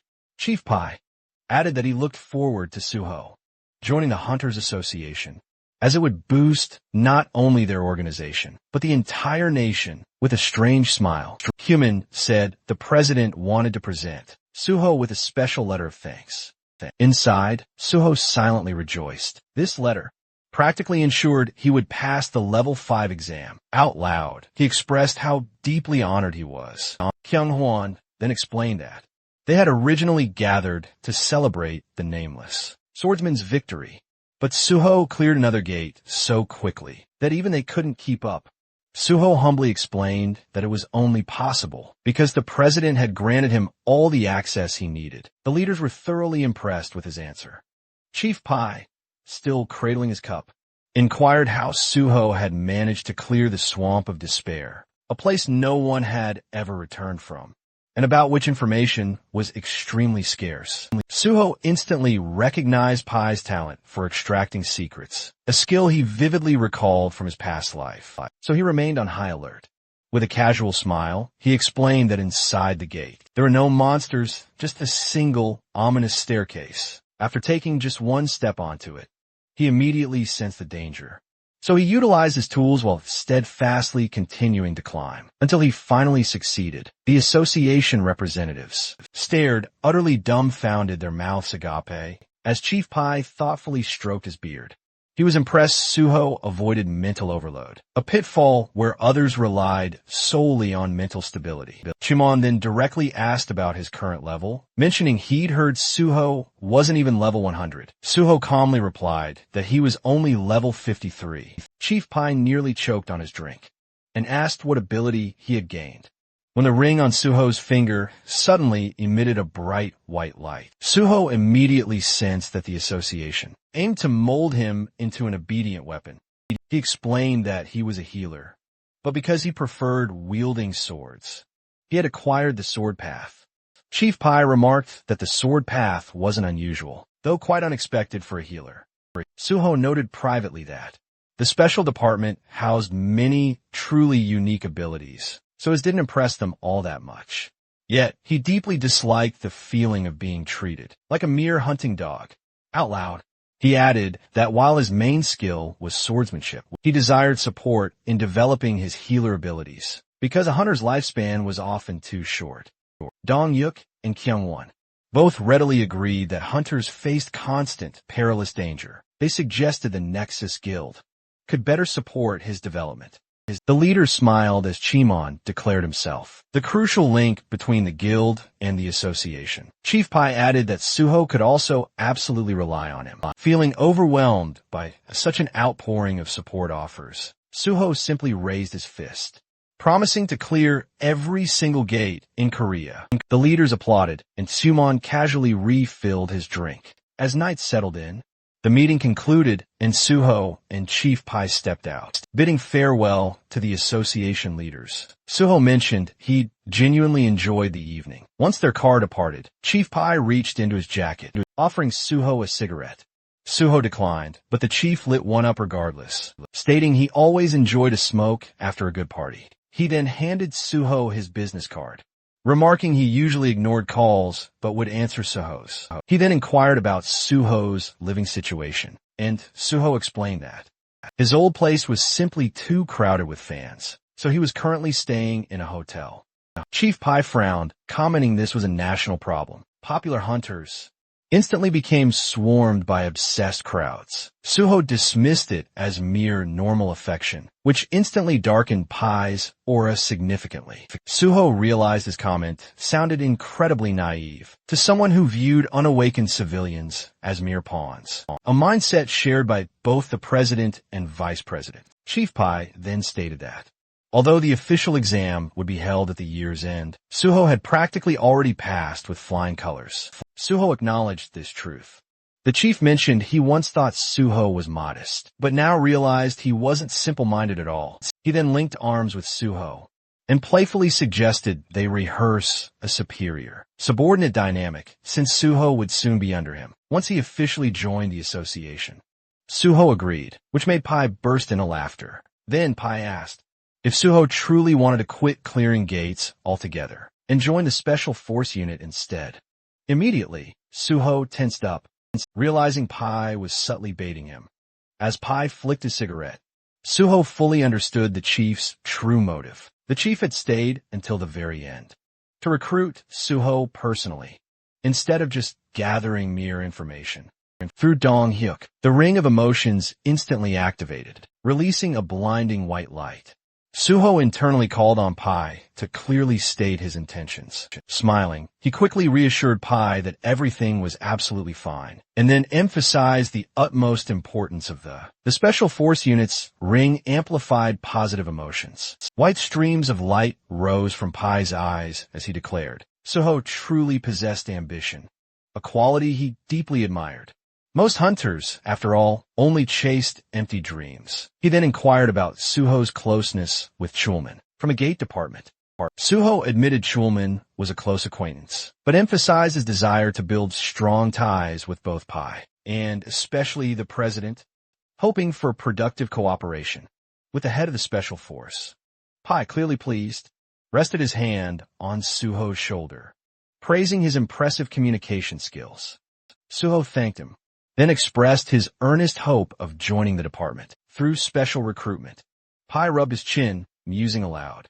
That recruitment for level 5 hunters had already been announced for the end of the year, and there was no actual need for special recruitment for someone who would qualify regardless.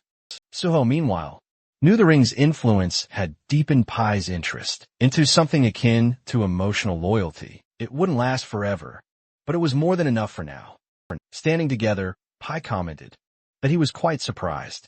Suho was so committed to joining the association and inquired further about special recruitment. Pai explained it wasn't a common occurrence, but could be arranged if absolutely necessary. Suho praised him as truly an amazing person, prompting Pai to cover his mouth shyly.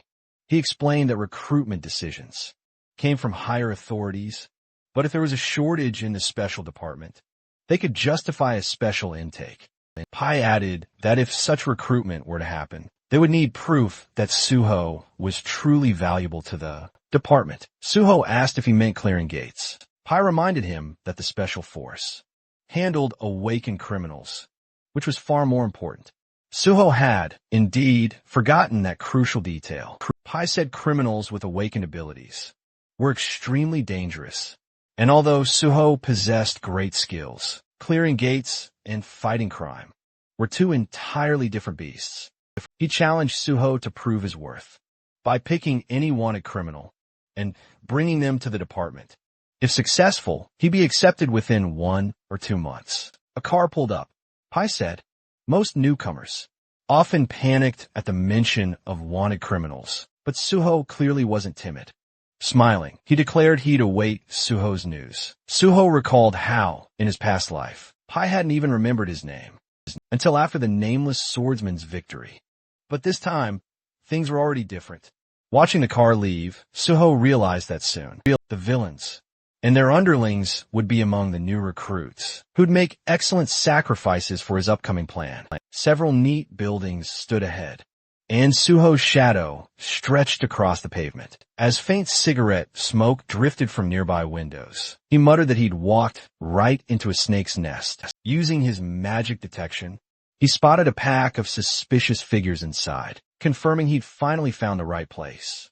He casually picked up a brick with his left hand, and in the next moment, smashed it straight through the window of the room where the criminals were gathered. Shocked, one thug stammered, asking what was happening, while another yelled that some punk was messing with them.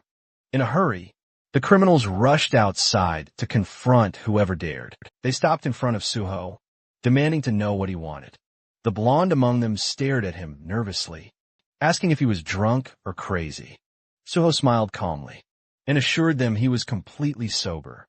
He asked if they were the same scumbags, stealing cryptocurrency wallets through their complicated scams, and fear immediately flickered across the thugs' faces. Suho then asked if they were holding a man named Seo Jiawon hostage. The criminals traded anxious glances, unable to understand who this stranger was, or how he knew everything. Someone whispered he might be a cop. Another insisted they had to eliminate him regardless. A third person hesitated, asking if this could land them in hot water. But the reply came swiftly. This bastard already knew far too much, so nothing worse could possibly happen if they failed to handle him.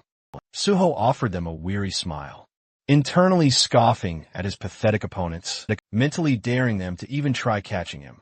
If they succeeded, they might even prove useful. He then summoned the Shadow Spear and fired a shot close to one thug, releasing chains that wrapped themselves tightly around him. Purple energy swirled ominously over the man's trapped body as his bald friend screamed his name in a panic. Several other criminals charged at Suho, yelling insults, but he dodged effortlessly. A blond man lunged with a spear, somehow managing to land a clean hit, but it did absolutely nothing to him.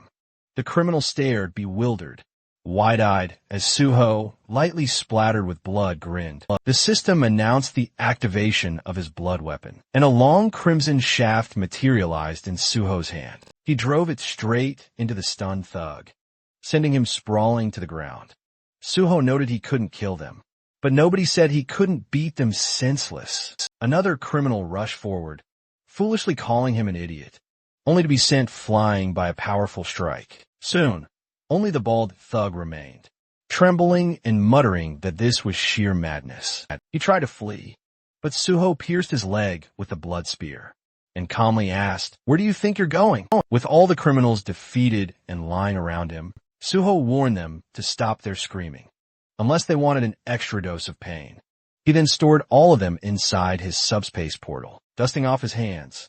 He declared the only thing left was to find Seo Jiawon. Inside the kitchen, which was a complete disaster zone, Suho finally found the man he was looking for. Jiawon was slumped on the floor, fast asleep in front of his laptop. Suho called his name, and the man blinked awake, staring blankly at the hero. When Suho asked if he'd finally snapped back to reality, Jiawon shakily scanned his surroundings, demanding to know what had just happened. Suho warmly greeted him, introducing himself. Jiawon froze, asking in horror if this was really the Suho he'd seen all over the news. He couldn't wrap his head around how Suho got here, or where the criminals who held him hostage had vanished to. Still trembling, he looked utterly terrified. Suho recalled reading in Jivun's autobiography that he'd been brutally beaten and imprisoned for 6 agonizing months by those thugs. He saw the man was far too traumatized to speak coherently at this moment, so he extended his hand toward him. The ring responded to Jivun's raw, intense emotions, identifying them as black. And Suho gently pressed his palm to Jivun's chest to completely absorb them. When Suho asked if he felt any better, Jivun stared at him, utterly disbelieving, unable to comprehend how his trembling had just vanished. Suho knelt down in front of him, explaining softly that he'd seen his terrible condition and used one of his skills to help him. Jivun gasped, then hesitantly asked, what would happen to him now? Would he be sent to jail? Suho questioned why he would be. Jivun admitted he'd done many wrongs. Suho reminded him that he'd been forced into everything, and people like that didn't belong behind bars. Jivun reluctantly agreed, still looking suspicious. He then asked how Suho even knew he was here, when Suho hadn't even joined the association yet. Suho answered that he'd found him using a unique skill that absolutely no one else knew about, and that he shared this information because he genuinely needed him. Jivun anxiously held his left hand, claiming he was utterly useless. Suho firmly disagreed. Jivun, you're the only person in Korea with the cyber-type trait. Jivun stared in utter shock, as Suho declared that among countless traits worldwide, cyber-type was one of the absolute rarest, allowing the user's consciousness to enter the digital world. Only 2 people had ever awakened it. One was CO Jivun, and the other was known as Overload. This entity uncovered the terrifying potential of digitization, then tried to seize control of the entire internet. He became a nearly unstoppable threat, even after the system made its debut. The only one who managed to defeat him was CO Jaiwan himself. A year after escaping those criminals, Jaiwan vanished, sacrificing himself to destroy Overload. He was later honored with the moniker Media. Everything about his tragic life had been chronicled in his autobiography. Thinking of that, Suho vowed that this time around, he wouldn't allow Overload to emerge, nor would he let Jaiwan meet his end. Suho told Jaiwan this was precisely why he needed him. The world would one day be shattered by the gates and the system, and Suho couldn't halt that nightmare solo. He asked if Jivun would lend him a hand. Trembling again, Jivun gazed at him in awe as dark streams flowed from the ring. The system announced another full absorption. Jivun closed his eyes, wondering whether someone like himself could truly threaten the world. He admitted he would have sold his soul for escape, but now he felt compelled to aid the person who saved his life. Kneeling, he clenched his fist, realizing someone with his same power could cause unimaginable destruction. He said he didn't know if he could truly pull it off, but he would help. Suho saw the man described in the autobiography, a person who had endured hell, yet remained selfless. Suho thanked him sincerely and said their first step was to eat. When Jivun admitted he had no money, Suho slid slippers toward him and told him not to fret. He would pay. Jivun asked how Suho knew all this, and Suho replied with an awkward expression that it was all thanks to his skill. Tears welled in Jivun's eyes, as Suho said he knew the man had suffered. Later, as they ate together, Jivun apologized for devouring the food so greedily. He hadn't eaten properly in a long time. Suho assured him it was fine and ordered another plate. Once he finished his soup, Jivun thanked him, then shyly posed a question. Suho reminded him they were now a team and could speak openly with each other. Plus, since they were only a year apart, Jivun could simply call him by his name. Jivun, as another bowl was taken away, agreed and told Suho that he could also treat him as an old acquaintance.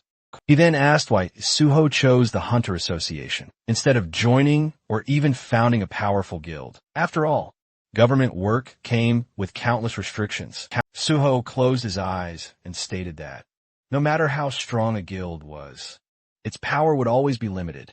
He wanted to stop the world's destruction with minimal casualties, and the association was the only place that could truly help him achieve that. Jivun nodded, finally understanding. Suho then set down his spoon and said he wanted to make a promise. Once he joined the association, no one would ever dare do anything like this to Jivon, ever again. Jivon smiled gratefully, stating he would trust him. Suho stood, offering to sort out the man's past. Jivon, confused once again, followed as Suho put on his jacket. He asked if the thugs who'd kidnapped him really grew up in the same orphanage as him. It was time to pay them a not-so-friendly visit. The moment Jivon saw those thugs again, rage took over, and he beat them mercilessly as they begged him to stop, calling him brother, insisting he'd kill them at this rate. His fists dripped with blood as he screamed at them to shut up. Even a blonde thug lay unconscious by the wall when Jivon asked to heal the villain again. Suho looked at the man and asked, "How many times have they done this?" Jivon cheerfully answered, 7 times. Suho warned him that the special forces would arrive soon, so the beating session had to end. He healed the blonde, remembering how this man had suffered deeply because of similar trauma, and hoping this would help him escape his painful past. A sleek gray car pulled up, and Chief Pai Sujun stepped out. He noted that Suho seemed to have figured everything out already. Suho, standing beside the unconscious blonde, thanked him for coming here personally. Pai remarked he harbored special feelings for Suho and simply couldn't help himself. Suho, however, felt slightly offended by that particular phrasing. The kidnappers lay unconscious on the ground. Pai then asked if these were truly the criminals. Suho confirmed it immediately. Pai observed that although they were clearly knocked out, they didn't have a single scratch on them. Suho explained they had resisted arrest, but he'd patched them up afterward. Pai burst out laughing, declaring he loved Suho's style, a hero who genuinely didn't hold back. Suho offered an apology, admitting he wasn't very experienced in this field yet. Pai clarified he wasn't scolding him at all. In fact, he thoroughly approved. He even said Suho could beat villains nearly to death. If he wanted, the association's healers could erase all evidence of such violence. Pai pressed his foot onto the blonde's head and darkly muttered that criminals like these deserved nothing less than execution. But society was just so obsessed with humanity. Suho pondered how he had learned this exact method back when he worked with the special department. In his past life, Pai then noticed Jaiwan standing discreetly behind Suho and immediately said he'd heard the criminals used this boy in their schemes and that it was his first time seeing someone with cyber-type abilities. He added that Jaiwan seemed quite dangerous and must be taken in. Both Suho and Jaiwan glared at him. Suho asked if that was truly necessary, explaining that Jaiwan was just a victim here. He handed Pai a folder containing the young man's testimony and documents proving everything he said. Pai was stunned that Suho had gathered all of it so quickly. He then asked if digitization could be used inside a gate. Suho instantly understood Pai's underlying motive and explained that the skill belonged purely to the digital domain, making it utterly useless in gate combat, but incredibly valuable in cybersecurity. Pai meticulously examined the documents. He declared that if the ability wasn't useful in combat, or even in support roles, then the special department had no need for him.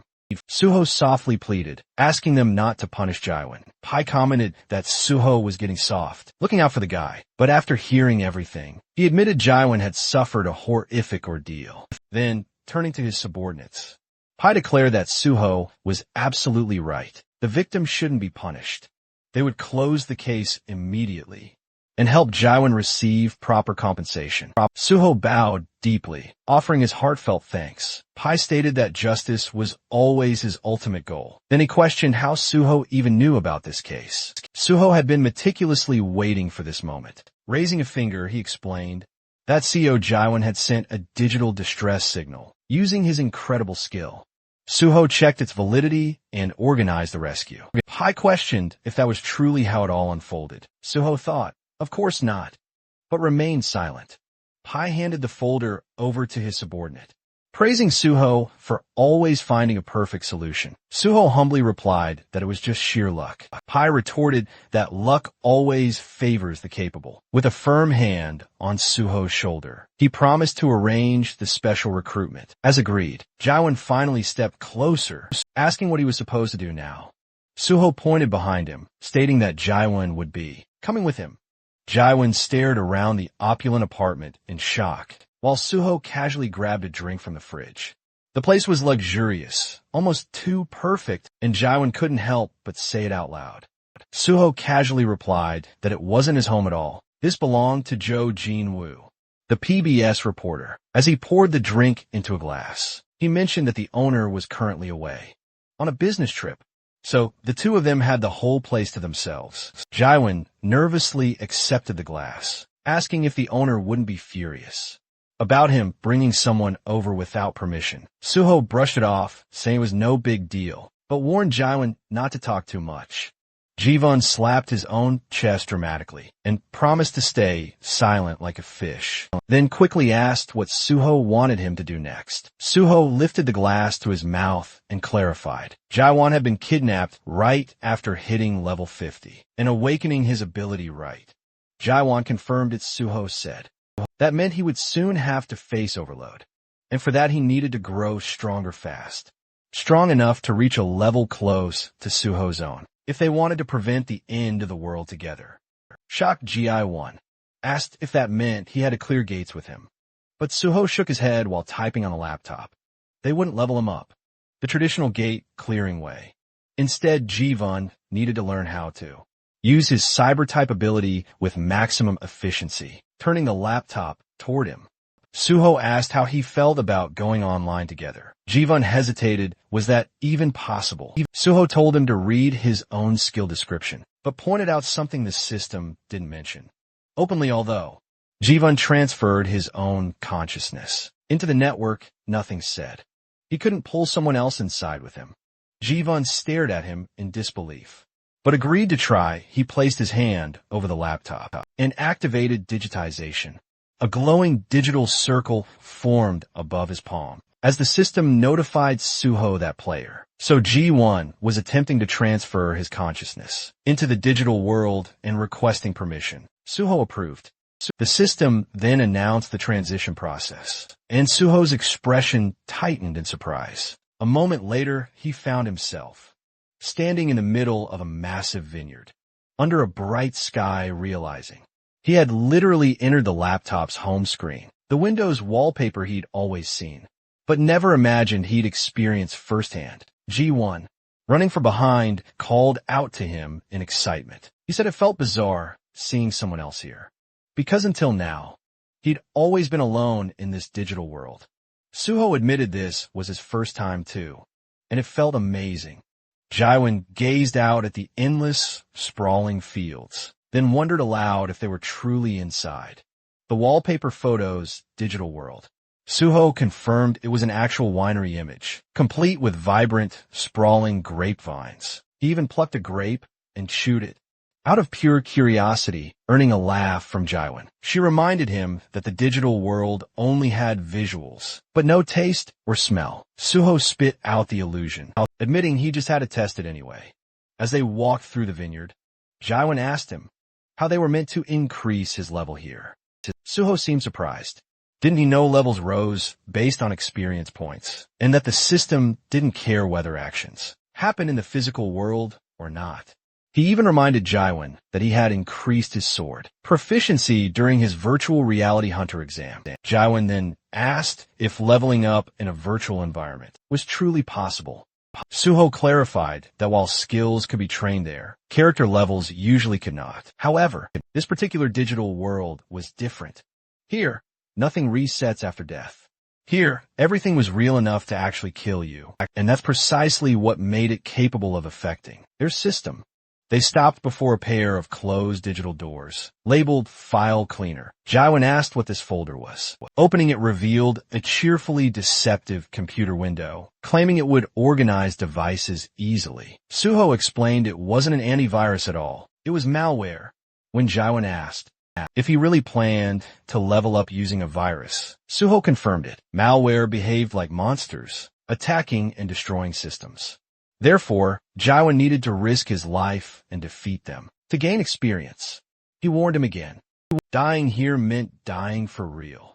He also told him never to answer the guide's questions, because that would unleash even more viruses. As they stepped inside, a blue-haired girl greeted them sweetly, asking if they wished to use the free file cleaner. Suho smiled and said, "It sounds tempting." Jaiwan nervously admitted he almost answered her. Suho handed him a weapon and told him he probably belonged to the magician class, so he should stay in the back and attack. Snag those bonuses while Suho holds the front. Suddenly, the blue-haired girl materialized once more, her voice now razor-sharp as she repeated her question. And this time, dozens of black, glitching monsters with terrifying glowing eyes emerged right behind her. The system couldn't even properly describe them, only incomprehensible. Corrupted characters flooded the status window. A terrified Jivan gasped, pointing out their overwhelming numbers. Suho manifested his bloody sword, reassuring Jivan that, even though they were trapped inside, the monsters couldn't escape through the door.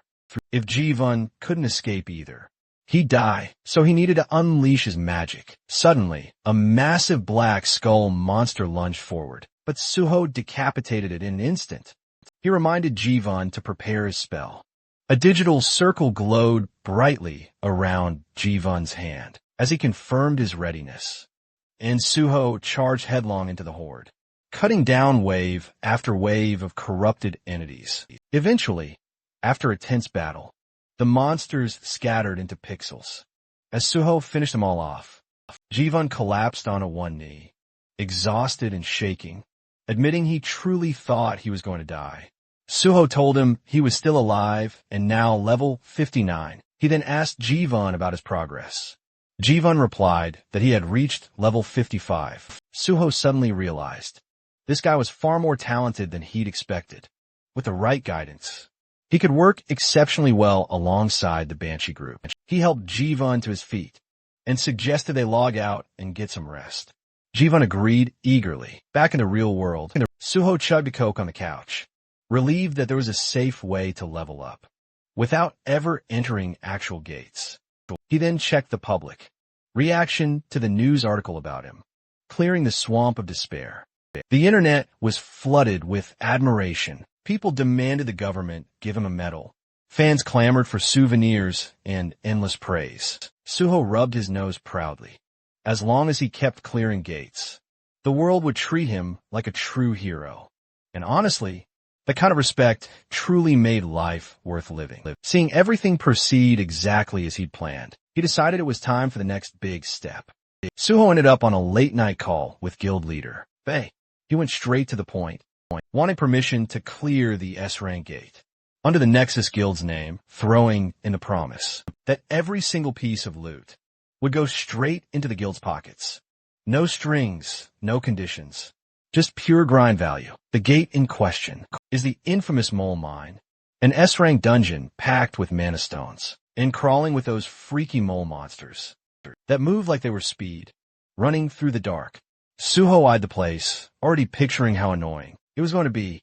So many damn moles. Grabbing even one mana stone felt like snatching candy from a nest of feral toddlers. Still, he smirked, like this entire death cave was just another warm-up. Clearing was exactly what he planned to do. On the other end of the call, guild leader Bei was quietly analyzing the situation. If mortality inside the gate spiked, the government could snatch the dungeon away under national safety protocols, which meant having Suho clear it would actually secure Nexus Guild's ownership. The guy genuinely thought Suho's idea was gold. He just didn't understand why. The kid sounded so urgent about it. Suho, still lounging, explained that he might join the Korean Hunters Association earlier than expected, which meant he wouldn't be able to finish out his contract properly. So, before dipping, he wanted to at least do something truly worthwhile for the guild. It was his version of paying rent. Before leaving the apartment, Bei understood. Even though a hint of disappointment slipped through, at least Suho told him straight. instead of doing some dramatic, last-minute announcement, like half the hunters who ditch for the association, without warning. Suho. He added that he'd personally assemble a team to take on the moles, meaning the guild would only need to supply miners. There was no need to rush any of it. The guild leader finally accepted the plan, stating he'd contact Suho once all preparations were complete. The very next day, Suho was relaxing in the Nexus Academy lounge when Diwan warmly greeted him. With an outstretched hand, Suho shook his hand, mentioning it had been a while since their last meeting. He then told Jivan, who stood beside him, that this was Kong Diwan, the one who took the exam in the same group as him. Rubbing the back of his head, Diwan admitted he only passed the exam, thanks to Suho's invaluable advice. They all sat around a table, and Suho asked if Diwan had managed to join a squad yet. Diwan replied he was still training, entering gates and gaining experience solo. Suho looked at him thoughtfully, remembering that usually when a newcomer joins a guild, they're assigned to a squad to build experience and boost their survival rate. Smiling slightly, he asked Diwan if he'd like to gain experience in his own squad.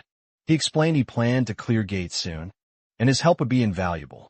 Diwan reacted in surprise, but quickly said if Suho was interested in him, he was ready to assist however needed. He even shouted happily that he was always ready to help. Suho smiled and said they'd start right away, causing Diwan to stare at him in utter disbelief. Inside the simulator, the Banshee, squad members were locked in battle with a digital copy of Suho. One shouted they needed to flank from the other side. As the fight intensified with cries of effort and pain, Yanawa stood with her fist clenched as the ghostly Suho rushed at her. In a single strike, the copy took off her head. The squad staggered in shock, while Yanawa gritted her teeth, declaring that one day she vowed to end Suho with her own hands.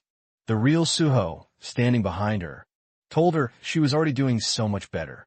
The squad turned to him in utter disbelief, unable to comprehend that the actual person had appeared. Suddenly, working through the system window, Suho noted the squad had grown noticeably gloomy. Yonhwa grumbled that they'd died at least 100 times, and their morale was seriously suffering. Suho smiled, remarking that judging by their eyes, they were already used to dying in the simulation and no longer saw it as catastrophic, which he considered a very good sign. Jaiwan and Diwan watched all of this with wide-eyed surprise. Suho then announced that new members had joined his squad and introduced the two to the Banshee team. The group carefully examined the newcomers, while Suho explained they had arrived earlier and shared their names.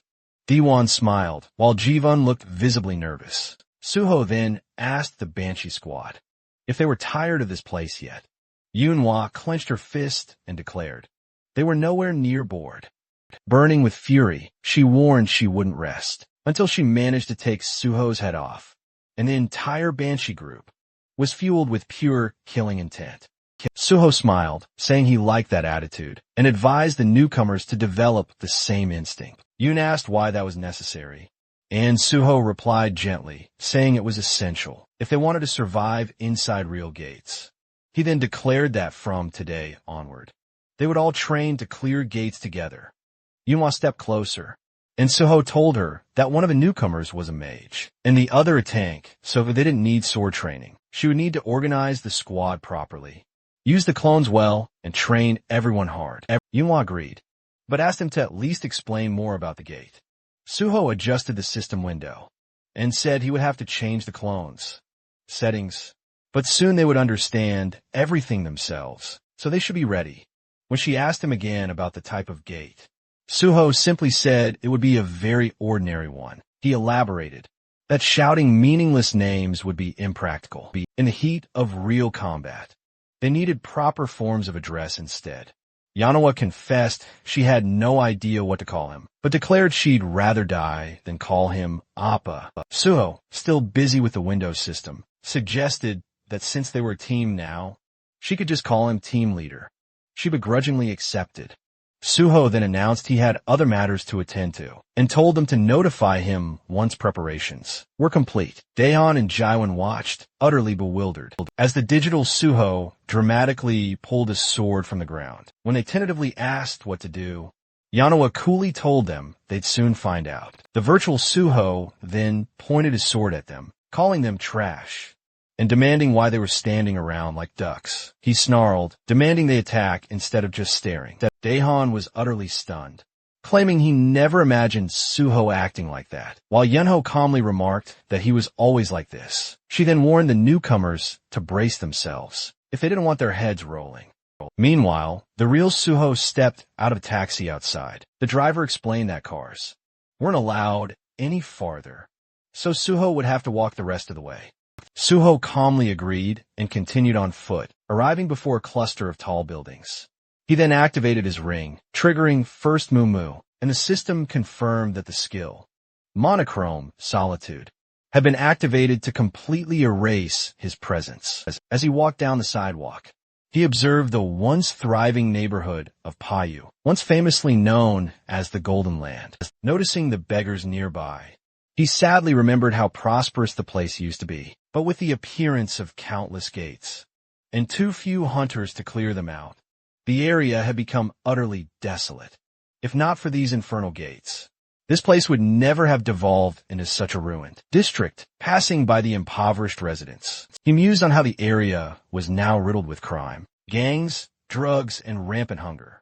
He knew he couldn't possibly save everyone here, but still, he remained resolute. He had to clear this gate fast, and when the moment was right, this location could prove incredibly useful. Glancing up, he noticed that this forgotten area had drawn in a peculiar group of individuals who might just prove beneficial. He paused before a very familiar door, recalled how often he'd visited here in his previous life. A man peered through a tiny window in the door and questioned his identity. Suho stated he wished to purchase the mine first. Mumu deactivated. The man instantly recognized him as Suho. Suho smiled, confirming it. The man opened the door, inviting him in. Pointing to a sofa directly across from him, the man explained that even though they weren't officially open yet, he already had specific orders on how to treat Suho. He then asked if Suho had ever been to Paiju. Suho, in turn, asked if the man was uncomfortable. The man repeated the question, puzzled, and Suho pointed out that he didn't appear comfortable in his mask.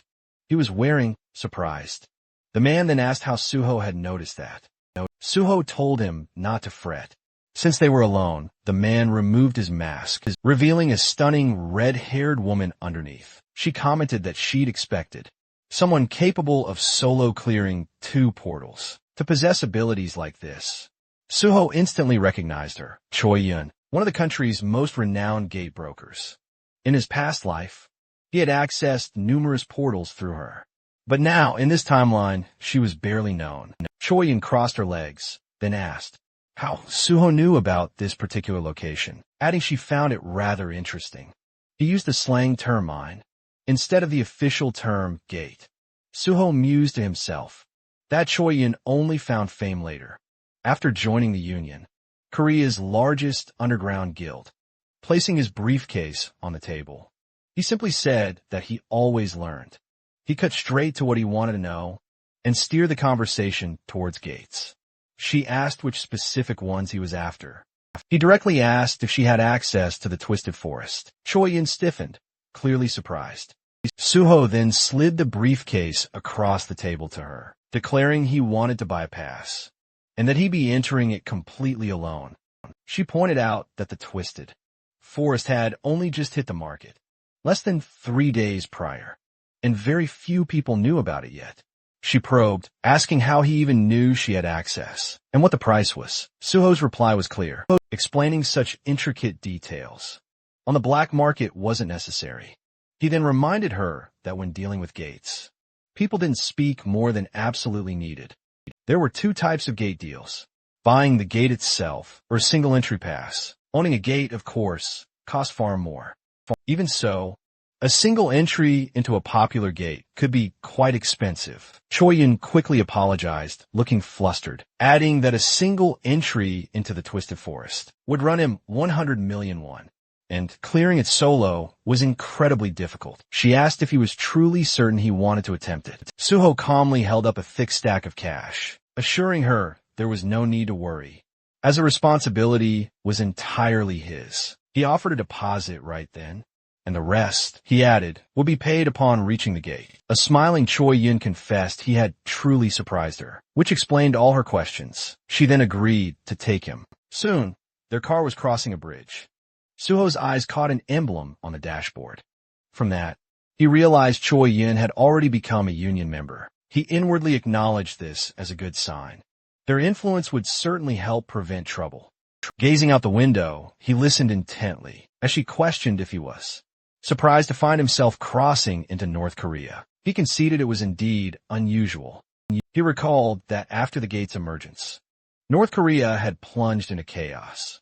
China had tried to seize control, but failed due to the powerful creatures near their borders. Meanwhile, South Korean hunters were moving much more freely. As they rode, Choi Yun remarked that Suho was far more straightforward than she'd anticipated. She admitted that after reading articles about him, she'd assumed he'd be different.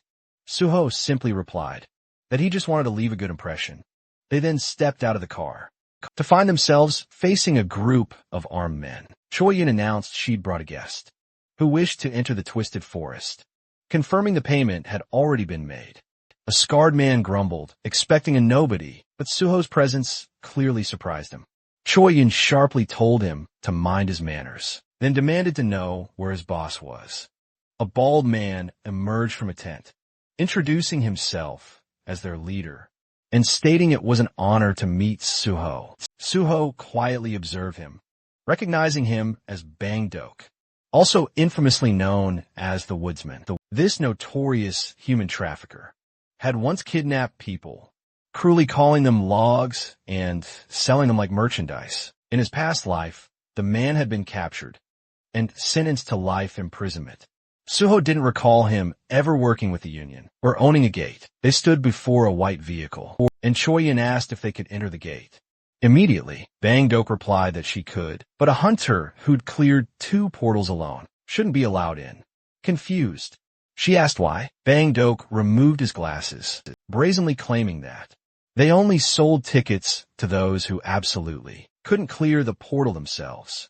Someone like Suho simply didn't qualify for that condition. Suho frowned, thinking such a justification perfectly fit a human trafficker's twisted logic. Choi Yun immediately challenged him, asking if he was trying to hike the price on the spot.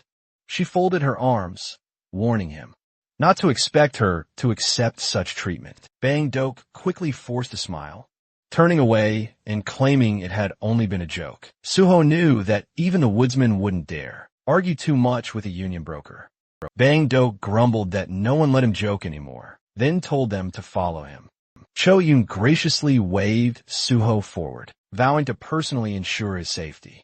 But several unsavory men were already glaring at Suho, their eyes burning with hostility. Suho realized that, even if he managed to clear this gate, an ambush could be lying in wait on the way out. This was precisely why brokers were tasked with ensuring client safety, and why so few of them truly existed. When the shutter lifted, the glowing portal finally appeared.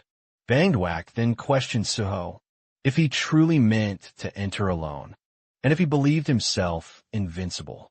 Suho simply brushed him off, stepping into the gate. Within a twisted forest, a blue portal shimmered into existence, and the system immediately reported his entry had begun. It then stated the rules. Only hunters level 99 or lower were allowed, with a maximum squad size of 8. Suho ventured deeper into the forest, lifting his gaze to absorb the twisted landscape. He hadn't anticipated ending up in this place. Back in his past life, he had never entered this specific gate either, but he'd heard more than enough about it to know what horrors awaited him inside. Summoning his shadow spear, he decided to first seek out anything useful. With eyes closed, he activated magic detection, and purple streams of magic rose upward. A massive yellow eye suddenly glared back at him as he realized the very trees were monsters. The system identified them, twisted ants. Level 93. Suho immediately hurled his spear, striking a vital spot beside the monster's eye. He mused that an axe would be ideal, but he didn't have one currently. The ant unleashed a deafening roar as Suho swiftly summoned his bloody sword, recalling that the mole mine boss had been far more bothersome than these creatures. Similar to the nameless swordsman, he would first need to level up considerably before he could easily defeat something like this. He unleashed a swift slash, cleaving the monster's attack in half, as the system reported decapitation had been activated. Gripping the weapon tightly, he recognized the clear difference. A gaping 30-level difference separated him from the ant, so it made sense he couldn't instantly destroy it. He chose to fight, armed only with his swordsman skills. His blade carved a crimson trail, as another monstrous roar echoed through the air. Soon, he stood triumphant over the monster's chopped remains, his sword trembling ever so slightly. Even just defeating a single ant had been a challenge, but he could sense his level slowly, steadily rising. So he pushed onward, realizing the sheer abundance of monsters here made this place absolutely perfect for training. A gaping, tooth-lined maw opened beneath another ant's eye as Suho launched himself straight upward, soaring high into the air and promising to turn the creature into pure firewood later. Fallen trunks formed a huge heap beneath him as he stood atop the pulverized ants, declaring he'd finally managed to do it. Opening his status window, he realized that despite the seemingly slow progress, he had achieved the exact result he wanted. A hint of surprise touched his expression as the system congratulated him. The light of healing had reached maximum level. It explained that F-rank healing now utilized mana more efficiently, increased healing effectiveness, and significantly reduced regeneration time. It then showed him the progression from rank 50 to 100, and he recalled how, before level 40, he only had access to a single class skill. At level 50, class skills rose to rank A. After level 60, they rose once more, and at level 100, he would be able to change his class entirely.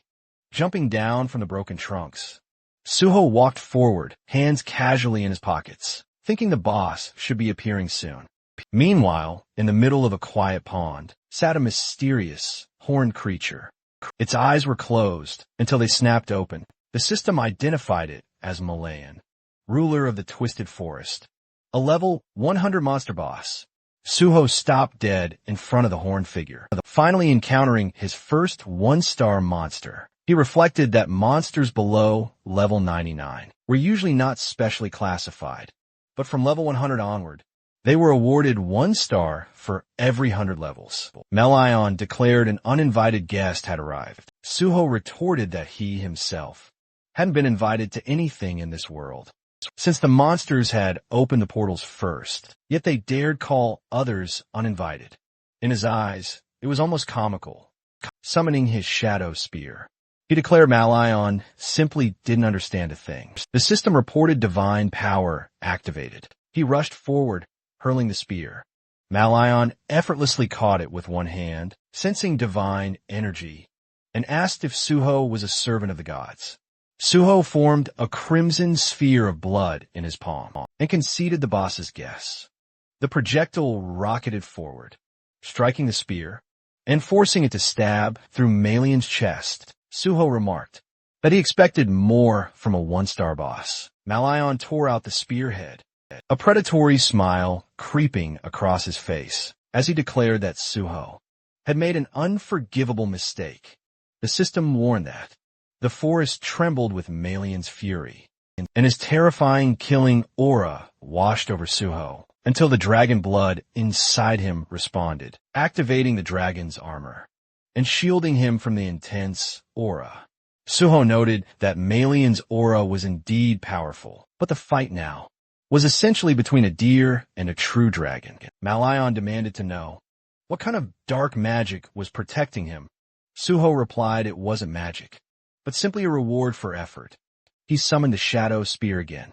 The boss scoffed, asking if that was all he could do. Suho replied he could do much more if needed. The spear struck the ground in front of Malion, and black chains coiled menacingly around the boss. As the system activated shadow binding and shadow bleeding, Malion tore through them easily, asking if Suho truly believed such petty tricks would work on him. He raised his arms, the water around him bubbling, as dark energy surged upward. Menacing formations rose from the pond itself. With a confident smile, Malayan dared Suho to feel the difference in their strength. Suho watched on, unfazed, and declared he was looking forward to it. A powerful strike hurtled toward him, which he dodged with effortless grace, responding with blood-enhanced sword attacks. His blade instantly turned crimson as the system activated decapitation. Suho acknowledged that this foe was indeed tougher than those mere ants. He swiftly leapt back to avoid a massive root, then cleanly severing another. Malayon simply sneered, saying Suho clearly didn't know how to wield a sword. Suho admitted it with a faint smile, stating he only needed to wait a moment longer. Malayan studied him, unable to decipher his true intentions. Suho's slashes continued, and faint red marks began appearing on the monstrous roots. Malayan realized Suho had stopped using divine power and couldn't understand the purpose of these weaker attacks. Suho's movements made no sense to him. Malayan spread his arms, preparing another attack, sending multiple roots surging forward relentlessly. He promised to rip Suho to pieces. But when the attack reached Suho's position, the roots split apart completely effortlessly, standing calmly on a stone island. Suho's calm expression starkly contrasted Malayan's shock. Malayan tried to rationalize it, imagining Suho had merely struck weakened points on the roots. But as more roots crumbled with clean cuts, Suho remarked that his technique seemed to have worked. He had been using decapitation, so the system would assess his technique. And now that it recognized his mastery, it significantly boosted his strength. Holding a new red and black sword, he watched as the system announced that his swordsmanship had now surpassed all others and upgraded decapitation to rank S. A follow-up message then stated that the will of the nameless sword reacted to this increase. Smiling, Suho read the new system notifications. The sword's consciousness awakened. It blessed him. It chose a new target. And then the system congratulated him for becoming the successor of Void, his unique style of swordsmanship. Malion unleashed another crushing swarm of roots, shouting that Suho couldn't possibly stop this attack. Suho calmly looked up, struck once, cleanly cleaving the massive root in half. The system instantly identified the technique as the first form, Void Style Slash. Malion, utterly enraged, demanded to know what twisted sorcery this was. Suho replied that it wasn't magic at all, holding his bloody sword forward defiantly. He said the real fun was only just beginning. The system then announced that Suho's understanding of swordsmanship had now surpassed all others and would officially be added to the system's database. Suho thought back to when he first created the style, mistakenly believing he had reached his limit. He later realized that there were true monsters, like the Nameless Swordsman, whose skills far exceeded all human abilities. The first technique he'd learned afterward was Void Style, Steel Cutter, and he had mastered it in this life far faster. Malayan furiously promised to crush this dark magic. But Suho asked, hasn't life taught you anything? The system activated cutting steel. Suho slashed, and Malayan threw up his hands in disbelief, utterly unable to comprehend what he was seeing. Suho questioned whether the boss was blind in his old age and promised to finish him off. Malayan refused to back down, summoning massive monsters behind him.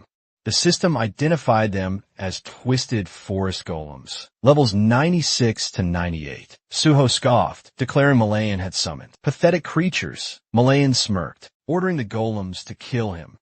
Suho charged forward, striking down one with a single devastating blow. As the system activated, cutting steel again, more golems crumbled, dropping vibrant green stones. Standing triumphantly among the defeated monsters, Suho told Malayan that steel was no longer difficult for him to cut, so these creatures didn't stand a chance. Malayan snarled, sending more thorny vines toward him. Suho sliced them apart effortlessly and said the boss had exhausted all his strength. He leaped up onto a stone, then another, declaring it was time to finish this. Leaping into the air, he delivered a powerful mid-air kick to Malayan. This sent the boss sprawling into the water. Water streamed down the monster's massive body as Suho manifested a menacing shadow spear, then ensnared him with dark chains. Malayan thrashed and struggled, demanding he cease his insolent chatter, and accused him of daring to mock a being of his stature, but the chains held him fast. Suho swung his blade, beheading Malayan with a single, decisive strike. The system then announced that Malayan, king of the Twisted Forest, had been utterly defeated, and the gate was cleared. Suho was crowned MVP, earning bonus experience, one skill point and another skill point. All his abilities surged with the level increase. A verdant sphere ascended from Malayan's corpse. Suho declared, "This is what I came for." The system identified it as the cursed druid sphere, rejected by the gods, an artifact that controlled and corrupted unstable minds, twisting them to its will. It had allowed Malayan to become the sole druid and guardian of the Twisted Forest. Suho examined the sphere, thinking that while the void style was valuable, this sphere had been his true objective from start. With that, he decided it was time to leave. Outside the portal, onlookers watched, gasping as they realized the gate had been cleared. Cho Yin was utterly shocked by his success. Bang Duex stared, utterly enraged, remembering their earlier conversation. The gate was S rank, allowing up to 8 participants, and was considered nearly impossible to clear. It had been his gold mine. He remembered the immense effort it took to obtain ownership of that gate, and now one boy had taken everything from him. Furious, he bellowed at Cho Yun, asking if she had any idea how much he had invested, and that even 100 million won wasn't nearly enough compensation. His men smiled darkly as he ordered them to skin Suho alive. Cho Yun stepped forward and asked, "Do you understand the consequences of what you are attempting?" Bang Duk cursed loudly, demanding to know what the Union had ever done for him before he could utter another word. A shadow spear's point burst right through his chest. In shock, he gazed at his own blood, then crumpled, all as his followers screamed in utter panic. Suho calmly stepped out of the portal. He then approached the terrified gang members, leaning coolly over their fallen leader. Squinting slightly, he asked Cho Yun if they could just leave. The remaining men glared at him, telling him to beat it. Suho asked if they really intended to return his money, that he'd already paid out. The tip of his sword then tapped one man's shoulder, and then, pressing the red and black blood blade right to his throat, Suho then coolly informed them that, since they, the portal owners, clearly broke the rules, they should pay for it, and he demanded a full refund. The man instantly, frantically agreed. A car door slammed shut as they quickly left the scene. Cho Yun, now behind the wheel, offered him a sincere thank you. Suho replied, "Of course, you should be grateful." He then added that thanks couldn't exactly be pocketed, so a more substantial gesture definitely wouldn't hurt him. She conceded he was quite sharp-tongued. He merely replied that it was only natural since he was a swordsman, and then handed her his phone. He asked her to punch in her number so they could easily stay in touch. Cho Yin said she'd just call him first instead. Suho replied that he'd certainly welcome it, especially if she found another suitable gate, of course. After saying his goodbyes, he stepped away from the car. Watching him leave, Cho Yun then remarked softly that he was much, much nicer than she'd ever expected.